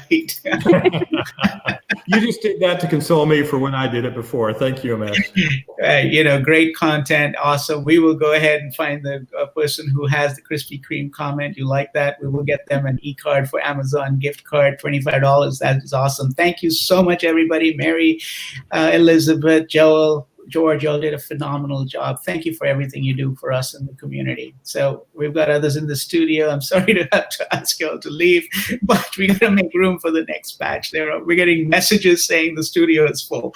So anyway, but thank you so much. And George, great job. Thank you, everybody. This is awesome. Thank you. George, fabulous work. Thank you. Thanks so much. See you soon. All right. Okay. And so, wow, what a great session. Content was just flowing. Go ahead and give everybody a hand. If you've got their names, throw their names down in the chat session. Let them know that they did a great job. Just put Mary, just put George, go Elizabeth, go Joel. Just do something. Clap your hands. Let's give them a hand. Thank you very much. Okay. So with that, let's bring on our moderator of our next panel, and that's Jesse. Hi, Jesse. How are you? Hey, Umesh, how you doing, man? I'm doing great. Good to see you. Thank you very much for being here. You've been a great supporter for a very long time and been one of the founding members of our, it was the Cybersecurity Task Force of the partnership. Then we transferred into being Cyber Houston and now the Greater Houston Cybersecurity Council. You're a founding member there. Been involved with a lot of work you've done through the years, and you've got a really powerful panel with Phil and Andy and Pierluigi and Jason and Paul. So all the super panel, looking forward to it. I'm not going to burn your time. Over to you. Oh, man, I thought we were going to chat for a little while longer. All right. Okay. Bye. All right. Well, again, thank you, Umesh. Thank you, the team, for allowing us to have this venue and put forth this Cyber Summit. Would have loved to see everybody in person, but, we're adapting like everyone else. So thank you for everyone. For today, we're going to be talking a little bit about how to build a competitive cybersecurity program. I've got a great panel today with me. We're going to try to talk a little bit about what they've done within respective firms, but hopefully leave you with some tidbits everyone can take away. As we all know, cybersecurity continues to be top of mind for everyone in all firms, and this COVID situation has just amped up or accelerated the need to be a little bit more or cyber aware or have better cyber hygiene. So without that, I'm going to go ahead and introduce my panel. We're going to start with a good friend of mine who's also been on the circuit with Umesh and the team for a while, Andy Sawyer. So if you want to join me now. Hey there. Hey, Andy, how you doing, man? So thank you for joining me. So Andy is the Chief of Security and Facilities for Lock Lord. He's been with the firm for 10 years and is responsible for all aspects of physical and cybersecurity. And again, Andy's been with us for a long time. So thank you, Andy. Next, I have Jason Howard Grau. And hopefully I pronounced it right. You're pretty close. It's a rubbish name. All right. Well, Jason, appreciate you joining us. Jason is the Advisory Managing Director and KPMG's Houston Consulting Cybersecurity Services practice. He is based in the Houston office. Go Astros, didn't quite make it. And his focus area is in the energy industry. So look forward to speaking with you about the energy industry. And next, as we play who's next on the screen, is Phil Beckett. Phil? Hey, Jesse, how are you? Hey, Phil. Again, a longtime friend. So Phil is the CEO and Security Officer with Healthcare Access San Antonio, known as HASA. He is responsible for the technology stack, security of the data, and connections to share health information across Texas. And a small tidbit, I'm originally from San Antonio, so I have a special place in my heart for Phil and HASA, but I'm a Houstonian now, but I still have my roots in San Antonio. So welcome, Phil. Great to have you here. Thanks, Jesse. And I'm in Houston today as well. Okay. So Awesome. Came home for this one. Awesome. All right, and then we have Pierluigi Stella. Pierluigi. Oh, good afternoon. Hey, Pierluigi, how you doing? So Pierluigi is the Chief Technology Officer at NetworkBox USA, the American division of NetworkBox Corporation, which he co-founded in 2003. Pierluigi has extensive knowledge of security issues with emphasis on healthcare, banking, and education sectors. So again, looking forward to a lot of your experience and bringing it to the panel. And last but not least, absolutely not least, is Paul Hudenhoff. Come on down. You are the next contestant. All right. We'll give him another few seconds. He might be having technical issues, or he decided that he was having fun somewhere else. Yeah, Liz is saying Paul's not here yet, Jesse. Okay. So we All may want to go. We're going to move forward without Paul. Hopefully he'll join us in a little bit, and we'll introduce you. But I'll introduce you anyway. So Paul has more than 5 years of IT experience with several oil and gas firms, and since 2007 has been the director of IT for Centerpoint Energy. A Fortune 500 company, includes electric transmission and distribution, natural gas distribution, and energy services operations. So hopefully Paul will be able to join us. If not, we've got enough folks here that can talk about energy, so we'll cover his topic. All right, so again, I appreciate everyone being on here. We're gonna get the thing started with Phil. Again, we joked a little bit about San Antonio and a little bit about HASA, but HASA really provides a fantastic service, to the Texas region. So if you could just spend a few minutes getting us and the audience a little bit about what HASA is and what your role is and what you're trying to accomplish, and then a little bit about how cyber plays into what you're trying to do with awareness and training there. So appreciate it, Bill. No, sure. Thanks, Jesse. Thanks, everyone. It's good to be here with all of you again, virtually. HASA is really this concept of this health information exchange came out of the Institute of Medicine report in the 90s that said we kill 86,000 people a year through medical errors. And if only, you knew what was going on with this patient before you saw him in your emergency department, you could maybe save more lives. So there's been a lot of impetus, and a lot of government, federal money as well put into getting physicians and hospitals on electronic health records, and then to share data amongst them. So we became part of that. We're a private, not-for-profit, based here in Texas. We cover sort of from Corpus Christi, San Antonio, up through Dallas and west. There are 4 other health information exchanges in Texas. We're sort of regionalized. But really what we do is we have connections into the hospital and doctor's office electronic health record systems.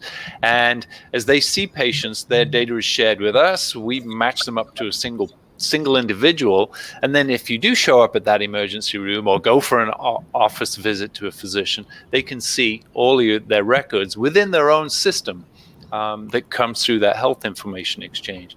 Obviously, a big challenge for that is the value of medical records on the dark web. So you're sort of sitting on this honeypot of valuable data.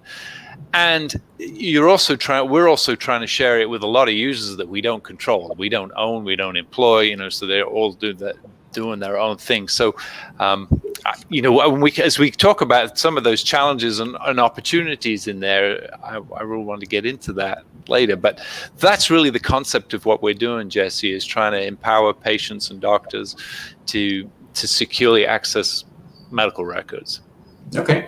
And then again, you said something key there, is that you don't have as much control over a lot of these doctors' offices or places that you share the information. So what are some of the cyber things you are doing to try to create more awareness, or programs you're providing either as part of your service, or what are you trying to do to kind of get to that population that maybe you don't have as much influence when it comes to awareness and training? Yeah, and a lot of these are small, 1 or 2 physician practices in rural Texas as well, who have are not dealing with cyber issues a lot at all, or unaware. So we do have awareness program, and doing this, and the Cyber Summit here and the task force in Houston has been a big part of that as well, and has really helped me get the message out to others. I think, driving it up at the board level, making it part of our organization's standards, and having some of as you onboard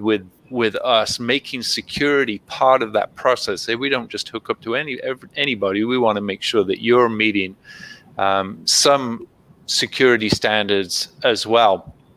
And then in terms of users, we really try to limit direct access into our systems, so that everyone's coming through their own internal systems, and then we're doing server-to-server connections, so that we're not exposing data directly out to the internet. Somebody has to have. So and a simple example on that is, a hospital out in West Texas, we don't know when staff come and go, we don't keep up to date with. So trying to keep up to date with users at that level is nearly impossible. If they're part of their own Active Directory or their own LDAP system, we're connected into that. Then as they come and go, they automatically get provisioned or unprovisioned as well. So a lot of simple things, but really trying to reduce our risk by integrating into existing systems.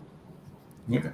Well, great. Again, we'll circle back on a few of those topics as we get through this in conversations, but it's always good to understand a little bit of what your firm is trying to do, because I think we've all talked about medical records and digital records, and we all have those challenges every time we walk into a different doctor's office. A lot of times we have to answer the same questions over and over again. So, doesn't it make you crazy when you have to fill out that form again and again, or they can't get that MRI that you had over across the street? You're like, this stuff should be seamless. Even from the same, medical facility. Right. You're in the same building, and other industries, you all, finance, energy, retail have all figured this stuff out. Healthcare is not there. They're still on the fax machine. So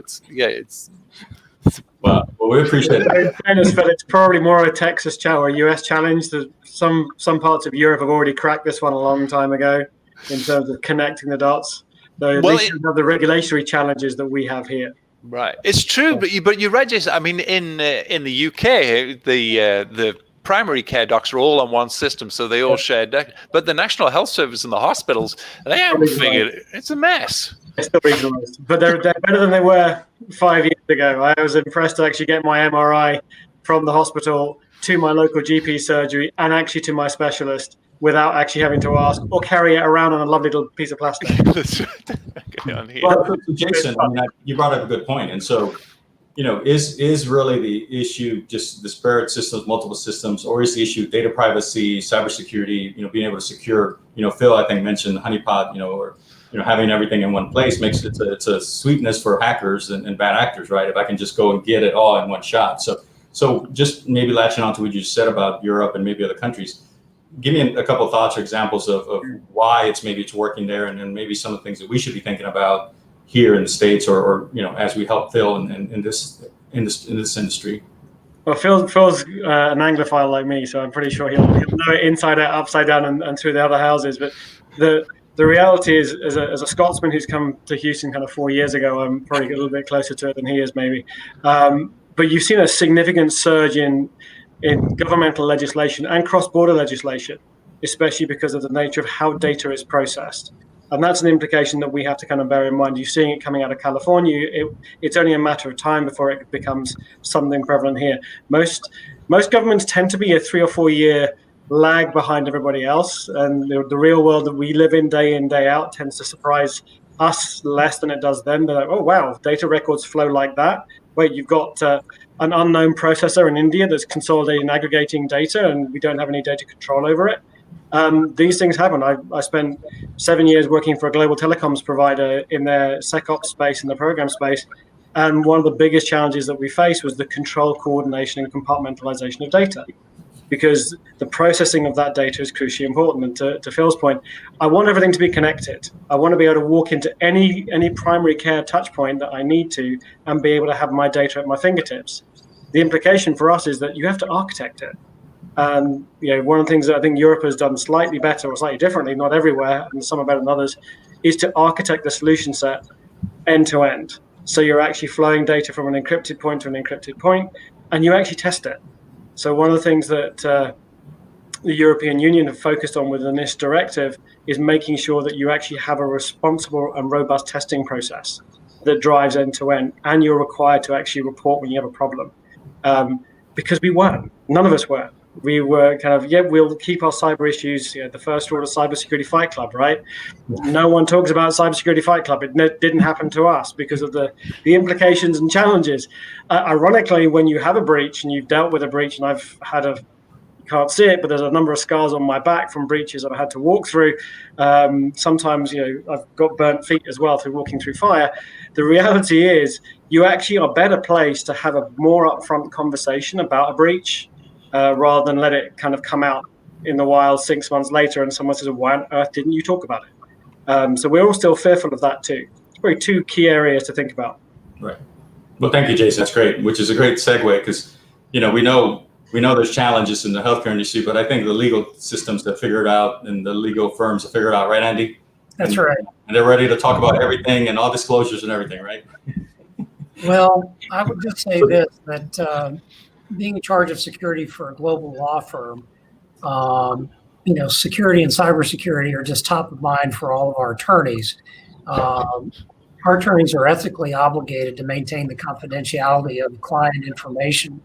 And we're distributed all over the country in Europe, and now more distributed than ever in what I now call the after time than we were back in March.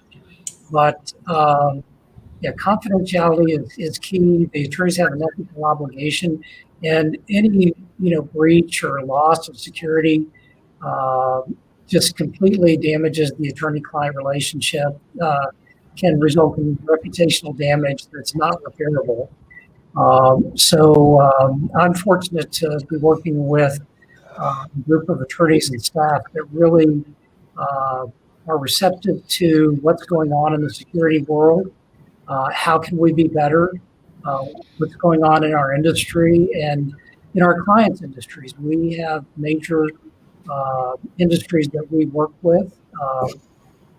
And we're fortunate to find out what they're experiencing, what healthcare is one of those, obviously, and what they're dealing with. And so to some degree, we get an indication of what's coming down the road to us. So it's never been more top of mind for our attorneys, certainly for our clients. I spend a lot of time meeting with clients just so that we fully disclose that these are our practices, these are our procedures. This is how we do this around here. And the number one question they ask is, are your attorneys and staff trained? Are they equipped? Are they aware?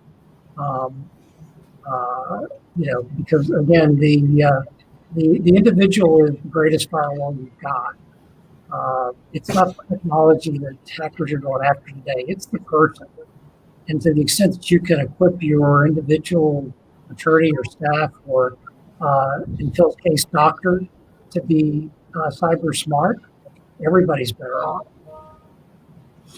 Well, and again, maybe talk to us a little bit about, because again, when you're dealing, I've got a lot of, attorney, friends, and so I get to pick on them a little bit, but, normally when I speak to them, they kind of think they have their own office, even though they might be part of a partnership, whatever, but they really think they're their own individual and they've got their work to do and don't disrupt me and all this cybersecurity is just slowing me down. And so what have you done to really, kind of programs, or what has you done to make sure that you're applying the right level of security in your mind? I know as a CISO, CIO, you don't want to do this much, but you also have to make sure that they can get their jobs done. So tell me a little bit about what you've done for your teams there to make sure they can still function comfortably and doesn't feel like they're overburdened from a cyber perspective, part of your program. Well, I have some original ideas, but I don't give myself much credit in that vein. Take the credit. Always take the credit. Yeah. However long ago, take the credit. I'm fortunate to be on a first name basis and collaborate on an almost weekly basis with my peers at the other AmLaw 100 law firms. And so we talk openly about this is what works, this is what doesn't work. I have found that the most effective thing I can do to work with an attorney is when I get an email from him or her that says, hey, my client has questions about our security, and I really need to get an A on this report.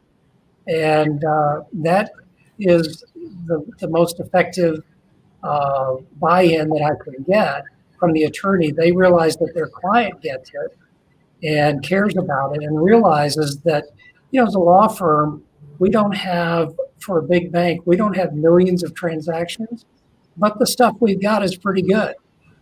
And it's high value information that hackers are interested in. So that realization, I think, is what gives, our program a boost internally. Is there's nobody in our firm that doesn't have a cyber story to tell, either personally or through someone they know. And they come to me and say, how are we not doing, how are we not vulnerable to this? We had one of our peer firms that was down recently for several days for a ransomware attack. I can't tell you how many emails I got on that one. It's all you have to do is look at the news headlines and realize that this is something that we're all dealing with and living with and trying to get better and move through on a daily basis. And I tell the attorneys, look, our digital footprint we used to be in a size 10. Now we're in a size 10,000 because, you all that work remotely and at home, you've got how many devices that you're working on. Yeah, that's great. But no, and I think you brought up a great point because you brought up the group that you can collaborate with, exchange ideas. I mean, the reason you and I and Phil and other folks, Pierre Luigi, have all kind of connected through this Cyber Houston organization is to share these ideas and kind of help each other out in this constant battle. But I'm gonna go out to Pierre Luigi. You actually brought up a very interesting idea during our prep call that I thought was very valid, and I would love to have this dialogue here around just not copying what everybody else is doing, right? Not just taking these opportunities to collaborate and saying, well, company A is doing B, company B is just going to do what company A is doing. And so, Pierre Luigi, could you elaborate a little bit? And I think we're going to get into some nice little dialogue here of what you were referring to around that area. Yes, definitely. Next time we have a pre-conference call, I will be keep quiet so I don't get questions. That's why I managed to miss it. We'd love to hear Pierre I Luigi. get punished for making a comment. No, okay. There is a tendency on, and it's not a wrong tendency by all means, right? To see what others are doing. We all do it all the time, not just in cybersecurity. What works for others. However, there is also a tendency, especially in cybersecurity, where I see it because that's the sector I worked in for 20 years, to be lazy, if I may, right? To say, oh, it works for them. Let me just take it outright and do it the same. Policies, procedures, the protection, the education, whatever it is about cybersecurity that in the moment that you're trying to put together. In fact, this panel is supposed to talk about how to build a competitive cybersecurity program, right? So if you think that a competitive cybersecurity program is going to come by copying what your neighbor is doing, that's not going to happen. Because for as much as Andy is a law firm, a large law firm, global, whatever their problems are not going to be the same problems of my lawyer with 3 employees and 1 office. Similar, but not the same. Right? So the lawyer, it may be an overkill for the lawyer. Right? The same for Phil. What they are doing with a large organization may be an overkill for somebody else. However, I also don't want to fall into the other side of the question. Where in the previous panel, somebody again mentioned, and I say again because it's something I keep hearing for 20 years, mentioned reasonable cybersecurity. reasonable is a term that lawyers love. As a cybersecurity expert, I flat out hate it. Okay, there is no other word, because reasonable reasonable for you is not reasonable for me. Reasonable in terms of what is reasonable really? Liability. What is your liability? What is your loss? In the past, when we did the risk assessment, our assessment used to be, how many servers have I lost? How long is it going to take me to restore the data, to rebuild the server? How many man hours? How much time downtime? That's it. Done. Today, you have GDPR and CPPA, and your risk is a lot higher. You can lose your entire company. You can be on the hook for so much money that the risk assessment needs to change, and therefore, what the word reasonable changes the meaning, changes its meaning, right? When Experian lost their database, they didn't just lose a database. They caused an enormous damage to the entire country. And so did Target in 2013, right? And so did everybody else. The damage that they caused is that my information and your information is out there permanently and will never be lost, will never be deleted. This kind of damage, unfortunately, we're not punishing these companies enough. Since we have a lawyer in the panel, and we had 3 lawyers in the previous panel, I think something needs to be done in terms of the consequences in order to force these companies to understand the risk in a different way, to evaluate it from the damage that they cause to others and not just the damage of the downtime to their own company. At that point, they will start realizing that copying somebody else's information security policies isn't enough, that they need to do a true risk assessment, understand what they really need with real experts on the matter, and then may turn out to the risk that you need the same as somebody else's, by all means, because it's not like we're reinventing the moon every time, but at least it's done in a way that is well thought out and not just copycat taking the lazy approach. So Pierre, I'm going to jump in because I think I wholeheartedly agree with you. I think one of the reasons that the drive for both GDPR and NIS in Europe forced a consequence that basically says that your organization can be fined a percentage of your global revenue was exactly this point. The word reasonable is hugely subjective and needs to be much more fact and risk based, because reasonable changes, as does risk. And the challenge that most organizations face is that we have a cadence of when we'll do a review, and it happens on an infrequent basis. And we're all very, very good at not necessarily having to worry about outrunning the bear. I just have to outrun the guy next to me. And I've worked in large enterprise, I've worked in small companies, and the needs tend to be different. But the general reality is, what do I have to spend because they perceive it as a lost cost? This is cost to our business. They don't see it as an enterprise enabler to your business unless you change the conversation. And I've spent the last 5 years doing exactly that. My board conversations are, cyber can enable your business to transform, whether it's managing third-party risk more effectively, whether it's improving the efficiency and effectiveness of your colleagues and in your employees throughout the world. You can drive a huge number of things through good cyber practice, but you have to be specific to each enterprise you work with and understanding the end-to-end connection between both customers and suppliers. And I don't know how many times I've had this debate, have a framework, get a framework, or pick a framework. It doesn't matter which framework you pick to an extent, as long as it applies to your business. And to your point, we're really good at reinventing and borrowing other people's stuff and saying, that's good enough. Yeah, that's reasonable. Because legally we're covered. But from a consequence perspective, we often are not.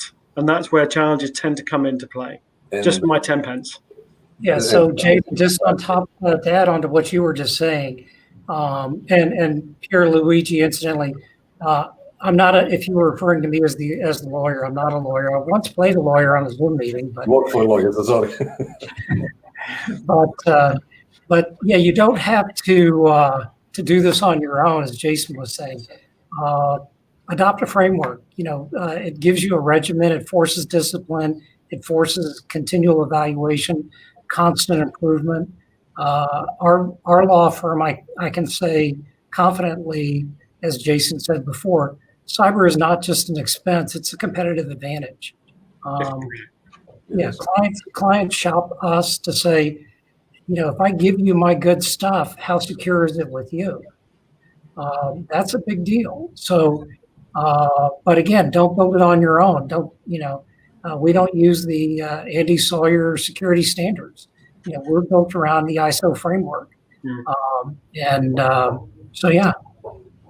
But a framework is just that. It's a framework.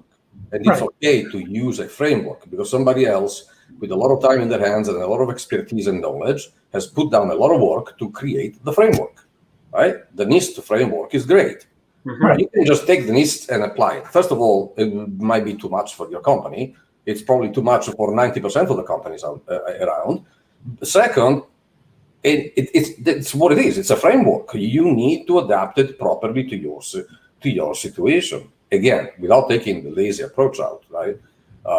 Because it goes against also another one of the conversations I've had with my clients or prospects over the years. That all they are interested in is a checkbox. And by all means, I'm in business to sell. And if all they want to do is fill in a checkbox, I'm happy to do that, right? But at the end of the day, I am not happy professionally when I do that, because that's not why you should be purchasing, I don't know, a CM.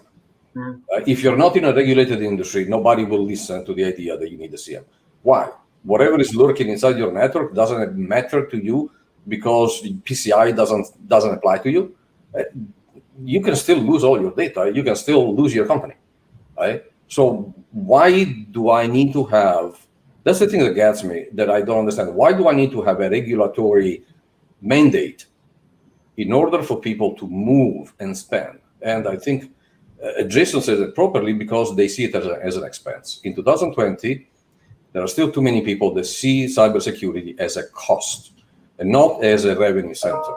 And yet, it should be seen as a revenue center because most companies won't do business with you if you don't have proper cybersecurity. So at the end of the day, it's not just a revenue generator. It's like, if you don't have it, you don't have a revenue. Well, Yeah, it's a hygiene factor that organizations, we had the same conversation with clients literally every day.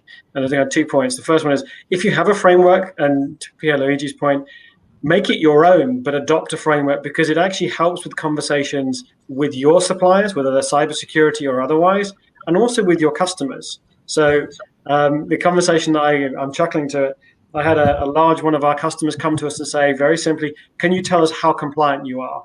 So I pulled out ISO 27001 and I gave them our standard response. This was a report that's based on a regular review, which I had to do it once.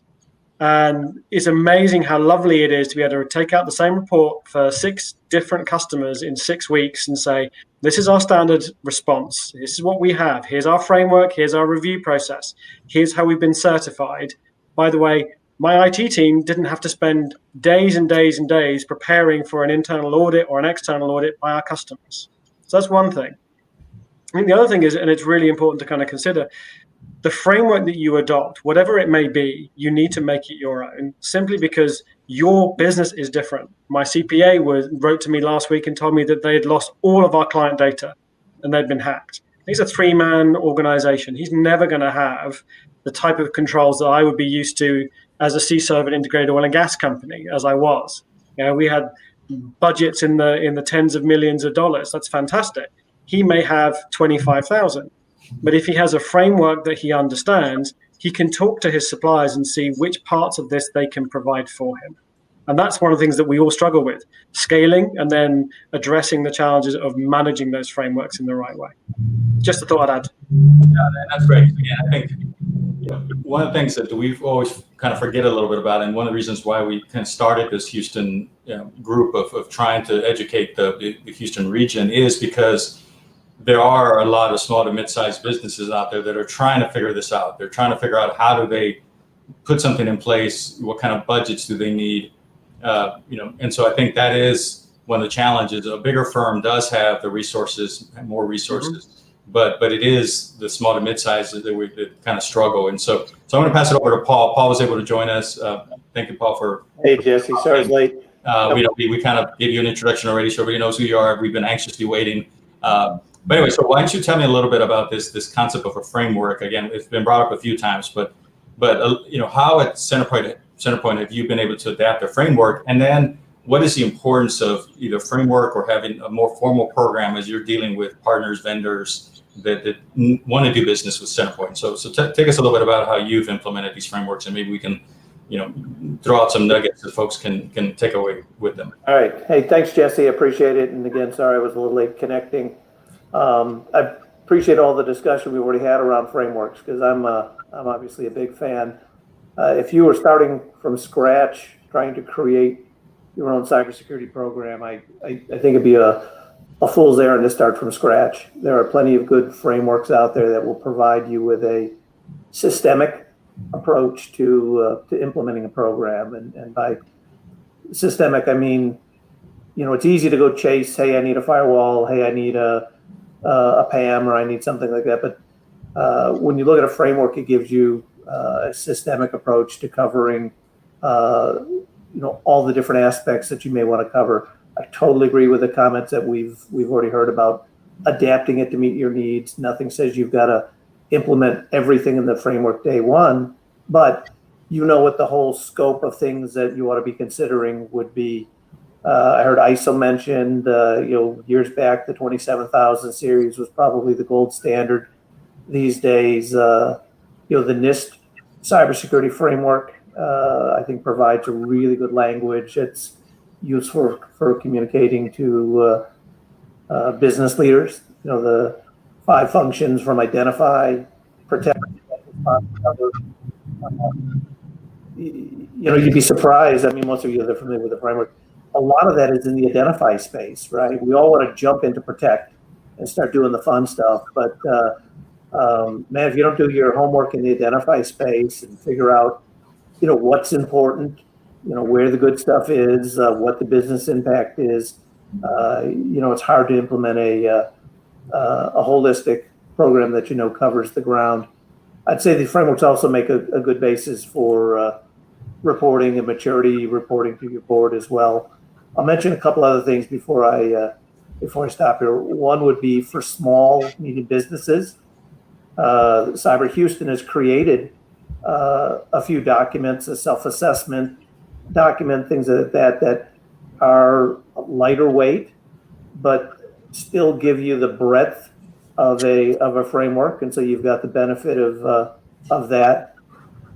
And maybe the last thing I'll mention is, in terms of sort of competitive advantage, there's a new standard, CMMC, that's a cybersecurity maturity model certification, which is a requirement for federal DoD type contracting. So if you're a business that wants to do business with the government, you may find yourself needing this CMMC certification. And again, it serves as a framework for building out your program. And I do expect, actually, at some point, a company with a score of 3.1 may get the bid over a company with a score of 2.9. You're both pretty good, but the day will come when those contracting out for services, they say, I'm going to go with the provider that has a stronger security rating. And so just reinforcing some of the earlier comments that using a framework can create a competitive advantage for your business. Thanks, Paul. And I think you brought up a couple great things that I want to highlight here. One is, the idea that sometimes when we say framework, especially CISOs or IT lead folks, we say framework and immediately everything's technology, technical. But a lot of the framework is really around procedures, processes, documentation. And I think that's important for folks to know. And you also mentioned one of the resources that the Houston group has put together, which is, the Cybersecurity and Vitality Guide, and also that assessment that we put together that hopefully helps folks, be able to say, okay, well, it's not as it doesn't have to be as complicated as what the framework sounds, right? You can bring it down, simplify it. It can be used for any size business. And I think you're seeing on the screen here a few of the reference materials that are in the cyberhouston.org. Shameless plug, because that's our organization.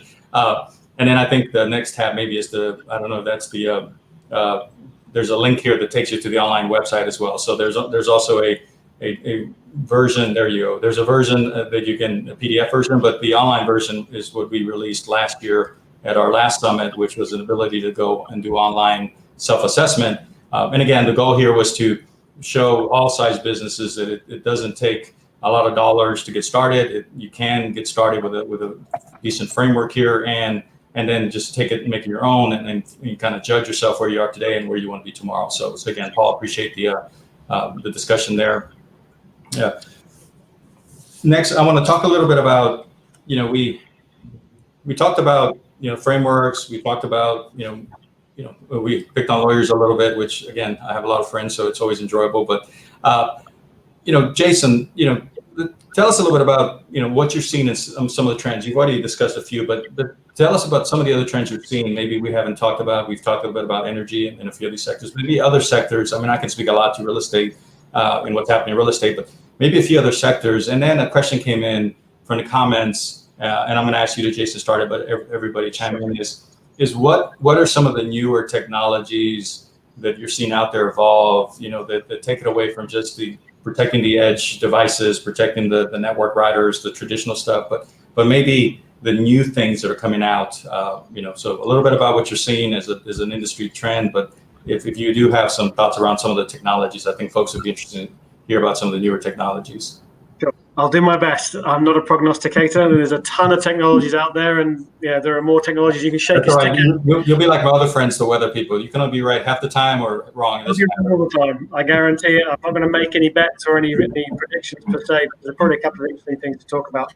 But actually, what Paul said I thought was really interesting. There's something that I actually just wanted to add to his comment before I kind of pick up on what I see in the bigger marketplace around the Houston space.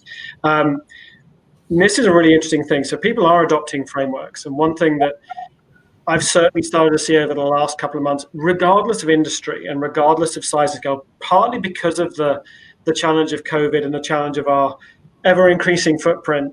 10,000 people that we used to have in one office are now 10,000 people in 10,000 locations with 65,000 people around them, all borrowing their internet connections. So what we're starting to see is a little bit, I think, Andy mentioned it very nicely, is you've got to try and figure out how you're going to work in this new reality, because a lot of organizations aren't going back. But what Paul said really resonated with me, because one of the things that really has come up time and time again is the end of the NIST curve, if you're the end of the NIST piece, which is around recovery. And it's one of the things that I'm talking to a number of our clients about on a regular basis, which is, I'm sure Luigi will probably say the same thing, you will get breached. Anybody who believes that they will not get breached, please find a door, come back in with a new head, because trust me, you will get breached. If I've been breached in every organization I've worked in, God forbid, I hope it's not just me. I don't think I'll bring it with me, but I can't say that. Yeah, I'm looking for the Jonah whale to appear somewhere near me. The unlucky charm. Well, in fairness, I've had to clear them up more than anything else. And part and parcel of the challenge is recognizing you are going to be breached. And one of the trends that's definitely out there, large or small enterprise, is what am I actually going to do to recover? So we're spending a lot of time helping organizations think about, look, what's your business continuity plan? Do you have one? Have you thought about your recovery? Do you know where, to Pierluigi's point, do you know where your crown jewels are? Do you have those things identified? Have you got a backup? What are the 3-5 things that might impact your business significantly? And how are you prepared to recover? Been talked to large organizations like Hexion that have had some tough times. Norsk Hydro had some really tough times. They were absolutely hammered with ransomware attacks. And this is in the operational technology space, which is older than I am, creakier than I am, and focuses on safety and absolutely not on the capabilities around IT shiny new. So thinking holistically, and Paul, you look after an industry that has a ton of old technology and OT as much as I do. I remember it very, very well. It's genuinely quite interesting to go into that space. But organizations need to start thinking broader about, well, how do I recover? What does my recovery plan look like? Do I have a test? Have I been able to do it? And it doesn't matter how big or how small you are. You can do that from the scratch from day one. Literally sitting down and doing a whiteboarding exercise of what's my most important stuff? How often is it backed up? How often do I test that backup? And when have I tested the recovery of it? Because if you haven't done that, I guarantee you, when you have a bad day, and believe me, these bad days seem to happen far more frequently than we'd ever like to admit. And in the current climate, cyber attacks are up threefold. You know, our adversaries aren't sitting there going, "Oh, COVID, guys, I understand." They're sitting at home saying, "Fantastic. Let's make their life even more miserable," because their attack footprint and surface has got so much bigger. So I think it's one trend that we're definitely seeing is that the attack surface has broadened and organizations are starting to think more holistically about, well, what on earth do we do to test our recovery capabilities? That's one part of it. Jason, I was going to build on that. You know, when you think about something like ransomware, I mean, ultimately you can protect like crazy, but the only true defense is backup. Yeah. Right. I mean, it's going to happen, and when it happens, either you're backed up or you're not. And if you're not, then you've got a problem, and you need to be thinking about recovery. That's not the only thing you think about. Again, that's the value of the framework, is you got to think about all these things, not just one. Like I say, historically, we all love to think about protect because that's the cool stuff. Yeah. But you know, the day's going to happen where you're going to have a problem. You're going to have to respond. You're going to have to recover. Not as cool, but while super important that you're ready when that day comes. Actually, enough to your point, Paul, it's exactly where the money lands. Because when you have a breach and you have a situation, I had the misfortune or the fortune to be living next door to Ukraine when the first Ukraine attack happened. And I literally gulped because I was running cybersecurity for an integrated oil and gas company. The reality is it isn't the fun stuff. You're absolutely right. But it's the stuff that actually protects the bottom line, because that's where how many days trading can you survive without your critical data? How many days will you handle it, and how quickly can you recover it, and to what point becomes a really important set of questions. So there are technologies that you need to that we can address, though, that are, in my opinion, going towards the future of cybersecurity. Very, very briefly before I go into that, to Paul's point about the recovery, what many companies fail to do is test the recovery. They do the backups, and they don't realize they're backing up a megabyte a day, but when they're trying to recover, they're recovering 3 terabytes. It's going to take them a week.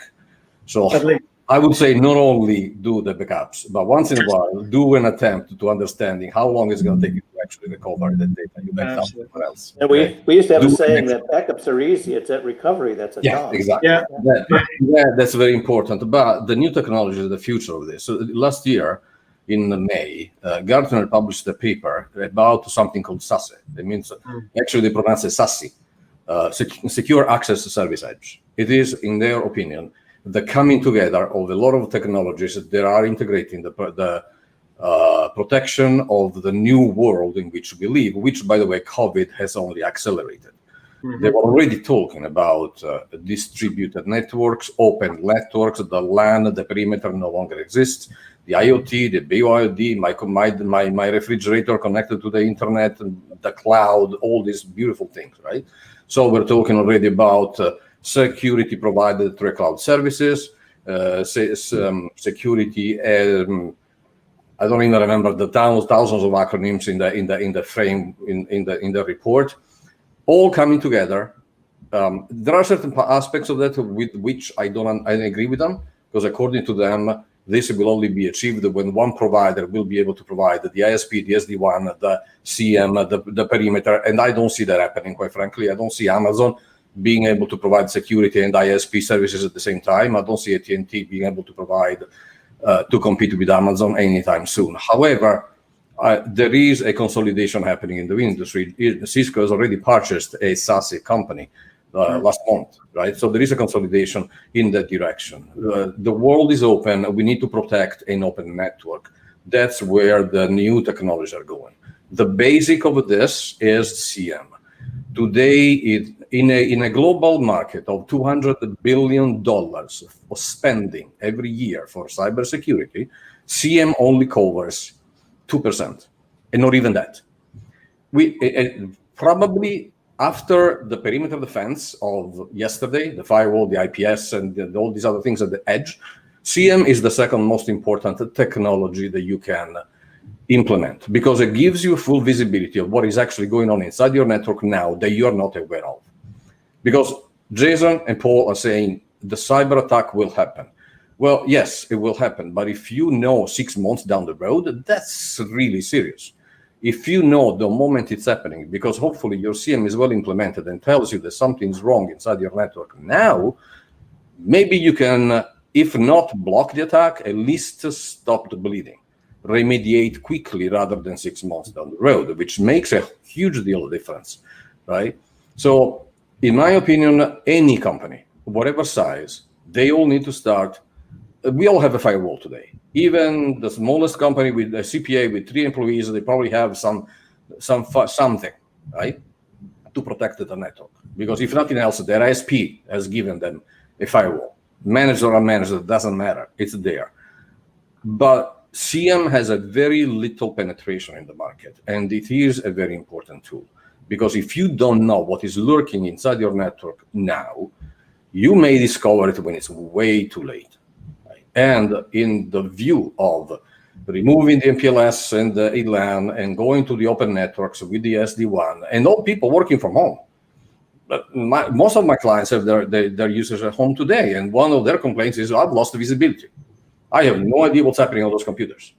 Well, a tool like the CM allows you to install things on those computers that will bring the visibility back. Especially the new tools are integrated in the cloud, and they are using machine learning. Please, machine learning, not artificial intelligence. Augmented intelligence. Sorry, augmented. Come on, machine learning. I'll stick with that. But and they give you back the visibility that you have lost, allowing you, if nothing else, to intervene and remediate quickly. Because,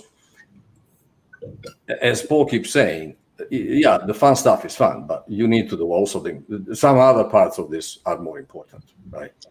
So I'll jump in a couple of things, Pierluigi, and I agree with you that we need better technology in the detection and the response capabilities.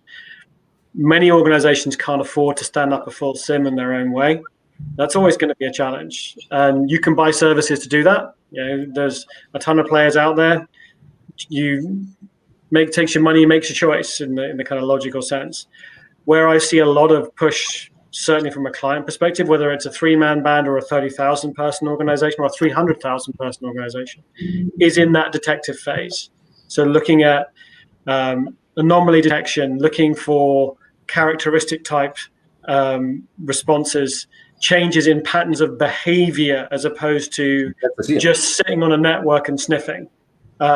Then having the ability to deal with that. The sad truth is that most of the breaches that we get called in to help fix, the indications of compromise are there 6 months plus. Still. And even with a well-implemented SOC, I ran Vodafone's global SecOps capability globally. We had 650 billion events of interest a month when I started. And we pared it all the way down over 100-odd countries. The reality is that a SIM solution set, to your point, needs to be implemented effectively, and that needs to be maintained. And the challenge with most organizations is that they implement and they run. Well, you run. You need to outsource it. There is another point that I'm sorry, this will sound like I'm biased on the subject, and probably am. But if you build pipelines for a living, stop trying to do your security. You wouldn't build your own police force to guard your door. Do not build your own police force to guard your network, right? Because there is only so much you can do. At the end of the day, somebody in a force of 500, maybe they may have the resources to do that, but the kind of resources that it takes to deal properly with the tools like CM, but also with the firewall, require expertise that smaller companies cannot purchase. And therefore, the likes of KPMG as well offer a lot of these services to different levels, just for the reason to solve that problem. Because at the end of the day, maybe the best solution is do not even have a cybersecurity plan at all. Just let somebody else do it for you. Well, Pierre, and again, I think yes, in some cases, but I think, as I think about this COVID situation where a lot of us are working from home, and probably, there's been other panels and we've had discussion where this is the new future, right? I mean, there's going to be a hybrid mode of work from home, work in the office, work from home. And again, being in real estate, I love everybody to be back in the office, but reality is people are working from home. And so it's not just that you outsource to the 3-man band, but now you got to make sure you're protecting the home, you're protecting your children, you're protecting your spouses, your neighbors, everyone. And so this idea that you can just outsource and get someone else to do it, I think is awesome, but I think it's very difficult if you think about this mode we're in right now. So I think that's where the awareness and the education, and I'm going to kind of circle back as we have just a few more minutes to Phil. We talked a little bit about HASA and what you're trying to do with our medical information and data. Again, when I think about the fact that I can walk around with a mobile device and it's got everything I need on it, then all of a sudden there's, I've just put everything on one device. Now I got to protect it more. I got to back it up. I agree with everyone. You got to back it up. Make sure you test the backups. I usually educate folks on backup and recovery and restore when I talk about, hey, what happens when you lose all your photos on your mobile phone because you didn't back them up, right? And that's how I try to teach people about backups. But Phil, talk to us a little bit more about, you and Andy, we've talked over the years, and you guys have built some really strong programs for that awareness. And we've talked about the human being the weakest link, but talk to us a little bit about, what you're thinking about and implementing or maybe changing or enhancing as we go into this more flexible work arrangement. And then I'll ask Andy to say the same thing, and then we're going to open it up for folks to for any finishing thoughts. But I did want to get back to Phil and one more time.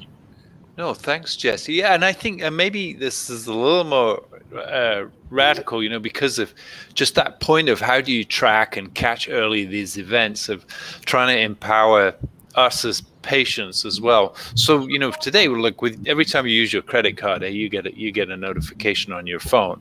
But there's no such thing happens in healthcare. You don't know who's looking at your records or where they're going, and who better in the audit scenario than the individual whose data it is and knows who's looking at it and be able to either authorize that or at least be aware of it and use that machine learning, artificial intelligence, to be adaptive and catch those odd behaviors or learn that. So really looking at, and I think the other thing that ties in with what we're doing is maybe a little more unique to healthcare, but you've got the same thing in oil and gas in terms of wells, is identity management. How do you know who you're communicating with? How do you know who that person at the other end is, what they're authorized to do, and that you're avoiding stealing identity? So I'm really interested as well in technologies around identity with two-factor authentication. So, for example, let me give you an example of a clinic. Say I turn up at a clinic and they take my regular old demographics, my name and address, which is on the internet, so everybody knows that. But now, I get a token to my phone and with a number, and then I can give that to that front desk person, and they put that number in their computer, and it goes, oh yeah, this really is Phil Beckett, or hold up a minute. And that would help us both with identity theft, privacy, and could help us with authorization of sharing records, allowing the freedom for sharing, but also better managed, better audited, and better controlled. So those are just some ideas that are half-baked that I would love to explore more with all of you. Good to hear. Half-baked at all. So the one thing, Jesse, I kind of would kind of my parting thought here is that I always say that cybersecurity is as much a social science as it is computer science. And we talked a little bit about, the technology piece, but particularly with our attack surface being so broad now, I just can't tell you how important collaboration is. I've certainly seen the tenor of the attacks on our attorneys change dramatically over the last 6 months because the perception is that people are isolated, they're working alone, they're easier to pick off from the herd one by one. And so I can't say enough about how important it is to be communicating across the organization. Don't miss an opportunity to be on video, to chat with other people. Again, collaborate social science. These are social attacks that we see today. Yeah, of course they're still coming at your firewall, but they're really coming at you.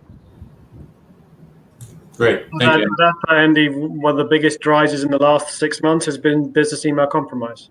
Yeah. Because it's easy to do when I don't have a social interaction with you, and I can tag you from anywhere that you are and intercept you. And we talk about new shiny technology, and I'm more than happy to talk about technology till the cows come home. But we still have to do the basics right, and a lot of organizations are still struggling in that space. Yeah. Well, and I appreciate it, Jason, because I think that's where we're hoping this organization, these type of events, can continue to raise that awareness, and again, educate folks that there are the basics, right? That there are small things that everybody can do. That it's not just about technology. A bunch of us are technologists, and we love. Someone said earlier, shiny objects, but it is around the human factor and the basics. So I appreciate that. I'm going to let Paul, final words, and then I'll hand it over to Pierluigi. So any final words in the last minute? Yeah, thanks, Jesse. Appreciate it. We talk a lot about technology, but I think the essence of a good program starts with, good asset management, knowing what you have that is most valuable, most important to your company, and, could cause the most harm if it wasn't protected. If you start there, and that doesn't cost a lot to do that. If you can't protect everything, protect, those things that are most important to your business. Yep. Make sure you identify that secret sauce or that special recipe. Great. Thank you, Paul. All right, Pierluigi, any parting thoughts here? Very quickly. We seem to agree on the basis of all this, but I want to reiterate that most companies probably should try to look for help. It is very important because cybersecurity is a very specialized field of IT. It is not just installing a computer, and it's not just words. It does take a lot of involvement into the field. Therefore, it is always a good idea to look outside for somebody specialized in order to do it better. All right. Well, I think that brings us to the end here. Again, I want to thank Andy, Jason, Phil, Pierluigi, and Paul. Appreciate the conversation, and again, we could keep going. This is a very interesting topic, but I do appreciate it and appreciate the friendship with all of you, and you guys continue to stay safe. And with that, Umesh, we're going to pass it back over to you. Well, thank you, Jesse, and everybody. Phil, Andy, Luigi, Jason, Paul. What a great content. Absolutely power hose. A lot of stuff coming through in the comments. I want everybody give everybody a big hand and give a shout out and put their names in. If you want to put in, go Jesse, go Phil, go Andy, go Luigi, go Jason, go Paul. Put it into the chat session. Let everybody know that you appreciate all the great input, great comments. So with that, let's bring in the next panel. And I believe we have Elizabeth, who is going to be, hi Elizabeth, how are you? Hi, I'm good. Hi, Umesh. Hi, everybody. It's been a good day so far. It's been full of content, excellent content. Good to see you. Thank you for coming on. And I know that you've got your guests already lined up. I don't want to burn up your time. Thank you, Elizabeth. You've got a fabulous session called taking a deep dive into state and local cybersecurity needs. You've got a power panel going with Elaine Nicholson, Chief Privacy Officer at the City of Austin, Daniel Hankins, who is the relatively new as the state cybersecurity officer, but welcome Daniel, and Michael Wyatt will be joining you too. So with that, I want to just turn it over to you and thank you for running this panel, and then I'll be back at the end of this panel. Okay, thank you, Umesh. I'm excited. So as Umesh said, my name is Elizabeth Rogers. Welcome to our panel topic about taking a deeper dive into the statewide and local cybersecurity needs. I wish this panel had been available when I worked for state government. I think a brief review of my background will help frame today's topic and show how important it is to all of us. About 10 years ago, I was appointed as the first Chief Privacy Officer in Texas state government. following one of the top 5 data breaches in Texas history. Working with my brothers and sisters in information security and information technology, along with Mike Wyatt, who is one of our panelists, we created the first official privacy division and wrote the first written security incident response plan for the agency I worked for.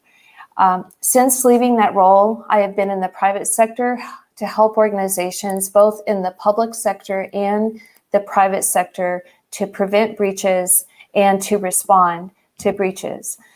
Let's fast forward to today and look at a brief review of the current state. In the last 2 years, the Texas public sector has been in the news as often, if not more often, than the private sector. Starting in August of 2019, Texas made nationwide headlines because of ransomware attacks in the New Front attack, and that affected 22 cities in the state. This year, we have seen 2 state agencies and Tyler Technologies suffer from very sophisticated ransomware attacks. In addition to the BlueLeaks breach, several local jurisdictions have also been affected. So this current state is becoming an even bigger concern because ransomware gangs have developed a new kind of Texas two-step. They are demanding ransom with no guarantee the data will be returned, while also threatening to publish this sensitive stolen data. Despite the state having implemented laws and Senate bills that aim for more robust cybersecurity protection within state government and Texas businesses, there are still breaches occurring daily because of ransomware. The right course of action? It's for every organization to understand the extent of the cyber hygiene it takes to protect their systems, but often local and state governments do not have the resources for the level of protection they need. Joining me today to discuss how we can bridge that gap in the supply of resources and the demand of resources are 3 expert panelists. Please join me in welcoming, I hope that Daniel has joined. Daniel Hankins, good afternoon, Daniel. He is the cybersecurity coordinator for the state of Texas.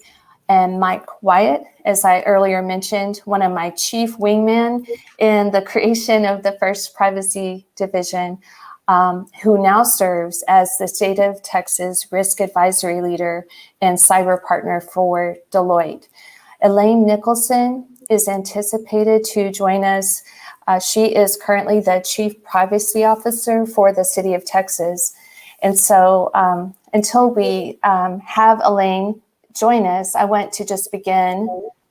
Elaine? Hi. Hi, perfect timing. You missed your own introduction, but let me reintroduce Elaine Nicholson as the privacy rock star for the city of Austin. And we are going to begin. I think you're an appropriate person to start with, Elaine, because you're the person on the panel that really has a demand for resources from a cybersecurity standpoint. So why don't we spend some time with you discussing some of the challenges that a Texas city may have to deal with, especially in this period of indefinite work from home circumstance. Sure. And let me give my usual disclaimer, which you've probably already given for all of us, but I'll do it again, that the viewpoints that I expressed today are my own, and they're not necessarily representative of the city of Austin or any other entity or organization. So I think the cities are unique in the sense that they have their organizational structures are very vast, and there are a lot of different business models or business type models throughout the cities. So for example, the city of Austin, I think we have over 50 different offices and organizations, and each of those offices and organizations have different types of, if you will, business models within them.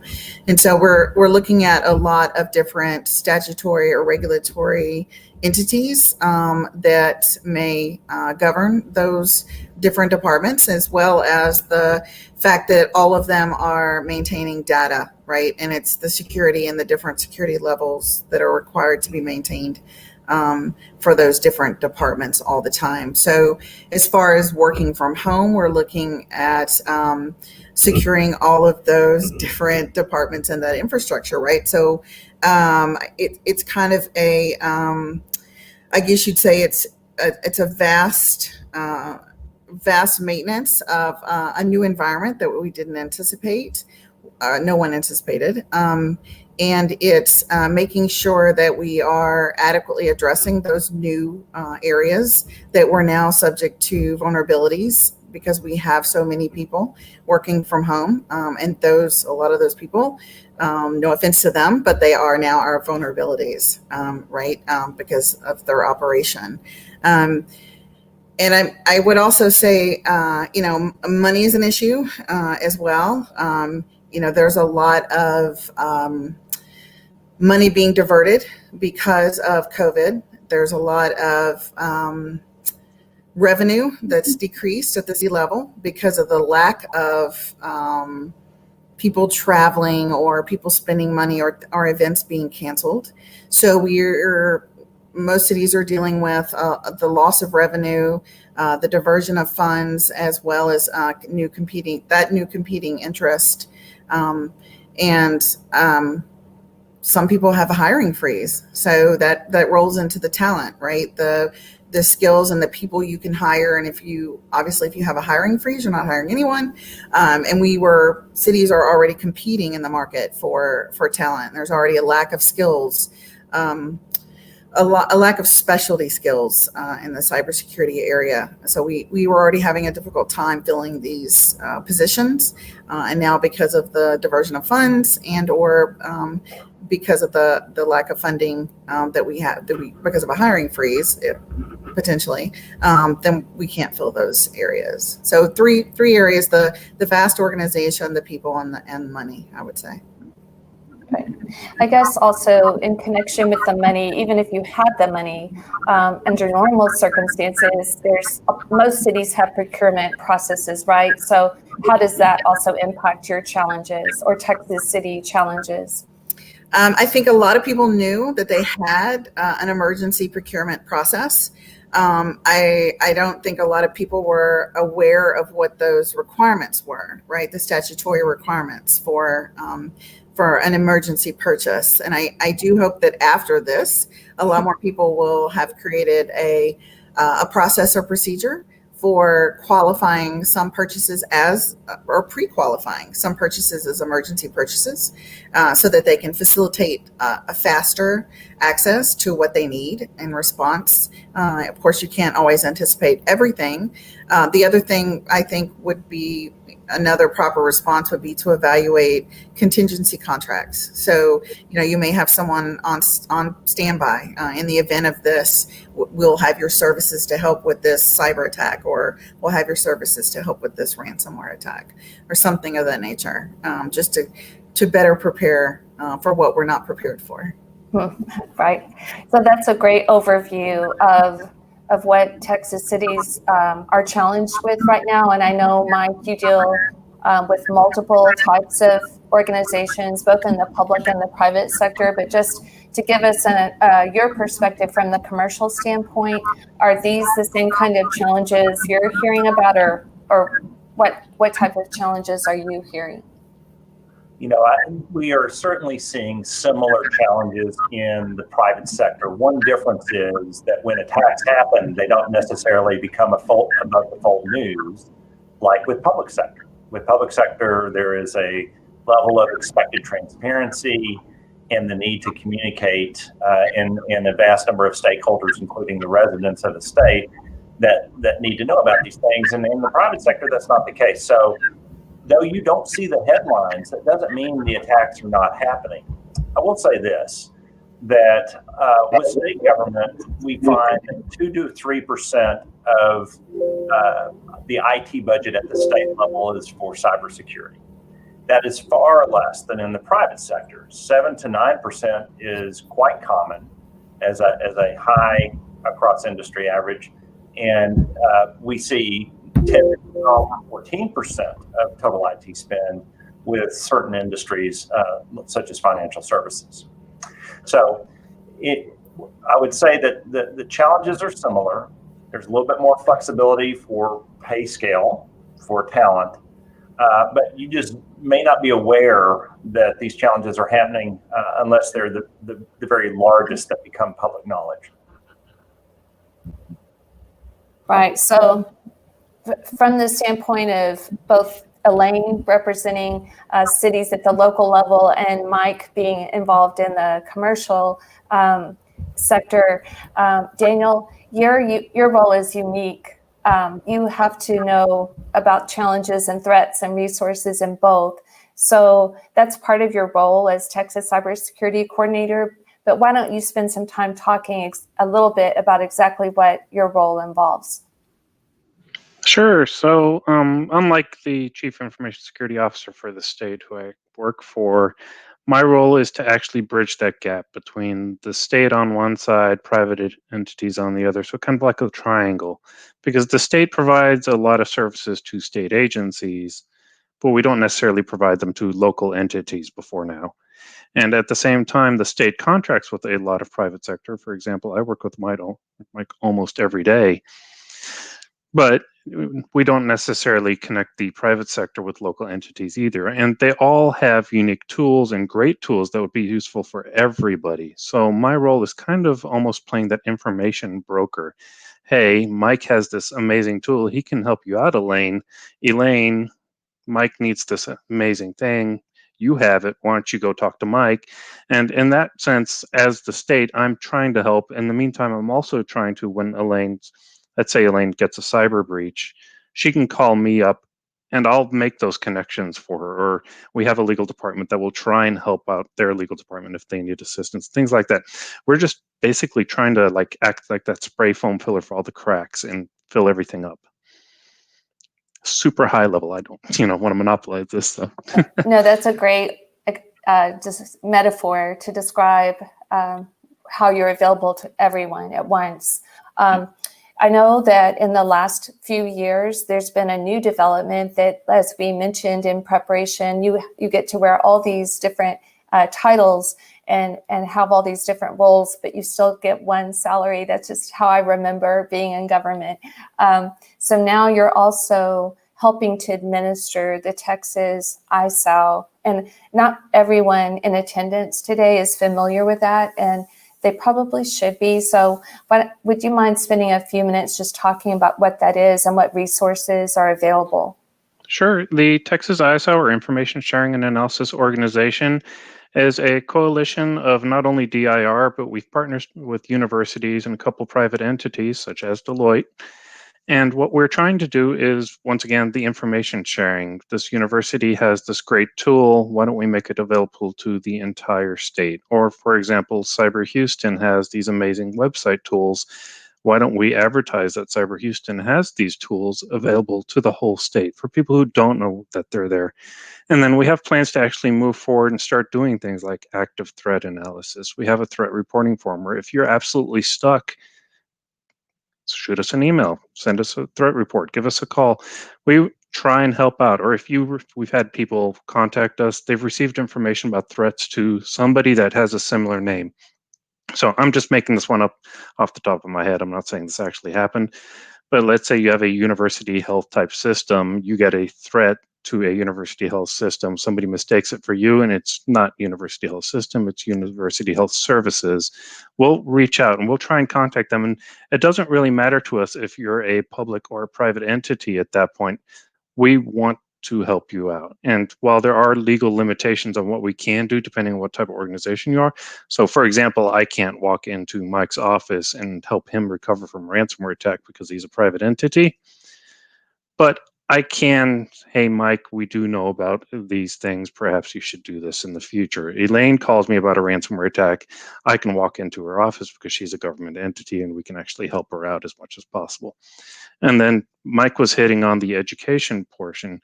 One of our big initiatives is there is a cybersecurity workforce gap. It's massive. I'm sure Mike and Elaine could tell you all about it.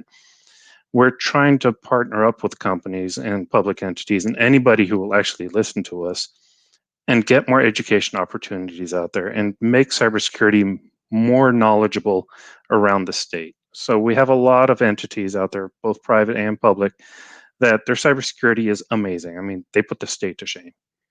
But then we have other entities where the hamburger joint down the street probably has better cybersecurity than they do. And we want to raise the baseline for everybody at that point. And if we can get people who work cybersecurity to help train those other people and, even introduce them to cybersecurity, we're helping everybody get a little bit better. Even in the legal industry, we're having a problem with the pipeline of people who are really qualified legal professionals who know both sides, who know the technical side and the legal side. So I hear that, and I know that that cities are struggling with that as well. So with that, Elaine, speaking of a need for resources, what resources does DIR offer that you feel are valuable to cities, and what are some of the key things that cities need to have in place?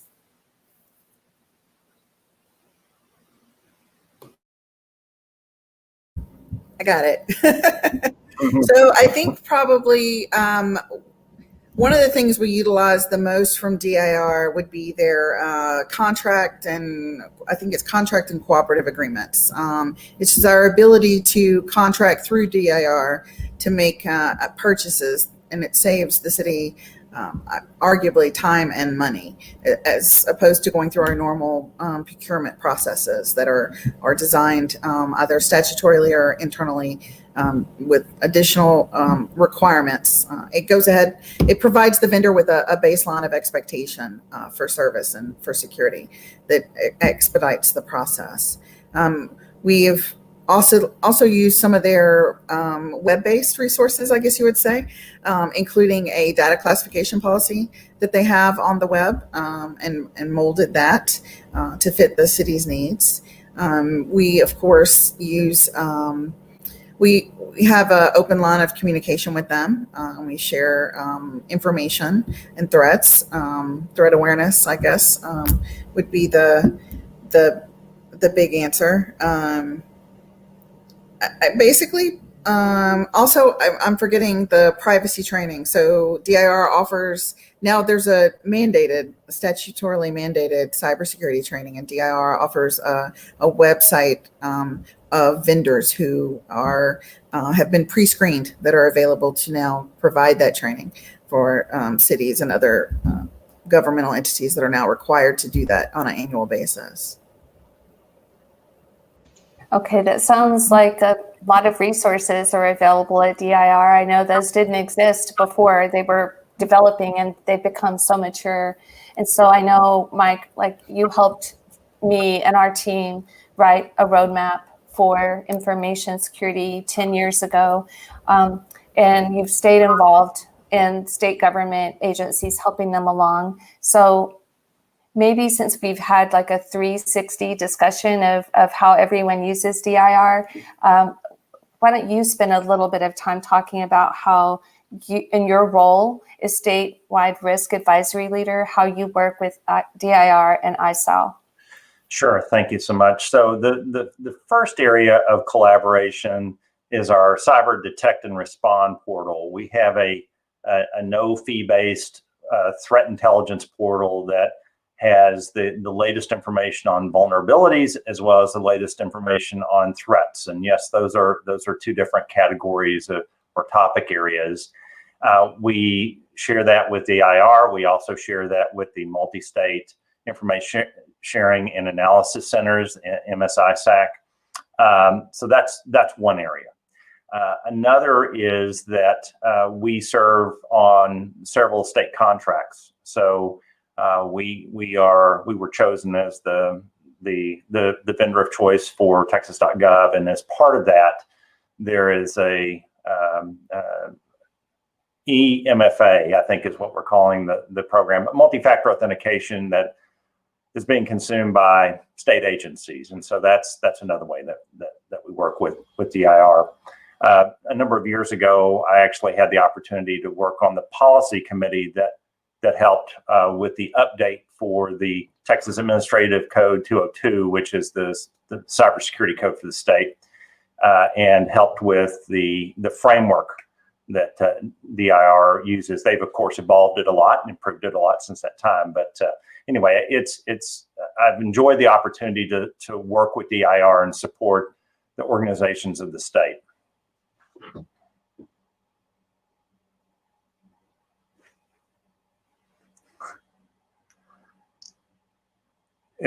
Elizabeth, you're on mute now. I'm sorry. We all have our turn in the barrel. Sorry. Okay. So if you were going to share how the government and the private sector would go about learning about the availability of these resources, how would they be able to find out? You certainly can contact me, because sometimes on our DeloitteNet website, there's a lot of information. We're a pretty large organization. And if you search for cyber risk services, you'll find a lot of helpful information. But in lieu of that, you certainly can contact me directly. Okay, and go to the website or contact you. Yep. And so, Daniel, this has evolved so much, like I said, since I have been involved. Now that you're in a full-time role and there's still evolution going on, are you aware of anything you can share publicly about any expanded resources that could be available both to the state and local government and the private sector? If you go to iso.texas.gov, and it's free for everybody in Texas. In fact, it's free for everybody in the world at this point. You can sign up, and we send out email lists. There's 25 email lists now that you can pick down to your actual individualized sector of what critical services you are. In addition, we send out notices, say when we've actually worked with Deloitte Threat Portal and Deloitte's threat team on, we have this new alert, we have this new threat. We'll send those threats out as well. We share speaking opportunities with people that we know want to speak. We have lots of our partner members coming to talk on talks like this one, for example. We are actually working with Cyber Houston on how to engage closer with Cyber Houston and start sharing all of Cyber Houston's information out with the rest of the state. We work closely with the city of Austin and Yang over there and all the others. They contact us a lot and they share a lot of good information with us. And we just, like I mentioned, kind of like that information broker, we're just trying to get it out there. But the very first step is sign up for our mailing list, because that's our main way to get things out at this point. And then eventually we're going to get a nice fancy portal like what Deloitte's is and build it all up and everything. But right now we're at that email stage. And then if you email us back or you fill out the threat reporting form, the entire CISO team at DIR, although originally we were focused only on state agencies, we have shifted towards local governments and private entities a bit. So if you email us, the entire team is watching those email boxes and we're ready to help and respond. That's an excellent resource. So you're doing a lot of sending information out, creating awareness, creating a culture of awareness. Are there any opportunities for entities like cities or state agencies to send information in to you all? And if so, can you talk about that? We have an email address, iso@dir.texas.gov, that reaches us, or the threat form. It's right now we're in what we're calling phase 1 of the ISO build out, which is more of the push. And it's taking a little bit for people to realize that, yes, we are the state, but we're not here to mandate things to you. We're just here to help.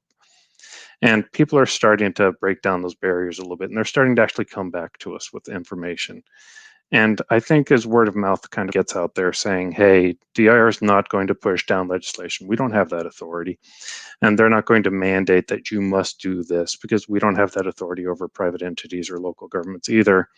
They're just here to help. Hopefully more people start to spread the word that, yes, we probably could let DIR know, and then DIR will come out and we'll let everybody know if you let us. If you don't want us to tell everybody about something, we won't. But as I mentioned before, we're just here to help and to try and help you make connections with whatever you need as well. Excellent. I know you need as many PSAs as you can, and so I know this is helpful. I remember struggling myself to get the word out. So so when Umesh and I were talking about a year ago about this panel, he had a very strong passion for making people aware that he would like Cyber Houston to support the entire state.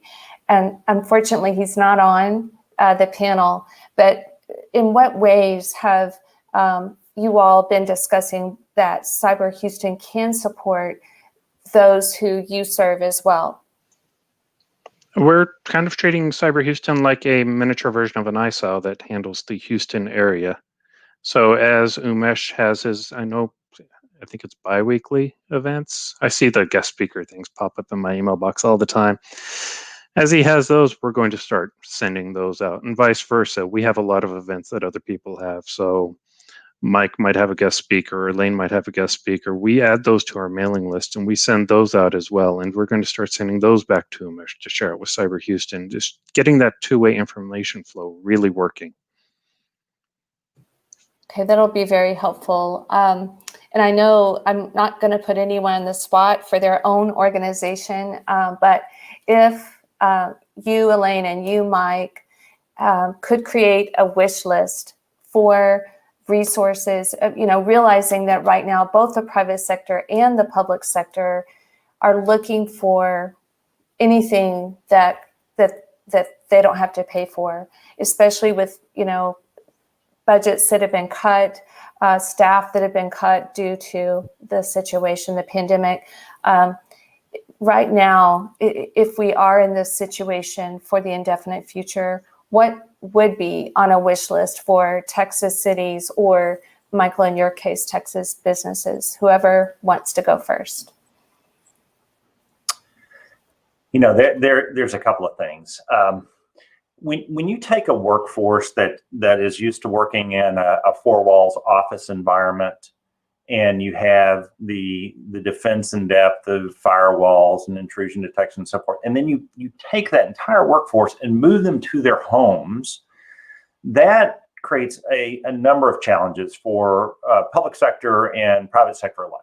And so if I could just wave a magic wand, and every connection from a home office back to an organization to have strong authentication or multi-factor authentication, that would go a long way to helping reduce the amount of successful ransomware attacks. That's one particular piece that I think is important. There's a lot of other things that are important. I think the other piece that we find too often is that organizations oftentimes figure out what they're going to do when they have an incident during the incident. And that's a terrible time to try to figure out what to do. So by going through tabletop exercises or simulations or war games, you'll hear all three of those terms, with executive leadership, head of the organization on down, the legal side, the operations side, the IT side, bringing those teams together and thinking through, well, what happens if we have a severe situation? When do we bring in outside counsel? When do we activate incident response with our vendor partners? Having that figured out in advance will result in so much a better outcome. I'm a big fan of Stephen Covey. It's not necessarily what happens to you, it's how you respond to it. And you do have choice in how to respond, and that preparation can make all the difference. Elaine, I know you're not speaking on behalf of the city of Austin, but having your experience in a local government, what do you think you would have in common with other Texas cities as far as a wish list?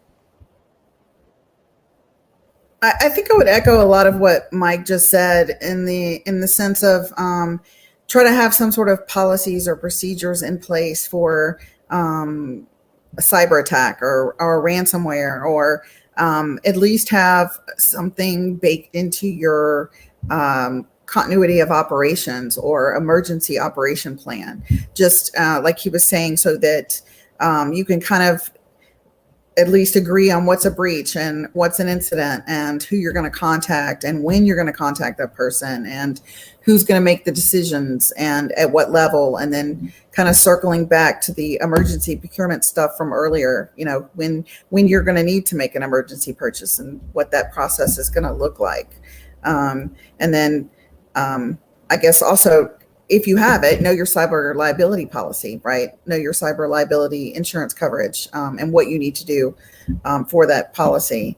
And then most importantly, and again, as Mike was saying, since everyone is working from home, training and awareness, you know, make sure everyone knows what they're supposed to be doing, train all your internal people and also your third-party vendors, since we're outsourcing a lot nowadays, and makes at least the vendors who are somewhat vulnerable to a cyber attack. Yeah, if you don't mind me jumping in, I'm going to reiterate what they both said. Entities that have a plan, even if it's a napkin plan, do so much better in a cyber attack. In fact, in any kind of disaster, than those that haven't even started having a plan. And if you can get your executive buy-in on that, you are light years ahead of somebody who's never been at that level. Because when I've walked into cyber incidents and those that didn't have a plan and hadn't engaged their executives at all, and you walk in and their executive is completely lost and had never even realized it could happen, those people were in a world of hurt compared to the other ones that had at least talked to them and said, hey, we need to be prepared in case something like that happens. And just that simple one-line sentence can open up a whole new world for you. Right.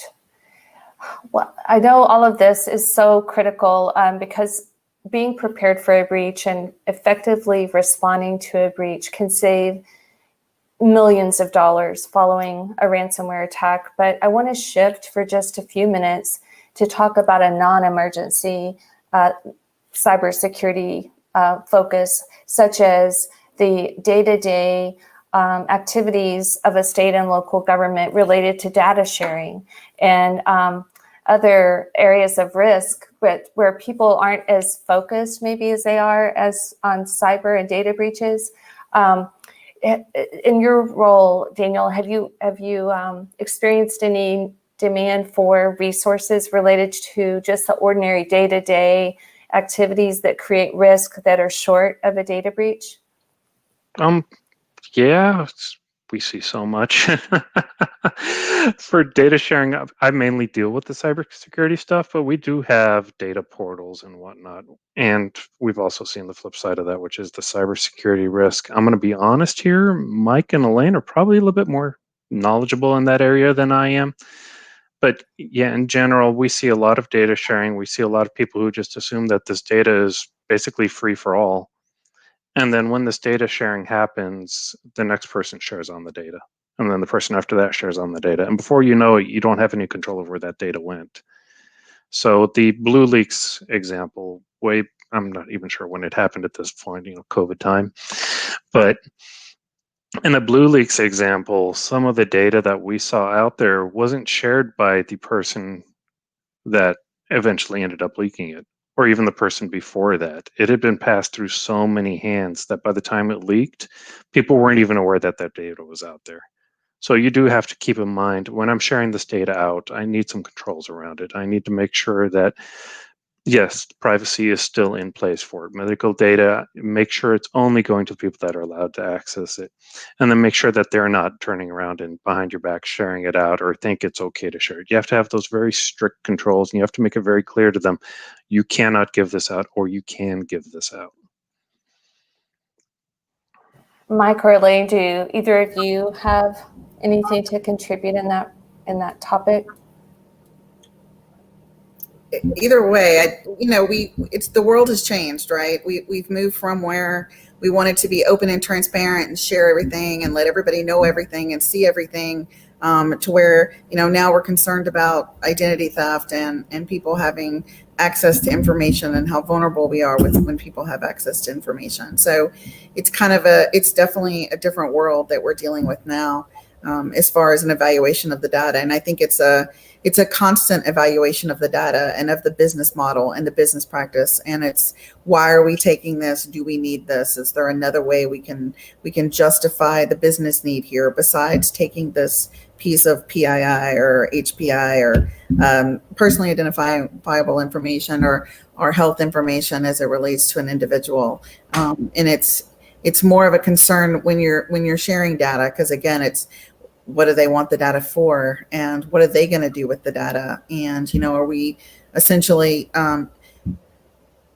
maybe sharing data that wouldn't otherwise be subject to a Public Information Act request? Not to take us into the Public Information Act, but for governmental entities, we are subject to open records, as it used to be called, the Public Information Act. So almost everything we do is public, with the carved out exceptions that the legislature has made. So it's and the Attorney General's office. So it's kind of it's even more important that we review things from a business process standpoint, because if we are taking it, then we have to protect it and secure it.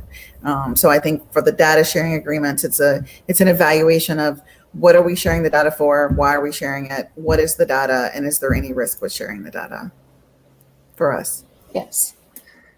I think, just to add a little bit to those points, so often organizations don't really have a good handle on the sensitivity of the data in their systems, especially when they have a big data lake or a big information warehouse where there's been a lot of different feeds that have been consolidated, which is great for reporting. It's terrible for protecting, sensitive information. And so Elaine mentioned earlier data classification. It is not fun work. It's not the cool cybersecurity work, but it is so necessary to identify the assets that are meaningful in the organization, that house the sensitive data, and then making sure you add the protections around those systems, because you're not going to probably be able to protect everything evenly. And even if you were to, there might be so much user friction that you might have a rebellion on your hands. But knowing what needs to be protected and how it needs to be protected and what needs to happen from a governance perspective is really something that I think we do need to talk more about, especially with when it becomes a legislative issue. And I'm on Governor Abbott's Privacy Protection Advisory Council, looking at CCPA in California, GDPR in Europe, and other states that are beginning to really think about the importance of privacy. Getting a handle on the data and how it's shared, especially with third parties, is just really critically important. Right. I mean, this is an era, like starting in 2020, I think we're going to see an even greater evolution in information privacy practices, going hand in glove with information security practices. So way ahead of the breach, just getting, like you point out, Michael, a handle on your assets, your hardware, your software, plus the data, and knowing where they live will go a long way to prevent the actual data breach from occurring.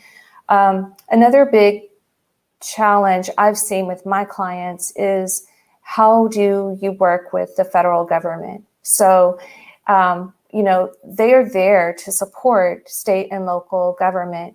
The way I've worked with them is the FBI gets involved in a ransomware gang, because they're a known gang that threatens law enforcement agencies. In fact, that was the last big breach I worked with. But many municipalities and state government agencies don't know how to work with federal government or when to work with federal agencies. I'd like to just open that question to all of you, open up the whole panel to talk about ideas and takeaways for the audience about when and how and what agencies to work with when that need arises. I'll go first. In my opinion, if you have a cybersecurity attack, and this is just my opinion in general, you should let law enforcement know, because at least that way it's on their radar. Even if they didn't take something that is super precious to you or meets a certain monetary threshold, if you let them know, it goes into their catalog of, we've seen these attacks and we're seeing these attacks, and it helps build a better profile of the attacker. And then even if it is a bunch of minor attacks, you may be helping prevent the next big attack, because we often see them prodding smaller targets before they hit the big one. So if you lose anything of value in a cyber attack, let law enforcement know. The worst that'll happen is law enforcement will go, this does not meet our thresholds. But at least you tried at that point. And like I said, that's my opinion, not DIR speaking here, but. Michael or Elaine, have you all or either of you had experience in using the resources available from DHS or CISA in either preventing or responding to breaches, or are you aware of other cities and what kind of best practices are out there?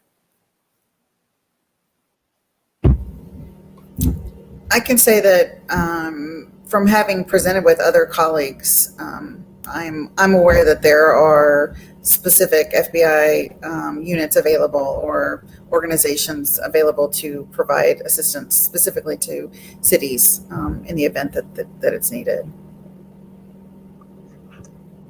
Yeah, I think that knowing who to contact. Well, first off, check with counsel before phoning law enforcement. It's always a good first step. Get permission from the tower first. But knowing who the cyber lead is for your area is really important. And I would also say that in addition to FBI, Secret Service gets involved when money is involved. When there's a money fraud situation, oftentimes they'll engage as well. So one thing I would say from an expectation standpoint, I've worked with a couple of states where the FBI has had to come in and help with big, major public breaches. Don't expect a lot of bilateral information sharing. They're going to collect a lot of information. It's going to be treated very close to the vest as they do their investigations and figure out if it's tied to larger criminal activity or nation state activities. And so I know that I've had some public sector clients get a little frustrated that they're not getting anything back. That's okay. If there's information to be shared back, they will certainly engage. But you're not going to get ongoing updates on the investigation as you might hope to have. Yeah, but they'll get you an update eventually. But like Mike said, it may take a while. But when you do get an update, we've gotten some. They are very thorough. It's pretty impressive. And if you're a state or local agency and you don't know who to contact, give us a call. We have contacts with federal government. We will engage everybody underneath the sun that needs to be engaged for you. That's outstanding to know, especially from the standpoint of like I said, so many agencies or counties or cities really don't know who to call. So is InfraGard something that people should be aware of? And when you mentioned regional level of contacts, are they there as a resource, or would you say that the FBI itself is the first point of contact?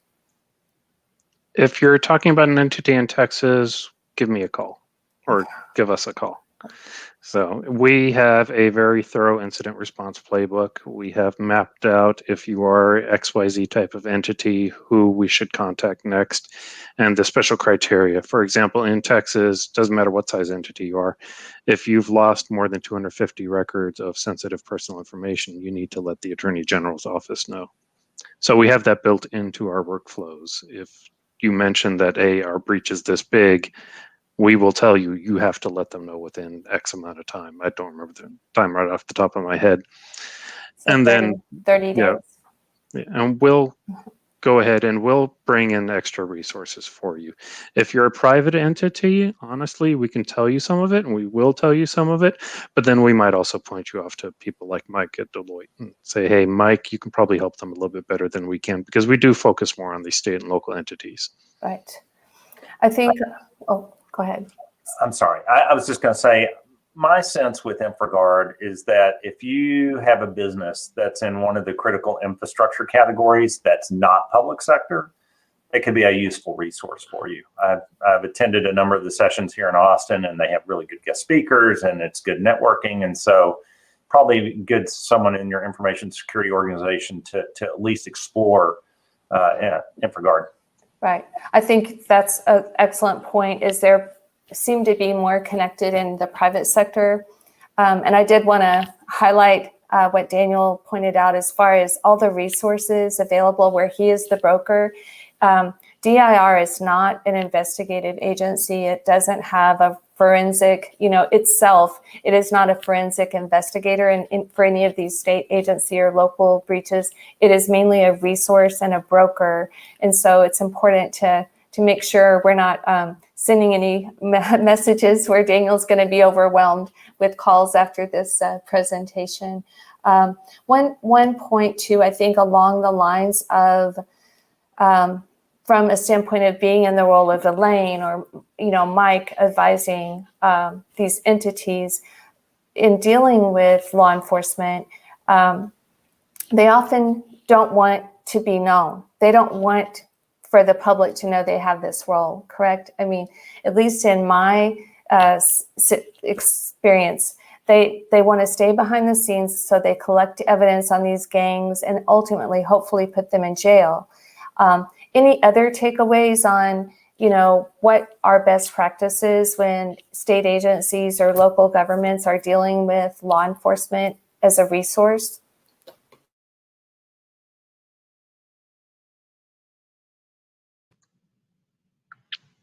Wow, it's quiet. My experience with law enforcement is generally they don't mind being known that they do that work. They don't want to be known that they're investigating a particular incident. So we've dealt with the FBI and the Secret Service and everybody else. And while sometimes the news crews capture that they're there, they don't really want the malicious actors to realize that they're also being investigated. It's kind of like when you get hit by ransomware.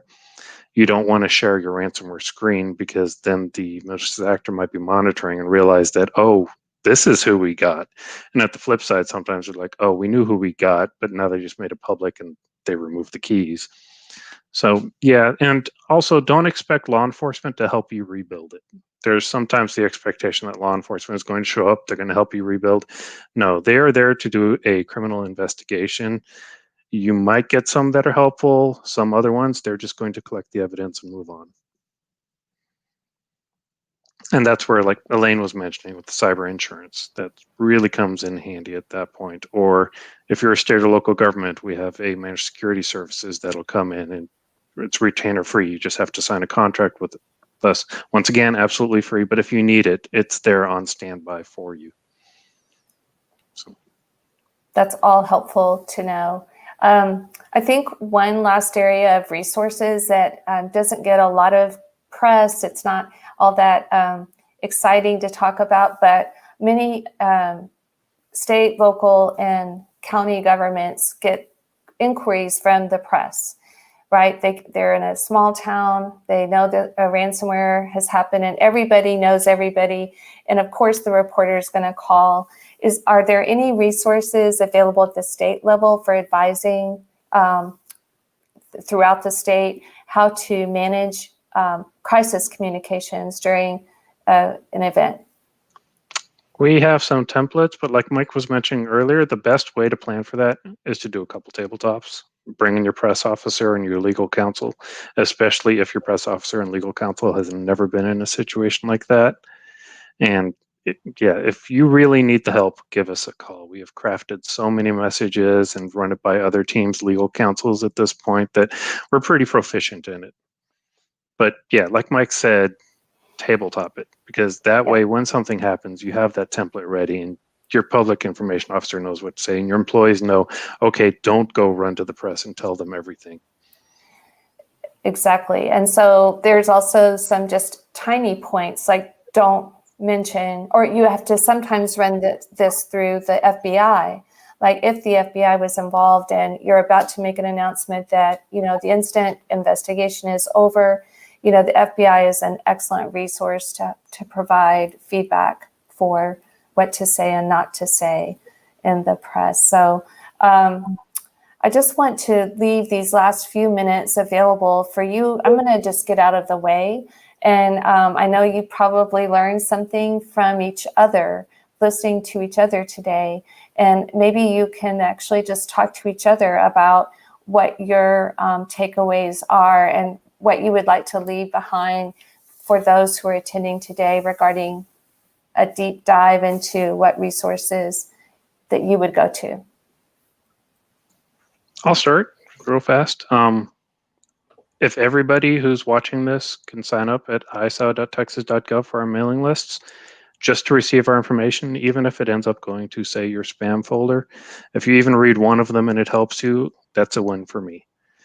And then if you can give me feedback on what we can do to make things better, like Mike gives us feedback, hey, you guys could be doing this better. And we've talked to the city of Austin. They've said, hey, you could be doing this for us. If you can give us that feedback, we're always looking to improve. Okay, brilliant. I was glad to hear that there's violent agreement about the importance of tabletop preparations. If you look at the public ransomware situations at the city level, large city level, you can pretty quickly tell who had a plan and who didn't.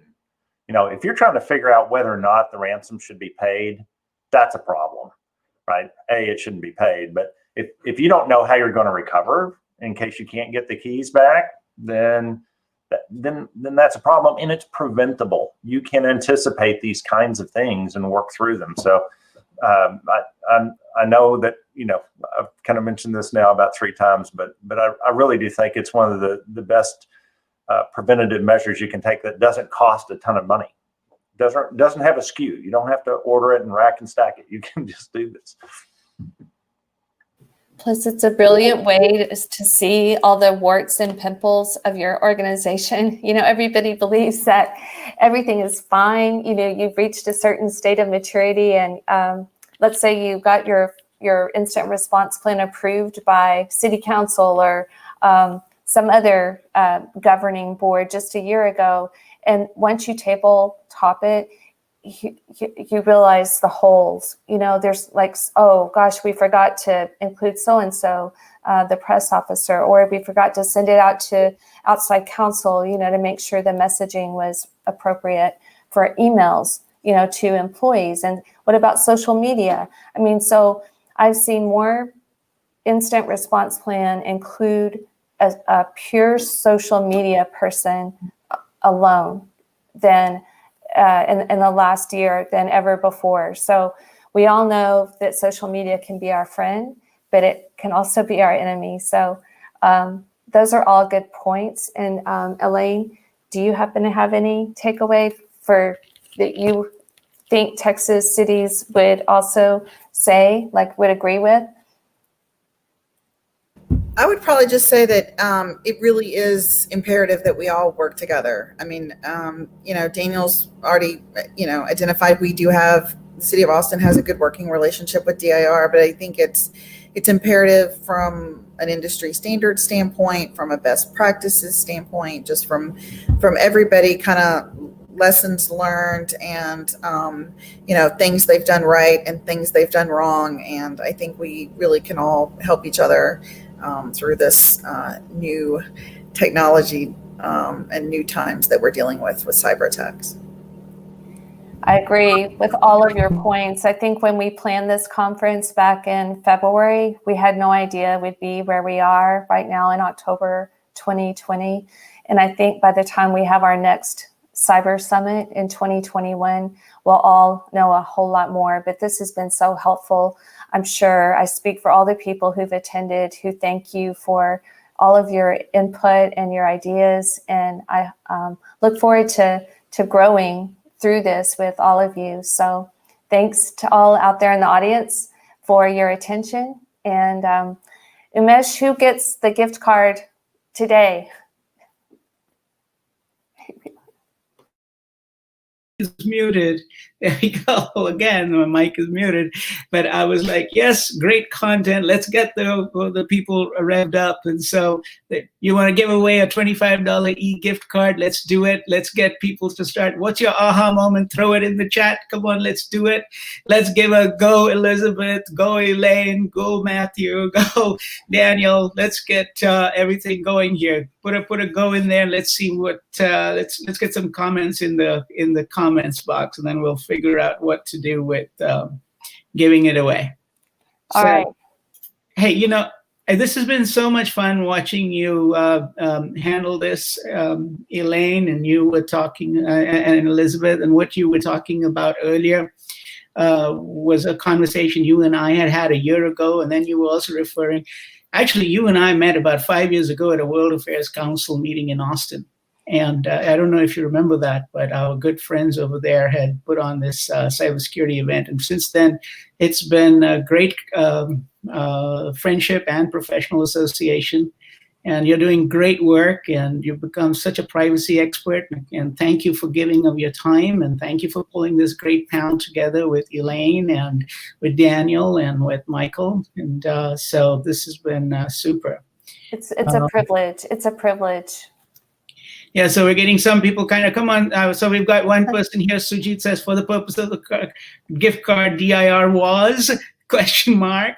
We're getting Mesmer that says, go Elaine, go Daniel, go Mike, go Elizabeth. So that's good.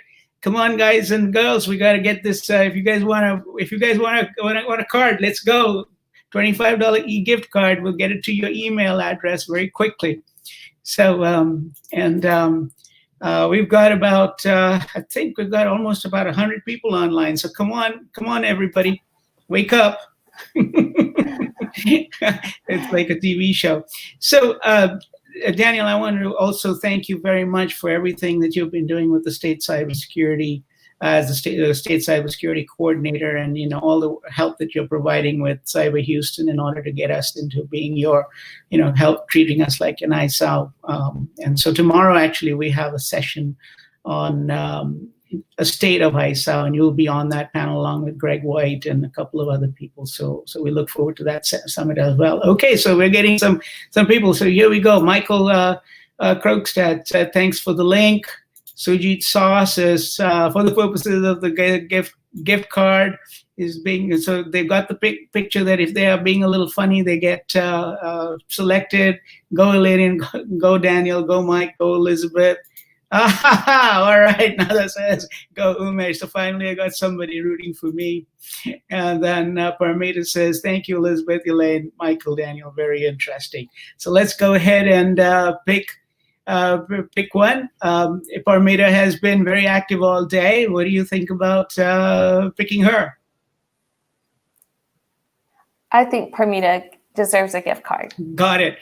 Parmita, you are our winner for today. And we will get in touch with us at info@houstoncybersummit.com.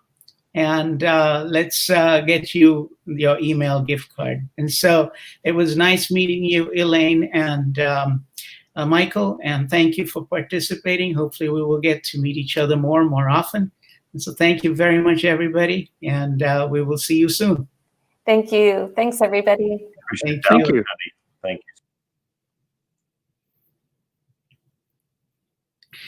And so with that, folks, we've been we're almost to the end of the day. We've got still a lot of people online, and we've got a ton of likes and hearts, so we appreciate that. We're about to bring on our next panel, which is the last panel of the day. So let's bring on our moderator. And hi, Tony, how are you? Hi there, I'm fine, thank you. I'm looking at the screen and thinking, where are the rest of my speakers? Are they all logged in? Yeah, we've got a couple of people that are already logged in. I think we've got a couple more people logging in. So as the we're going to bring panelist them on for you very quickly. We've got Stan and we've got Tom Wynn already, and then and we're getting a couple of others logging in right away. So, okay, so you're going to give me another few minutes? I'm sure you'll get a couple of minutes. Absolutely. So. Thank you for doing this. We're going to bring everybody on. We'll start bringing everybody on. And folks, we have Dean Ambler, the Dean for the College of Technology at the University of Houston, and a good friend of ours of Cyber Houston. And as full disclosure, I do serve on the board of the two advisory board of the two gentlemen that you're seeing on the screen, both at the University of Houston College of Technology as well as HBU. Good to see you, Stan. And I'm not going to burn your time. I'm going to turn it over right to you, Dean Ambler. So over to you. So it looks like there's two of us here right now. So we're expecting some more. Oh, here comes another one. Tom's here. Tom. All right. So as we, Tom, yeah, we're all here. It's almost all here. Thank you all very much for joining. Let me just start by sort of saying this is probably the most important and relevant topic of this whole summit, the next generation of cybersecurity leaders. So we've got an all-star cast here. I'm going to quickly go around. We've only got an hour and we've got 5 people as panelists. So we don't have that much time to discuss things. We've got a few opening questions which we can get things starting. But we're also asking for you to submit questions as well, which we'll put to the panelists. Very, very quickly, I'm going to introduce each of them. Luann Harvey, and you're there, I can see. With your bicycle in the background.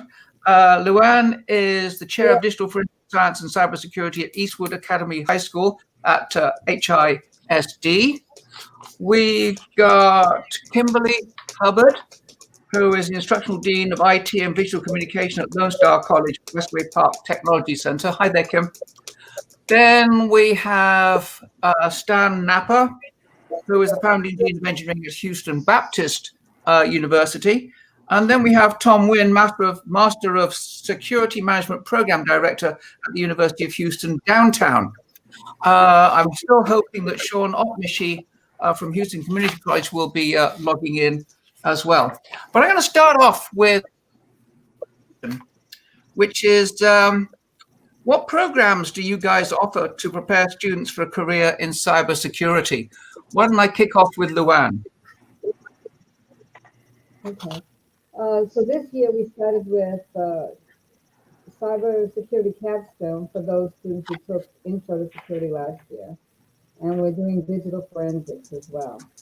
And the lead-in for sophomores will be networking. Okay, thank you, Luann. Kimberly? So Lone Star College has a very well vetted program. Actually, we have 2 programs. We do have an AAS program in cybersecurity, which is a 2-year program. We are building a level 2 certificate, which would be a 1-year training under the AAS degree and would fully transfer into the AAS degree, which is, of course, a 2-year program. And we also have starting this semester, this fall semester, we do have a Bachelor's of Applied Technology degree for cybersecurity.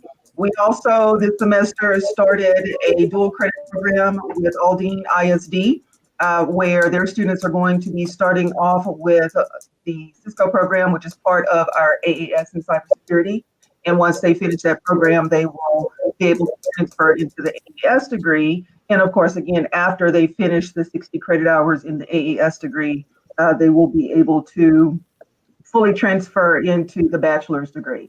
So we have an extremely detailed set of programs that will prepare an individual that has no experience all the way through to the bachelor's level. The program can also cater to those individuals that are coming from industry and do have some experience as well. So the way we've built our programs, we can actually train individuals from ground zero to individuals with 3 to 5 years of experience. Once they finish with the Bachelor of Technology, we also have programs in our corporate college entity, which will give them additional training for some of the more some of the higher level industry certifications, such as the CISSP. So it's a well-rounded program that allows individuals to get all of the experience they need to become cybersecurity specialists. Okay, thank you very much. By the way, Luann, I'm going to come back to you after we've spoken to the other two because your microphone wasn't working too well, so perhaps we can go through your bit again. Stan? Hello. So I'm at Houston Baptist University, where we started just a few years ago a new engineering college. We're offering 3 degrees, electrical engineering and computer science, but the degree that most relates to cybersecurity we call cyber engineering. Cyber engineering is kind of a new degree, and it doesn't cover all of cybersecurity, but it covers the ability to design secure systems at the interface of operational technology and information technology. So we describe it as somewhere between devices and data, somewhere between hardware and software, somewhere between electrical engineering and computer science. And so we share some labs and resources among those 3 degree programs. And what I'm found in Houston when I moved here 3 years ago is among the network of industry partners that we built is there's a real need for people that understand both OT and IT and can do some design work as well as some after build cybersecurity kind of work. So that's our approach.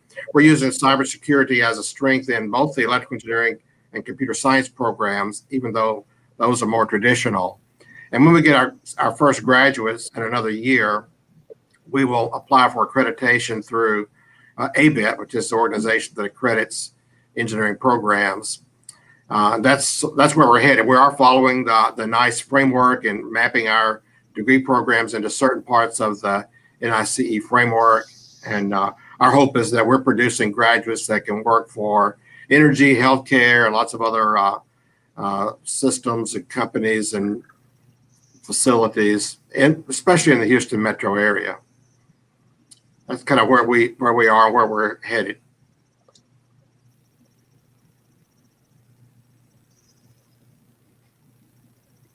Did we lose our host, our moderator?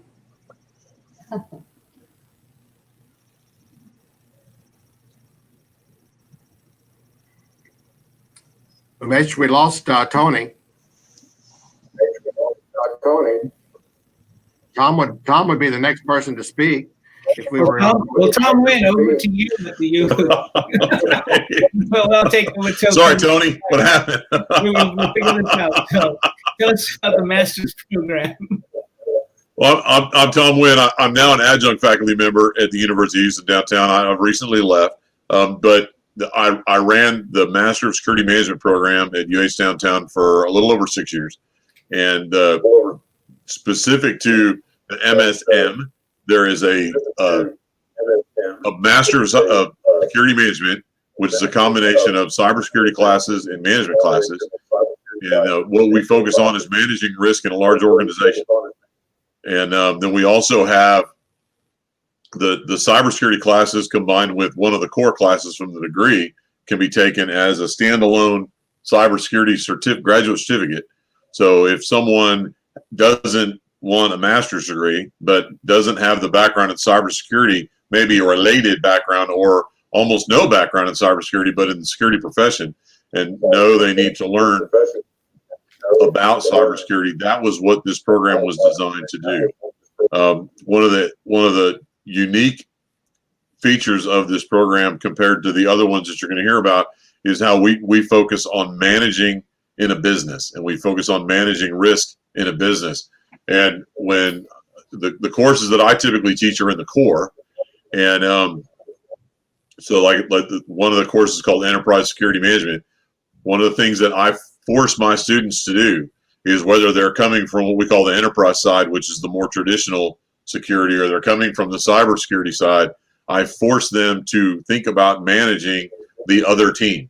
So one of the things that's happening in the security world right now is security directors are, it used to be a large number of the organizations had two. You had a security director that was a cybersecurity director, and you had a security director that was the traditional side. Well, that's starting to go away, especially when money gets tight. Companies are saying, well, why can't I just have one? And so they're having to manage sort of both sides of the house, if you will. And my students will tell you that I drive them crazy but I make them learn a little bit about the other person's swimming pool, if you will. So when they're managing this risk, they understand a little bit of both sides of the house, and that's a pretty important thing, in my opinion, that we understand not just executive protection and not just access control and not just cybersecurity and not just IT and OT, but everything that you need to understand about risk to the organization, and that's what we focus on. Anyway, thank you very much for that. I'm sorry, my internet dropped out in my high-tech house right now, but I came back. Thank you, Tom, for stepping in, whoever controlled that. Luann, we had a bit of a trouble when you spoke, first of all, with your microphone. Do you want to say a few words again and see if you can come over better? I didn't. Can you hear me now? Yes. Yeah. Okay. So when Tom was talking about learning every part of someone else's job, in the industry we call that cross-training. And it's an excellent idea because then you also know what the other person is going through. And so when you're working as a team, you have empathy with each other and you can understand, and sometimes you can crop up with ideas because you've experienced it. So I like that a lot. In our program, remember, they're starting out as they haven't. This will be the first year that they're starting out with networking in sophomore year. But I think that our students now are growing up with computers that are completely locked down until they get to college, and I don't think that's a good thing. So we've enabled cloud labs, simulations, so that they will be able to get to a control panel and understand how to set up a firewall, and do some access control, do user and folder security implementation. And so this way they feel they're in more control. And it's kind of like at this age, they're more likely to take risks with computers, which can be a good thing, but it also scares adults, right? But we have to get them ready for college, and locking them down completely and not allowing them to ever see a command line or a control panel, I think has been detrimental. So I think that online simulations have been changing that, thank God, because they don't have to worry about the kids accessing things that they have no right to, but at the same time, they're able to simulate the environment of a work environment and a cybersecurity environment. And then that's what we're trying to do. We have certifications. They start out as foundational. So we have the most Microsoft Technology Associate certifications in security in the region. And we're not trying to make the record. We're just trying to make sure that the kids have some foundational security certifications when they interview for college. And also that proves their commitment to that type of work or that career. So it's working out very, very well. Interesting program. Okay, Luann, we heard you better this time, but you're still a bit muffled with your microphone. Now, by the way, we're still watching out for questions coming in from the audience. I've still got a few more questions about myself. What are your plans for expanding cybersecurity programs in the next 3 to 5 years to meet industry needs? I'll just quickly start off by saying at the University of Houston, we have a master's degree in cybersecurity, and our enrollments this last fall, 2 months ago, have almost doubled. And we're also looking at undergraduate certificate level programs going on now with the sort of needs of industry and commerce. So as we just left Luann, I'll come to Luann last on this question. So I'll dive straight in and ask Kelly if she could respond to that question about what are your plans for expanding cybersecurity programs to meet industry needs? Sure. What we try to do at Lone Star is make sure our students have a plethora of experience in other areas, not just the specific area that they're training in. One of the things that we consistently do, we meet with our industry partners twice a year, and what we consistently hear is it's great to have someone come in with the area of focus, but it's really valuable to have someone come in with knowledge of other areas, and I think someone mentioned that before. Our enterprise networking program really ties all of networking in together with the traditional security as well as cybersecurity. And we have been working over the last 4 to 5 years to consistently update our programs, upgrade our programs, and make it scalable going forward so that we can meet industry demand. As I stated earlier, what the first step in expansion was expanding to a bachelor's of applied technology, which is a lot different from many of the bachelor's in cybersecurity programs out there. One of the biggest differences for our program is it is a technical-based program. Most often when you find a bachelor's degree in cybersecurity, you get some technical, but it's more geared towards the management side. And that's great. We do need individuals with that knowledge. We listened to our industry panel and we really made a concerted effort to give more technical expertise to our students so that they have the technical side plus a little bit of the management. So the first step of expansion was expanding to the Bachelor's of Applied Technology. We do have full hands-on labs for our students. Of course, COVID has put a little bit of a damper on that so that we are doing a lot of simulations this semester, but we have fully integrated cybersecurity labs that are locked down. They are siloed from our production network so that the students can get in there and break whatever they need to break. They can hack, they can penetration test, they can do whatever they need to. All the data is data that is fabricated by faculty, so we do not work with live data. And that makes it a safe environment for our students to be able to learn all of the skill sets they need. The second level of expansion that we are looking at, again, this is all grouped with our enterprise networking program, which is also part with the cybersecurity area. We are building an additional operations center for the students to get a lot more hands-on experience in a real-world environment. So the expansion of our program for the next 3 to 5 years will be to ensure that the environments that the students are learning in are locked down environments so that they can do any and everything they need to do to learn the specialized skill sets they need in cyber, but also to expand it so that they're getting that real-world experience in an environment that mimics the work environment or the workplace that they'll be working in. One of the consistent messages that we always have from industry is it is very difficult for them to hire graduates because graduates don't have enough experience and it is sometimes a liability.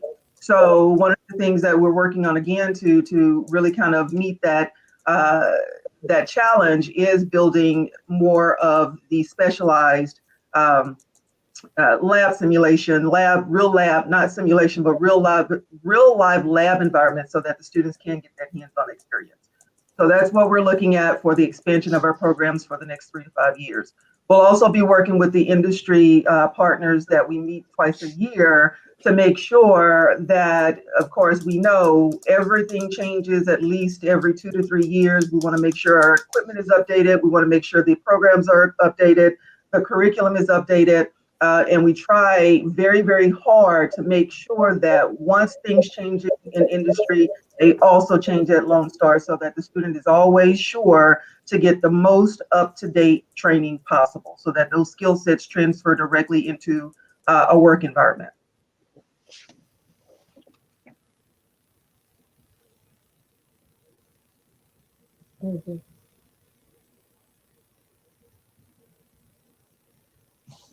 Sonny, I think you might be muted. Oh, sorry. Yeah, I was muted. I was a good boy. All right, now I'm muted. Thank you, Kim. Stan, can you join into this bit? Yes. So I think the question is about the next 3 to 5 years and cybersecurity programs. Here's some things that we have on the horizon at Houston Baptist University. So we're working with Cyber Range provider to be able to, of course, educate our own students, but also to develop some continuing education programs. So I think we're going to see certificates and other forms, maybe even smaller than certificates, coming out of the what we're going to do with the Cyber Range. And then we are adding another degree program that is cyber related. So the 3 programs that I mentioned to you before, 2 of which are engineering, 1 are computer science, are they have a theoretical component, they have a mathematical component, And we're finding students that have an interest in these career paths that don't have the preparation for that aspect of the engineering and computer science degree program. So this new degree will be an information systems degree. It will have a number of business-related courses. In fact, we built into that degree program enough courses to satisfy the minor in business administration. Our business college already has a couple of information management courses. And then we're going to take some of our programming classes and build some new courses in IT infrastructure, and cybersecurity is still going to be a feature in multiple courses throughout this degree, even though it's an information systems degree. And that's about as far as I've been able to see down the road, some continuing education, certificate programs, and this new degree that is less theoretical and more applied. Okay, thanks, Tom. One of the biggest things that the MSM, and it's a tradition in the degree, about a little over, right around half of the faculty are practicing industry professionals that are adjuncts, and we have, I think now, it's either 3 or 4 CISSPs that are teaching the cybersecurity courses, and one of the things that I've always encouraged students to do is to make sure that you're asking those instructors that have those certifications as these students are, they're a lot of them might have 1 or 2 and they're working their way toward that CISSP or whatever. And I always tell them, I said, make sure you're weaving into the discussion those questions about those certifications. And that's just one piece of that puzzle. The other piece of that puzzle is that these adjuncts, because they're practicing cybersecurity professionals, they're bringing that in with them every day, so they can talk about what they're doing now in the classroom. And that, like I said, that's been a tradition in the MSM. It's an important part of when we're talking, when students are working on their network for their next job, when they're interviewing, when they're writing their resumes. I mean, these are industry professionals that are living it, working it every day. And the other piece of the puzzle, because we have those adjunct faculty members that are attached to the program and they're very active in the program, they're driving the curriculum. So when there's meetings about our curriculum and what we're teaching, and then actually doing the curriculum review that in our learning outcomes, getting all, if I get all inside baseball about education here for a minute, when we're talking about the courses and learning outcomes and how we're achieving those learning outcomes, that faculty can speak to the university staff members and faculty members about what applications we need to be talking about, what is actually happening in the certification world, and those two things put together. And I think another piece of this puzzle that's really critical for students to hear, if there's students listening right now, is an oft overlooked thing for students to do when they're working on assignments is to reach out to the different people that they work with, and as a resource for an assignment. Something is, it's simple that you're doing the research, that's great, and the research is important, but the reality is, as fast as cybersecurity is moving right now, the people who are elbows deep into those systems know as much about it as anybody. And so one of the things that I've always encouraged my students to do, and one thing I think we should all be doing, and hopefully we are, is when students are how do I get this information? Well, go talk to the director of cybersecurity in your business. Where do you work? And it does two things. It for them, it exposes them to the people that are, like I said, they're working in it every day. But the other thing, there's a reason these people are working toward these degrees and to get a job. And I can't tell you how many of our students have come back to me and said, well, I interviewed our chief security officer, and he asked me, or she asked me why I was interviewing. And I told them it's for this class that I'm taking. And the next question was, what class are you taking? And it was, data protection and cybersecurity, whatever the class was. And they said, why are you taking that class? Well, I'm trying to get in the cybersecurity business. Well, oh, I didn't know that about you. Well, tell me more about what you want to do. So it spills into this whole discussion about their future, expands their network, which is, you know, the two most important things that they were going to school for, probably.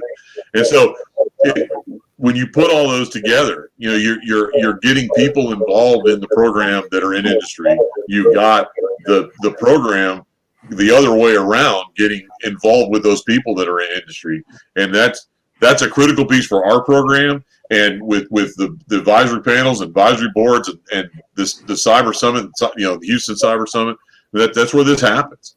So I know it's not just us, but that's one of the critical pieces for us. Okay, thank you, Tom. Now, Luann, I know that you're in a very different position talking about a high school, but where do many of your students go on to do anything associated with cybersecurity? Oh yes, and I think that Eastern has had the only high school cybersecurity program for this year, so we've done very well. But what our students, and because they're high school students, they can't be underestimated either. We've had students do internships at U of H, HCC, the Federal Reserve. As a matter of fact, the Federal Reserve still has one of our students, and another one of our students was hired after her internship by the Dallas Federal Reserve. So we have students out there, and you know, every year we have a career fair, and we hope that businesses come in and talk to them. They're very, very bright. They're very, very dedicated, and they know what they're doing. But the thing that I really liked hearing the colleges talk about was not so much, you know, a one-way track. So you have many options that they can take. I was talking to one of my students today, and she's terrified of math, and she was like, I really want a cybersecurity career in digital forensics, but I'm terrified of calculus. So, you know, I was telling her, well, as you start out, you know, it's not the same computer science degree. You don't have to go for a pure computer science degree. You can go for information technology. You can go for, there's so many areas of computer information security that they can now tackle without having that fear of calculus and math and coding.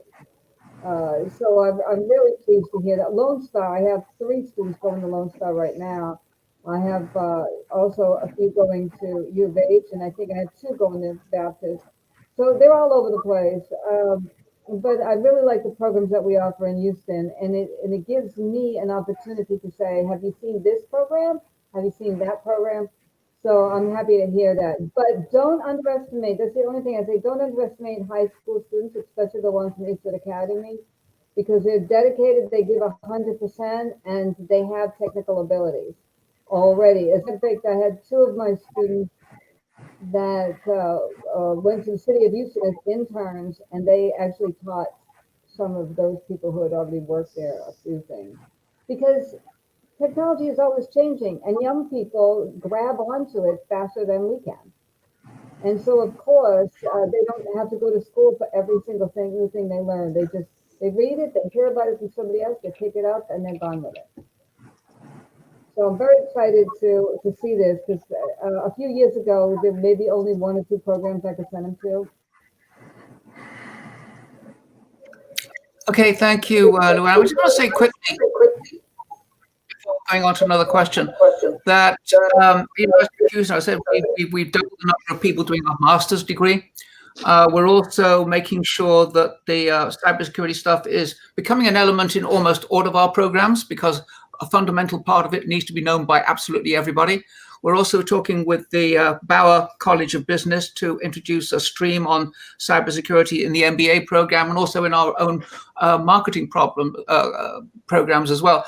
One of the interesting things I saw with one of our undergraduate programs was that one of our cybersecurity people actually takes groups of students out to do a security analysis for nonprofits. And you're going to roll your eyes when I tell you this one, when they went to this one nonprofit and found out they were getting their Wi-Fi from the law firm in the same building, just 1 floor above. And when our cyber person looked into it, they could actually see all the law firm's files. So they quickly ran upstairs and announced this to them. And I think, expletive deleted came back from this.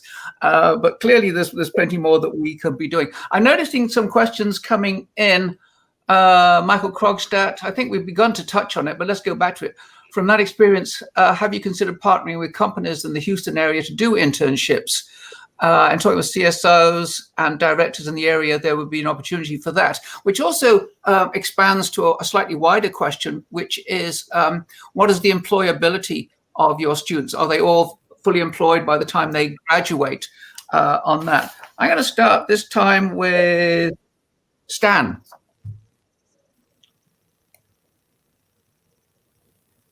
You're on mute, Stan. Yeah, trying to avoid that feedback. And Tony, did you want me to respond to Michael's question? Is that what you're asking? Yes. Good about partnerships. And so that's absolutely a great question. What we've decided to do at HBU in these bachelor's degree programs is that every student is required to have an internship before they graduate, which imposes a lot of work on us on the front end. And we have built a network of industry partners that has about 75 members on it. So that, and one of the main things we're asking them to do for us is to provide those internships.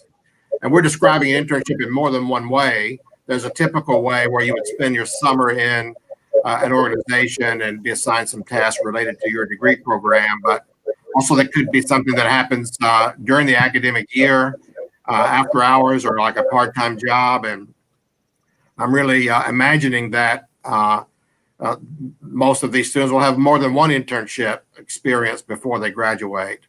Also, in engineering computer science, the students are required to do senior level projects. These will be year-long projects. We're going to turn to our industry advisory board to help us identify problems to work on. And so these will be industry suggested, industry sponsored, industry cited, because there's no reason why our students couldn't go to the site to work with the individuals in the company. And of course, we hope there will be industry standard so that the solution that our students put together in their senior year would be something that actually does solve a problem and makes a benefit that we can measure and see type of revenue generated or cost savings. We're going to monitor that along the way. So that's what we're doing. It is an important question. It's an important goal for all the academic programs. That's how we're approaching it. Okay, thank you. By the way, there's an awful lot of feedback. So if you're not speaking, can you make sure that you're on mute? And now I'm going to go straight over to Tom. Well, it's going to be kind of a letdown answer. The challenge that we've had at UHD, and I would imagine that some of the rest of you can relate to this to some degree. UHD is in the MSM has traditionally been students that are already working. They have a full-time job, and I've had internships offered to me to give to students, and I've had no students that could be takers because they were putting food on the table already. So it's not unique to UHD, but it certainly is where we are in the student body that we serve. I imagine that Kim, you've experienced that at HCC a little bit, but the one time that I did have a student ask about an internship, I had a hard time finding one. So and again, I wasn't living in that world because that I had to turn so many down. But hopefully people will keep looking for students. That's about all I can say. Okay, thank you, sir, for that, Tom. Yeah, I think we discussed that, something like that last year. I think there should be a wider topic for us to finish off with before we end today. And maybe there's something that we can do as a group, and also working by the summit group to look for more internships and job opportunities in this field to support what you and we are all doing. So I guess I need to come back to Luann again. Luann, do you have anything to say in this regard? As far as internships. Can you hear me? Right. I guess it's far more awkward in your particular case, but I didn't know if you had any particular input. Do you get any sort of cyber experiences going through for your students?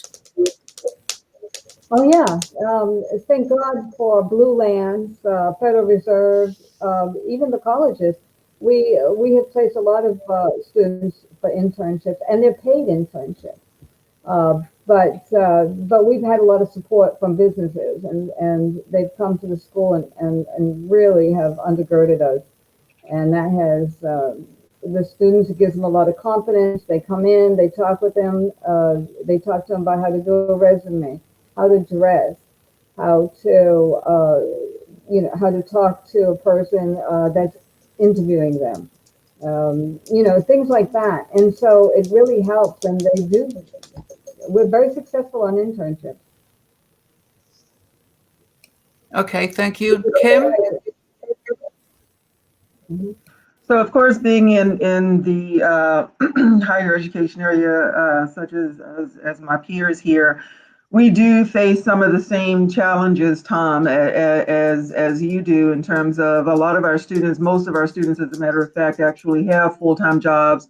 Our classes are mostly in the evening because of that. And so we do run against that challenge of having individuals that are actually available. But the other challenge we have is, because our program is so highly technical, we sometimes have a very difficult time finding companies that are willing to give our students an opportunity to work in their organization as an intern. And as I said before, that's mainly because of the security of their data. You can kind of imagine being the CEO, CIO, CISO, of an organization, and having a student that is still learning in a program actually working with their data. So internships that we actually work with and have partnerships with are more on the networking side. We're still trying to break into the cybersecurity technical side for internships, and we're always looking for industry partners.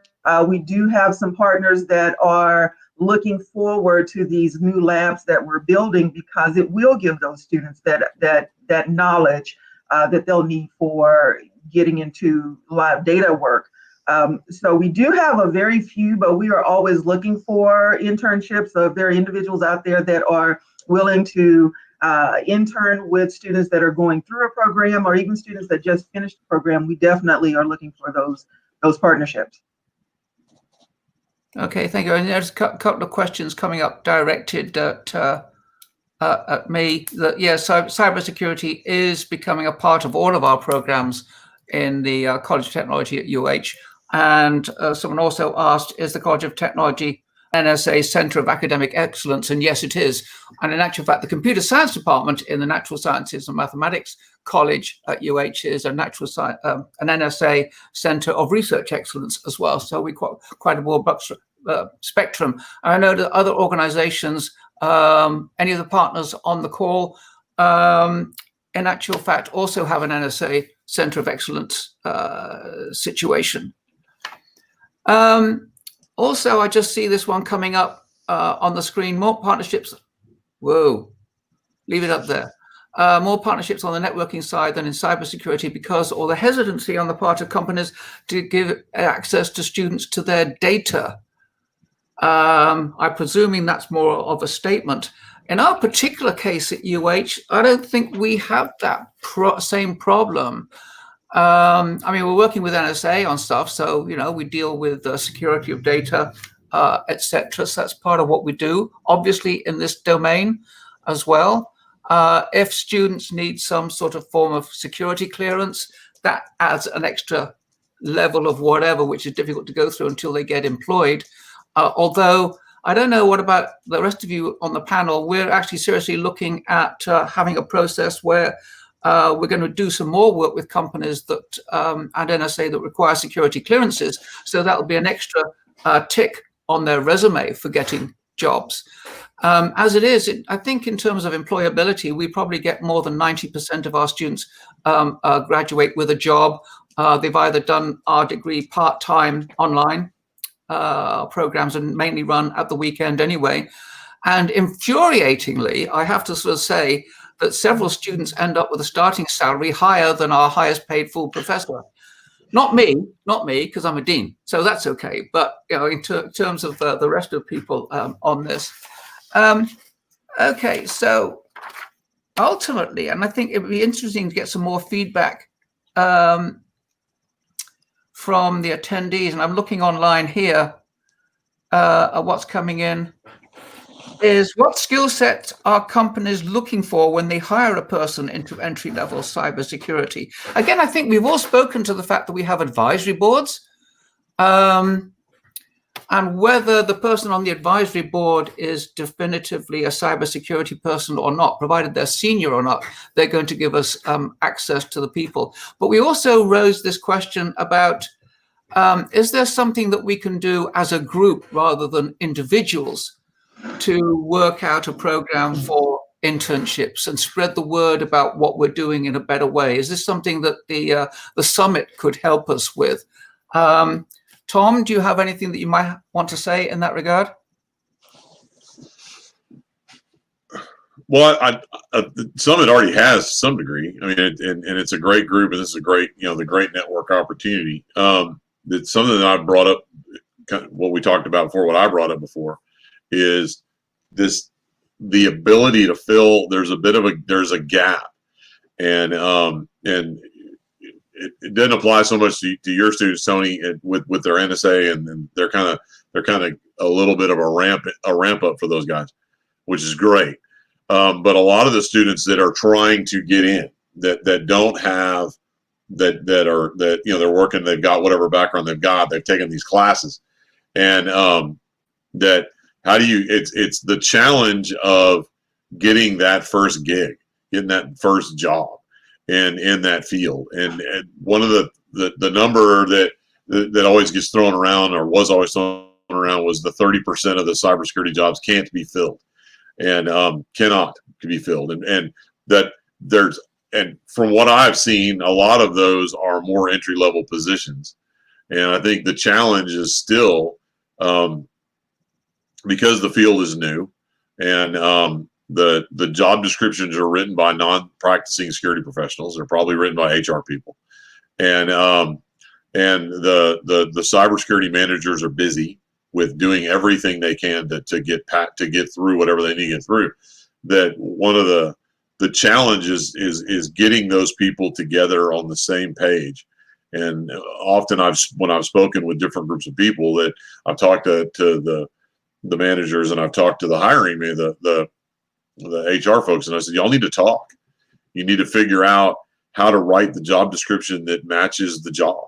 Or do you need to adjust that job description, figure out how to offload the responsibilities that you can't offload all of it.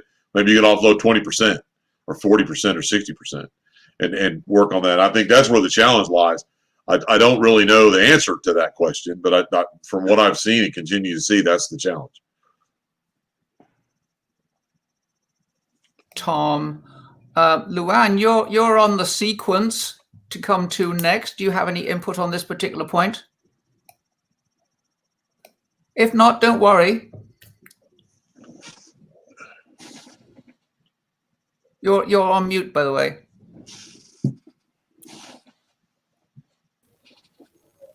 Sorry. A&M University partnered with Homeland Security, and so through Homeland Security, they've been able to put students in jobs through those connections and through that partnership. And I think if some of these schools have associations with the NSA, Homeland Security, that's where the students can go and get their internships. We just have to work a little harder on it. But I think that's because they're more likely to hire somebody that has certifications from Homeland Security and the NSA than just someone who took a class. Yeah. Okay. Kim?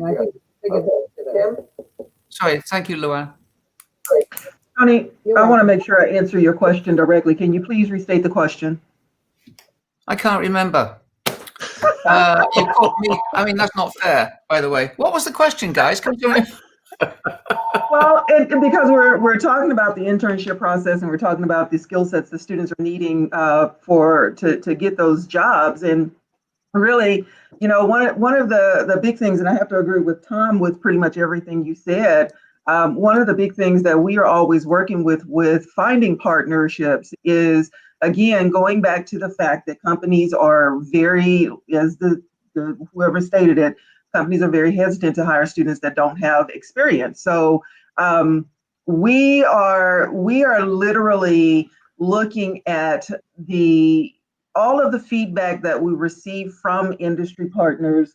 We build based on that feedback. And when I say build, we build our curriculum based on that feedback. And so when we are looking at the technical aspect, we're looking at things like penetration testing, ethical hacking, monitoring, risk analysis, disaster recovery. We're looking at those hardcore areas of the technical aspect so that when a student goes through the program, they're in those labs with hands-on, they're in the operations center, they're in a data center, so that they know, they fully understand how to apply all of the knowledge they've learned in the program. And so when we go to our industry partners and we present that package, it's a very hefty package that we're giving to those organizations to say, here's what our students can do. Here's what our students have learned. Industry certifications are packaged in with all of our programs. And so as the students are going through the programs, they also have an opportunity to sit for those exams and receive industry certifications.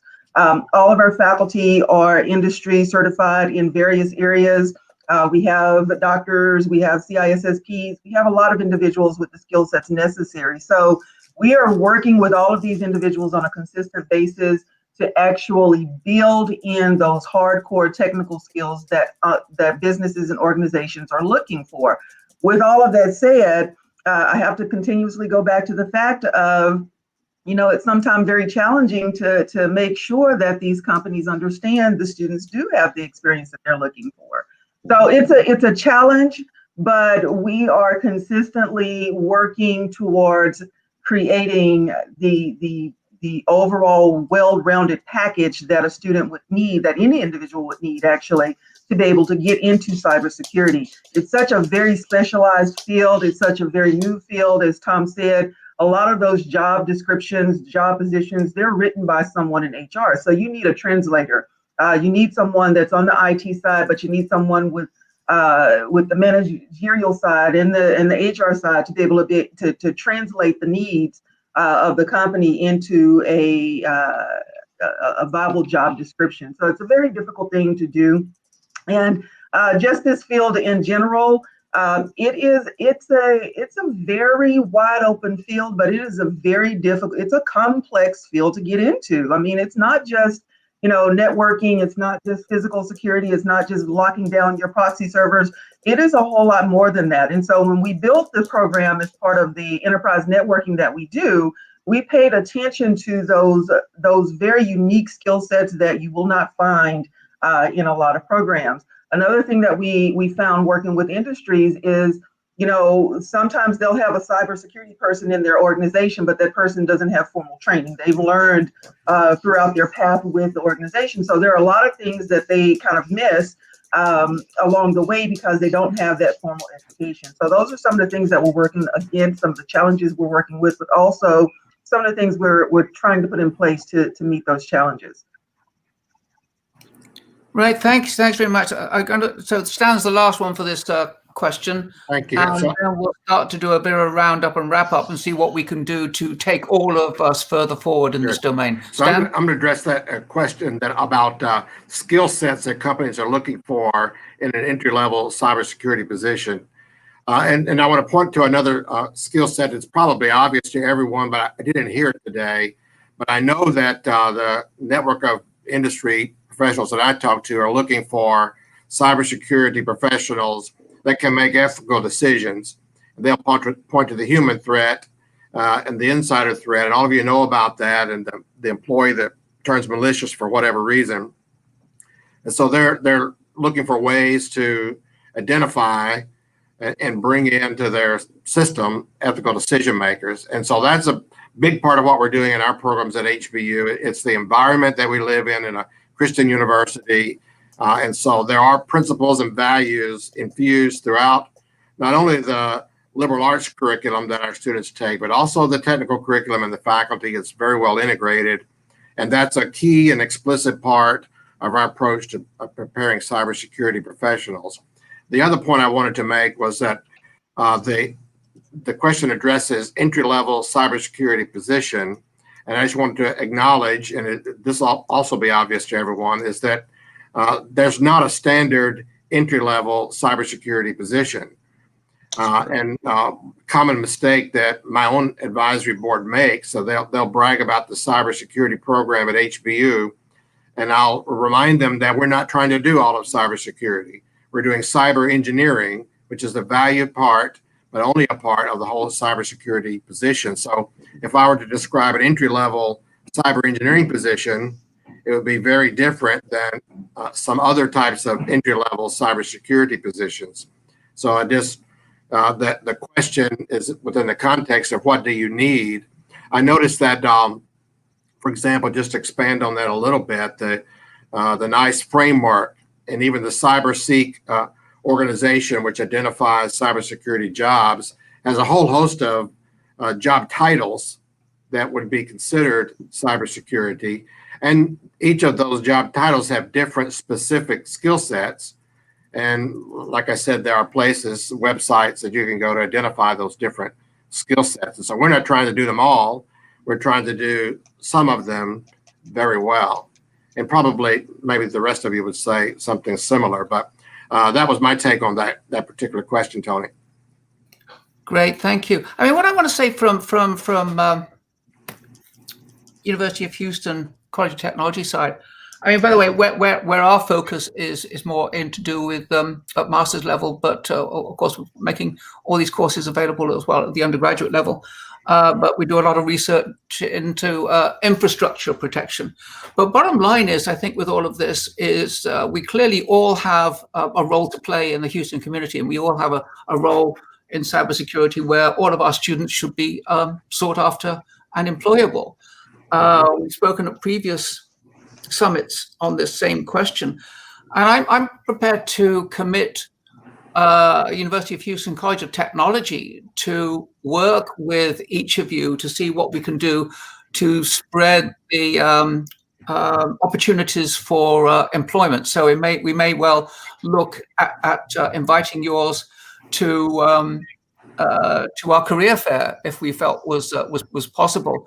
We'll look into that. But also going back to an earlier point, and I noticed it's also coming up on our chat line, asking whether the summit can do something to help with this. I think, yes, there's a big role there to help coordinate that. And if we can work with the summit on this, I think this would be a great thing, both from the point of view of employability, which I've committed to helping out with already, but also helping out with looking at the curricula. We could have people worthwhile always having people looking at our curriculum again, no matter what backgrounds they have. And I think we can apply that to all of us as well. Does that sound like a reasonable thing to do? Anyone want to make a comment? Yeah. Just in? Sounds great. Helpful. Okay. It does. Okay. Well, that's a quick, short answer. You haven't answered yet, Tom. I would agree, man. That there's a lot of great minds sitting around those tables during those planning sessions. So yeah, figure out maybe a way to review specific, get all technical about learning outcomes, is figure out maybe divide up some classes and bring a class or something like that, and get volunteers from the summit or people who are attending to look at learning outcomes and make sure that we're staying up to date. Well, so, I mean, given that a lot of what we're doing already is online because of the COVID sort of thing. So in many respects, I can't see many, if any of us, going totally back to what was normal. So we've now produced online courses which are going to be more readily available, and we'll continue doing that. So we ought to be able to be in a position to support each other in that regard. And I think that's something that we should undertake to do. I will commit to getting back in touch with all of you here and anybody else who's listening online who wants to participate to get everybody around the table, like we're doing right now, obviously, to talk about this offline in more detail, but more specifically, both about in terms of the curriculum, what we do, what the different flavors that we each offer.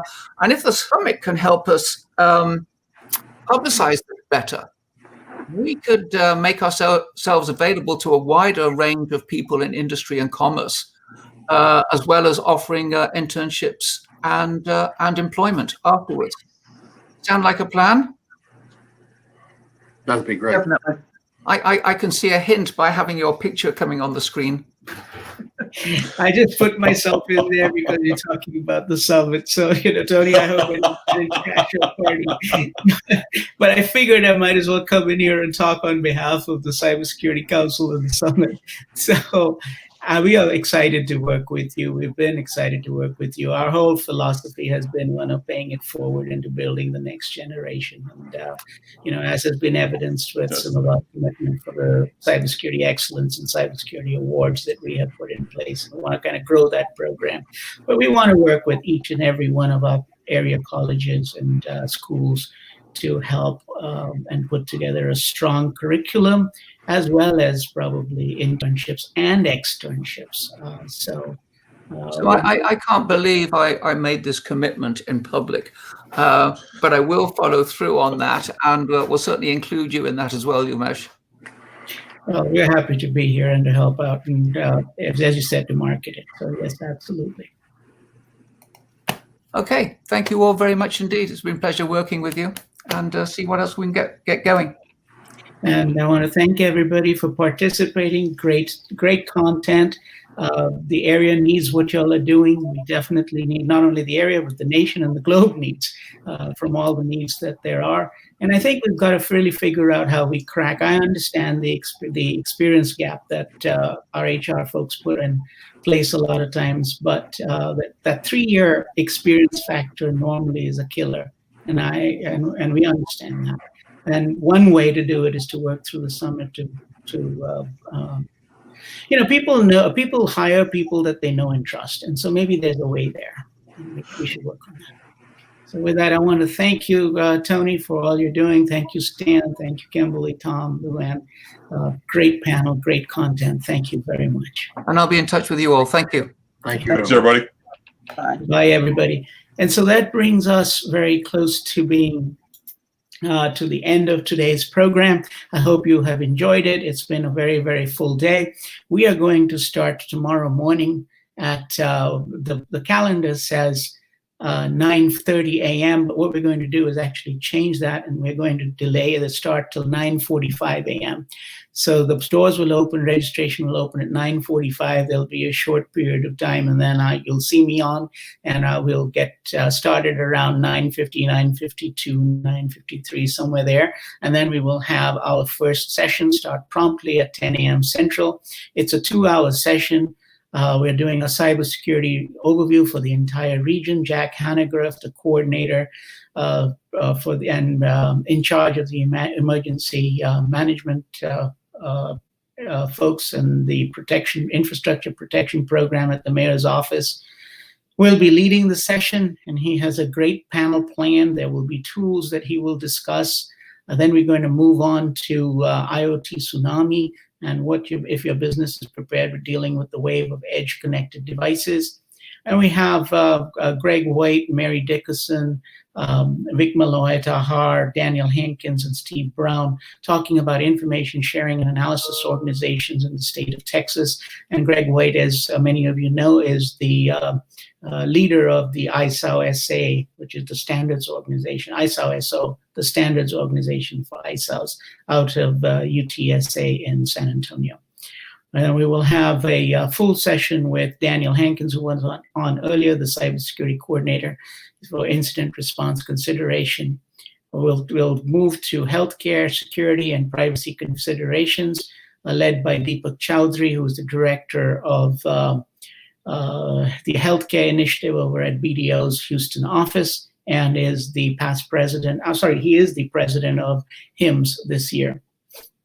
And then we will round out the day with how do you really show the value of cybersecurity strategy, brought to you by Miraplex and Andres Ruz, who's been a great friend and sponsor of the summit and the Greater Houston Cybersecurity Task Force.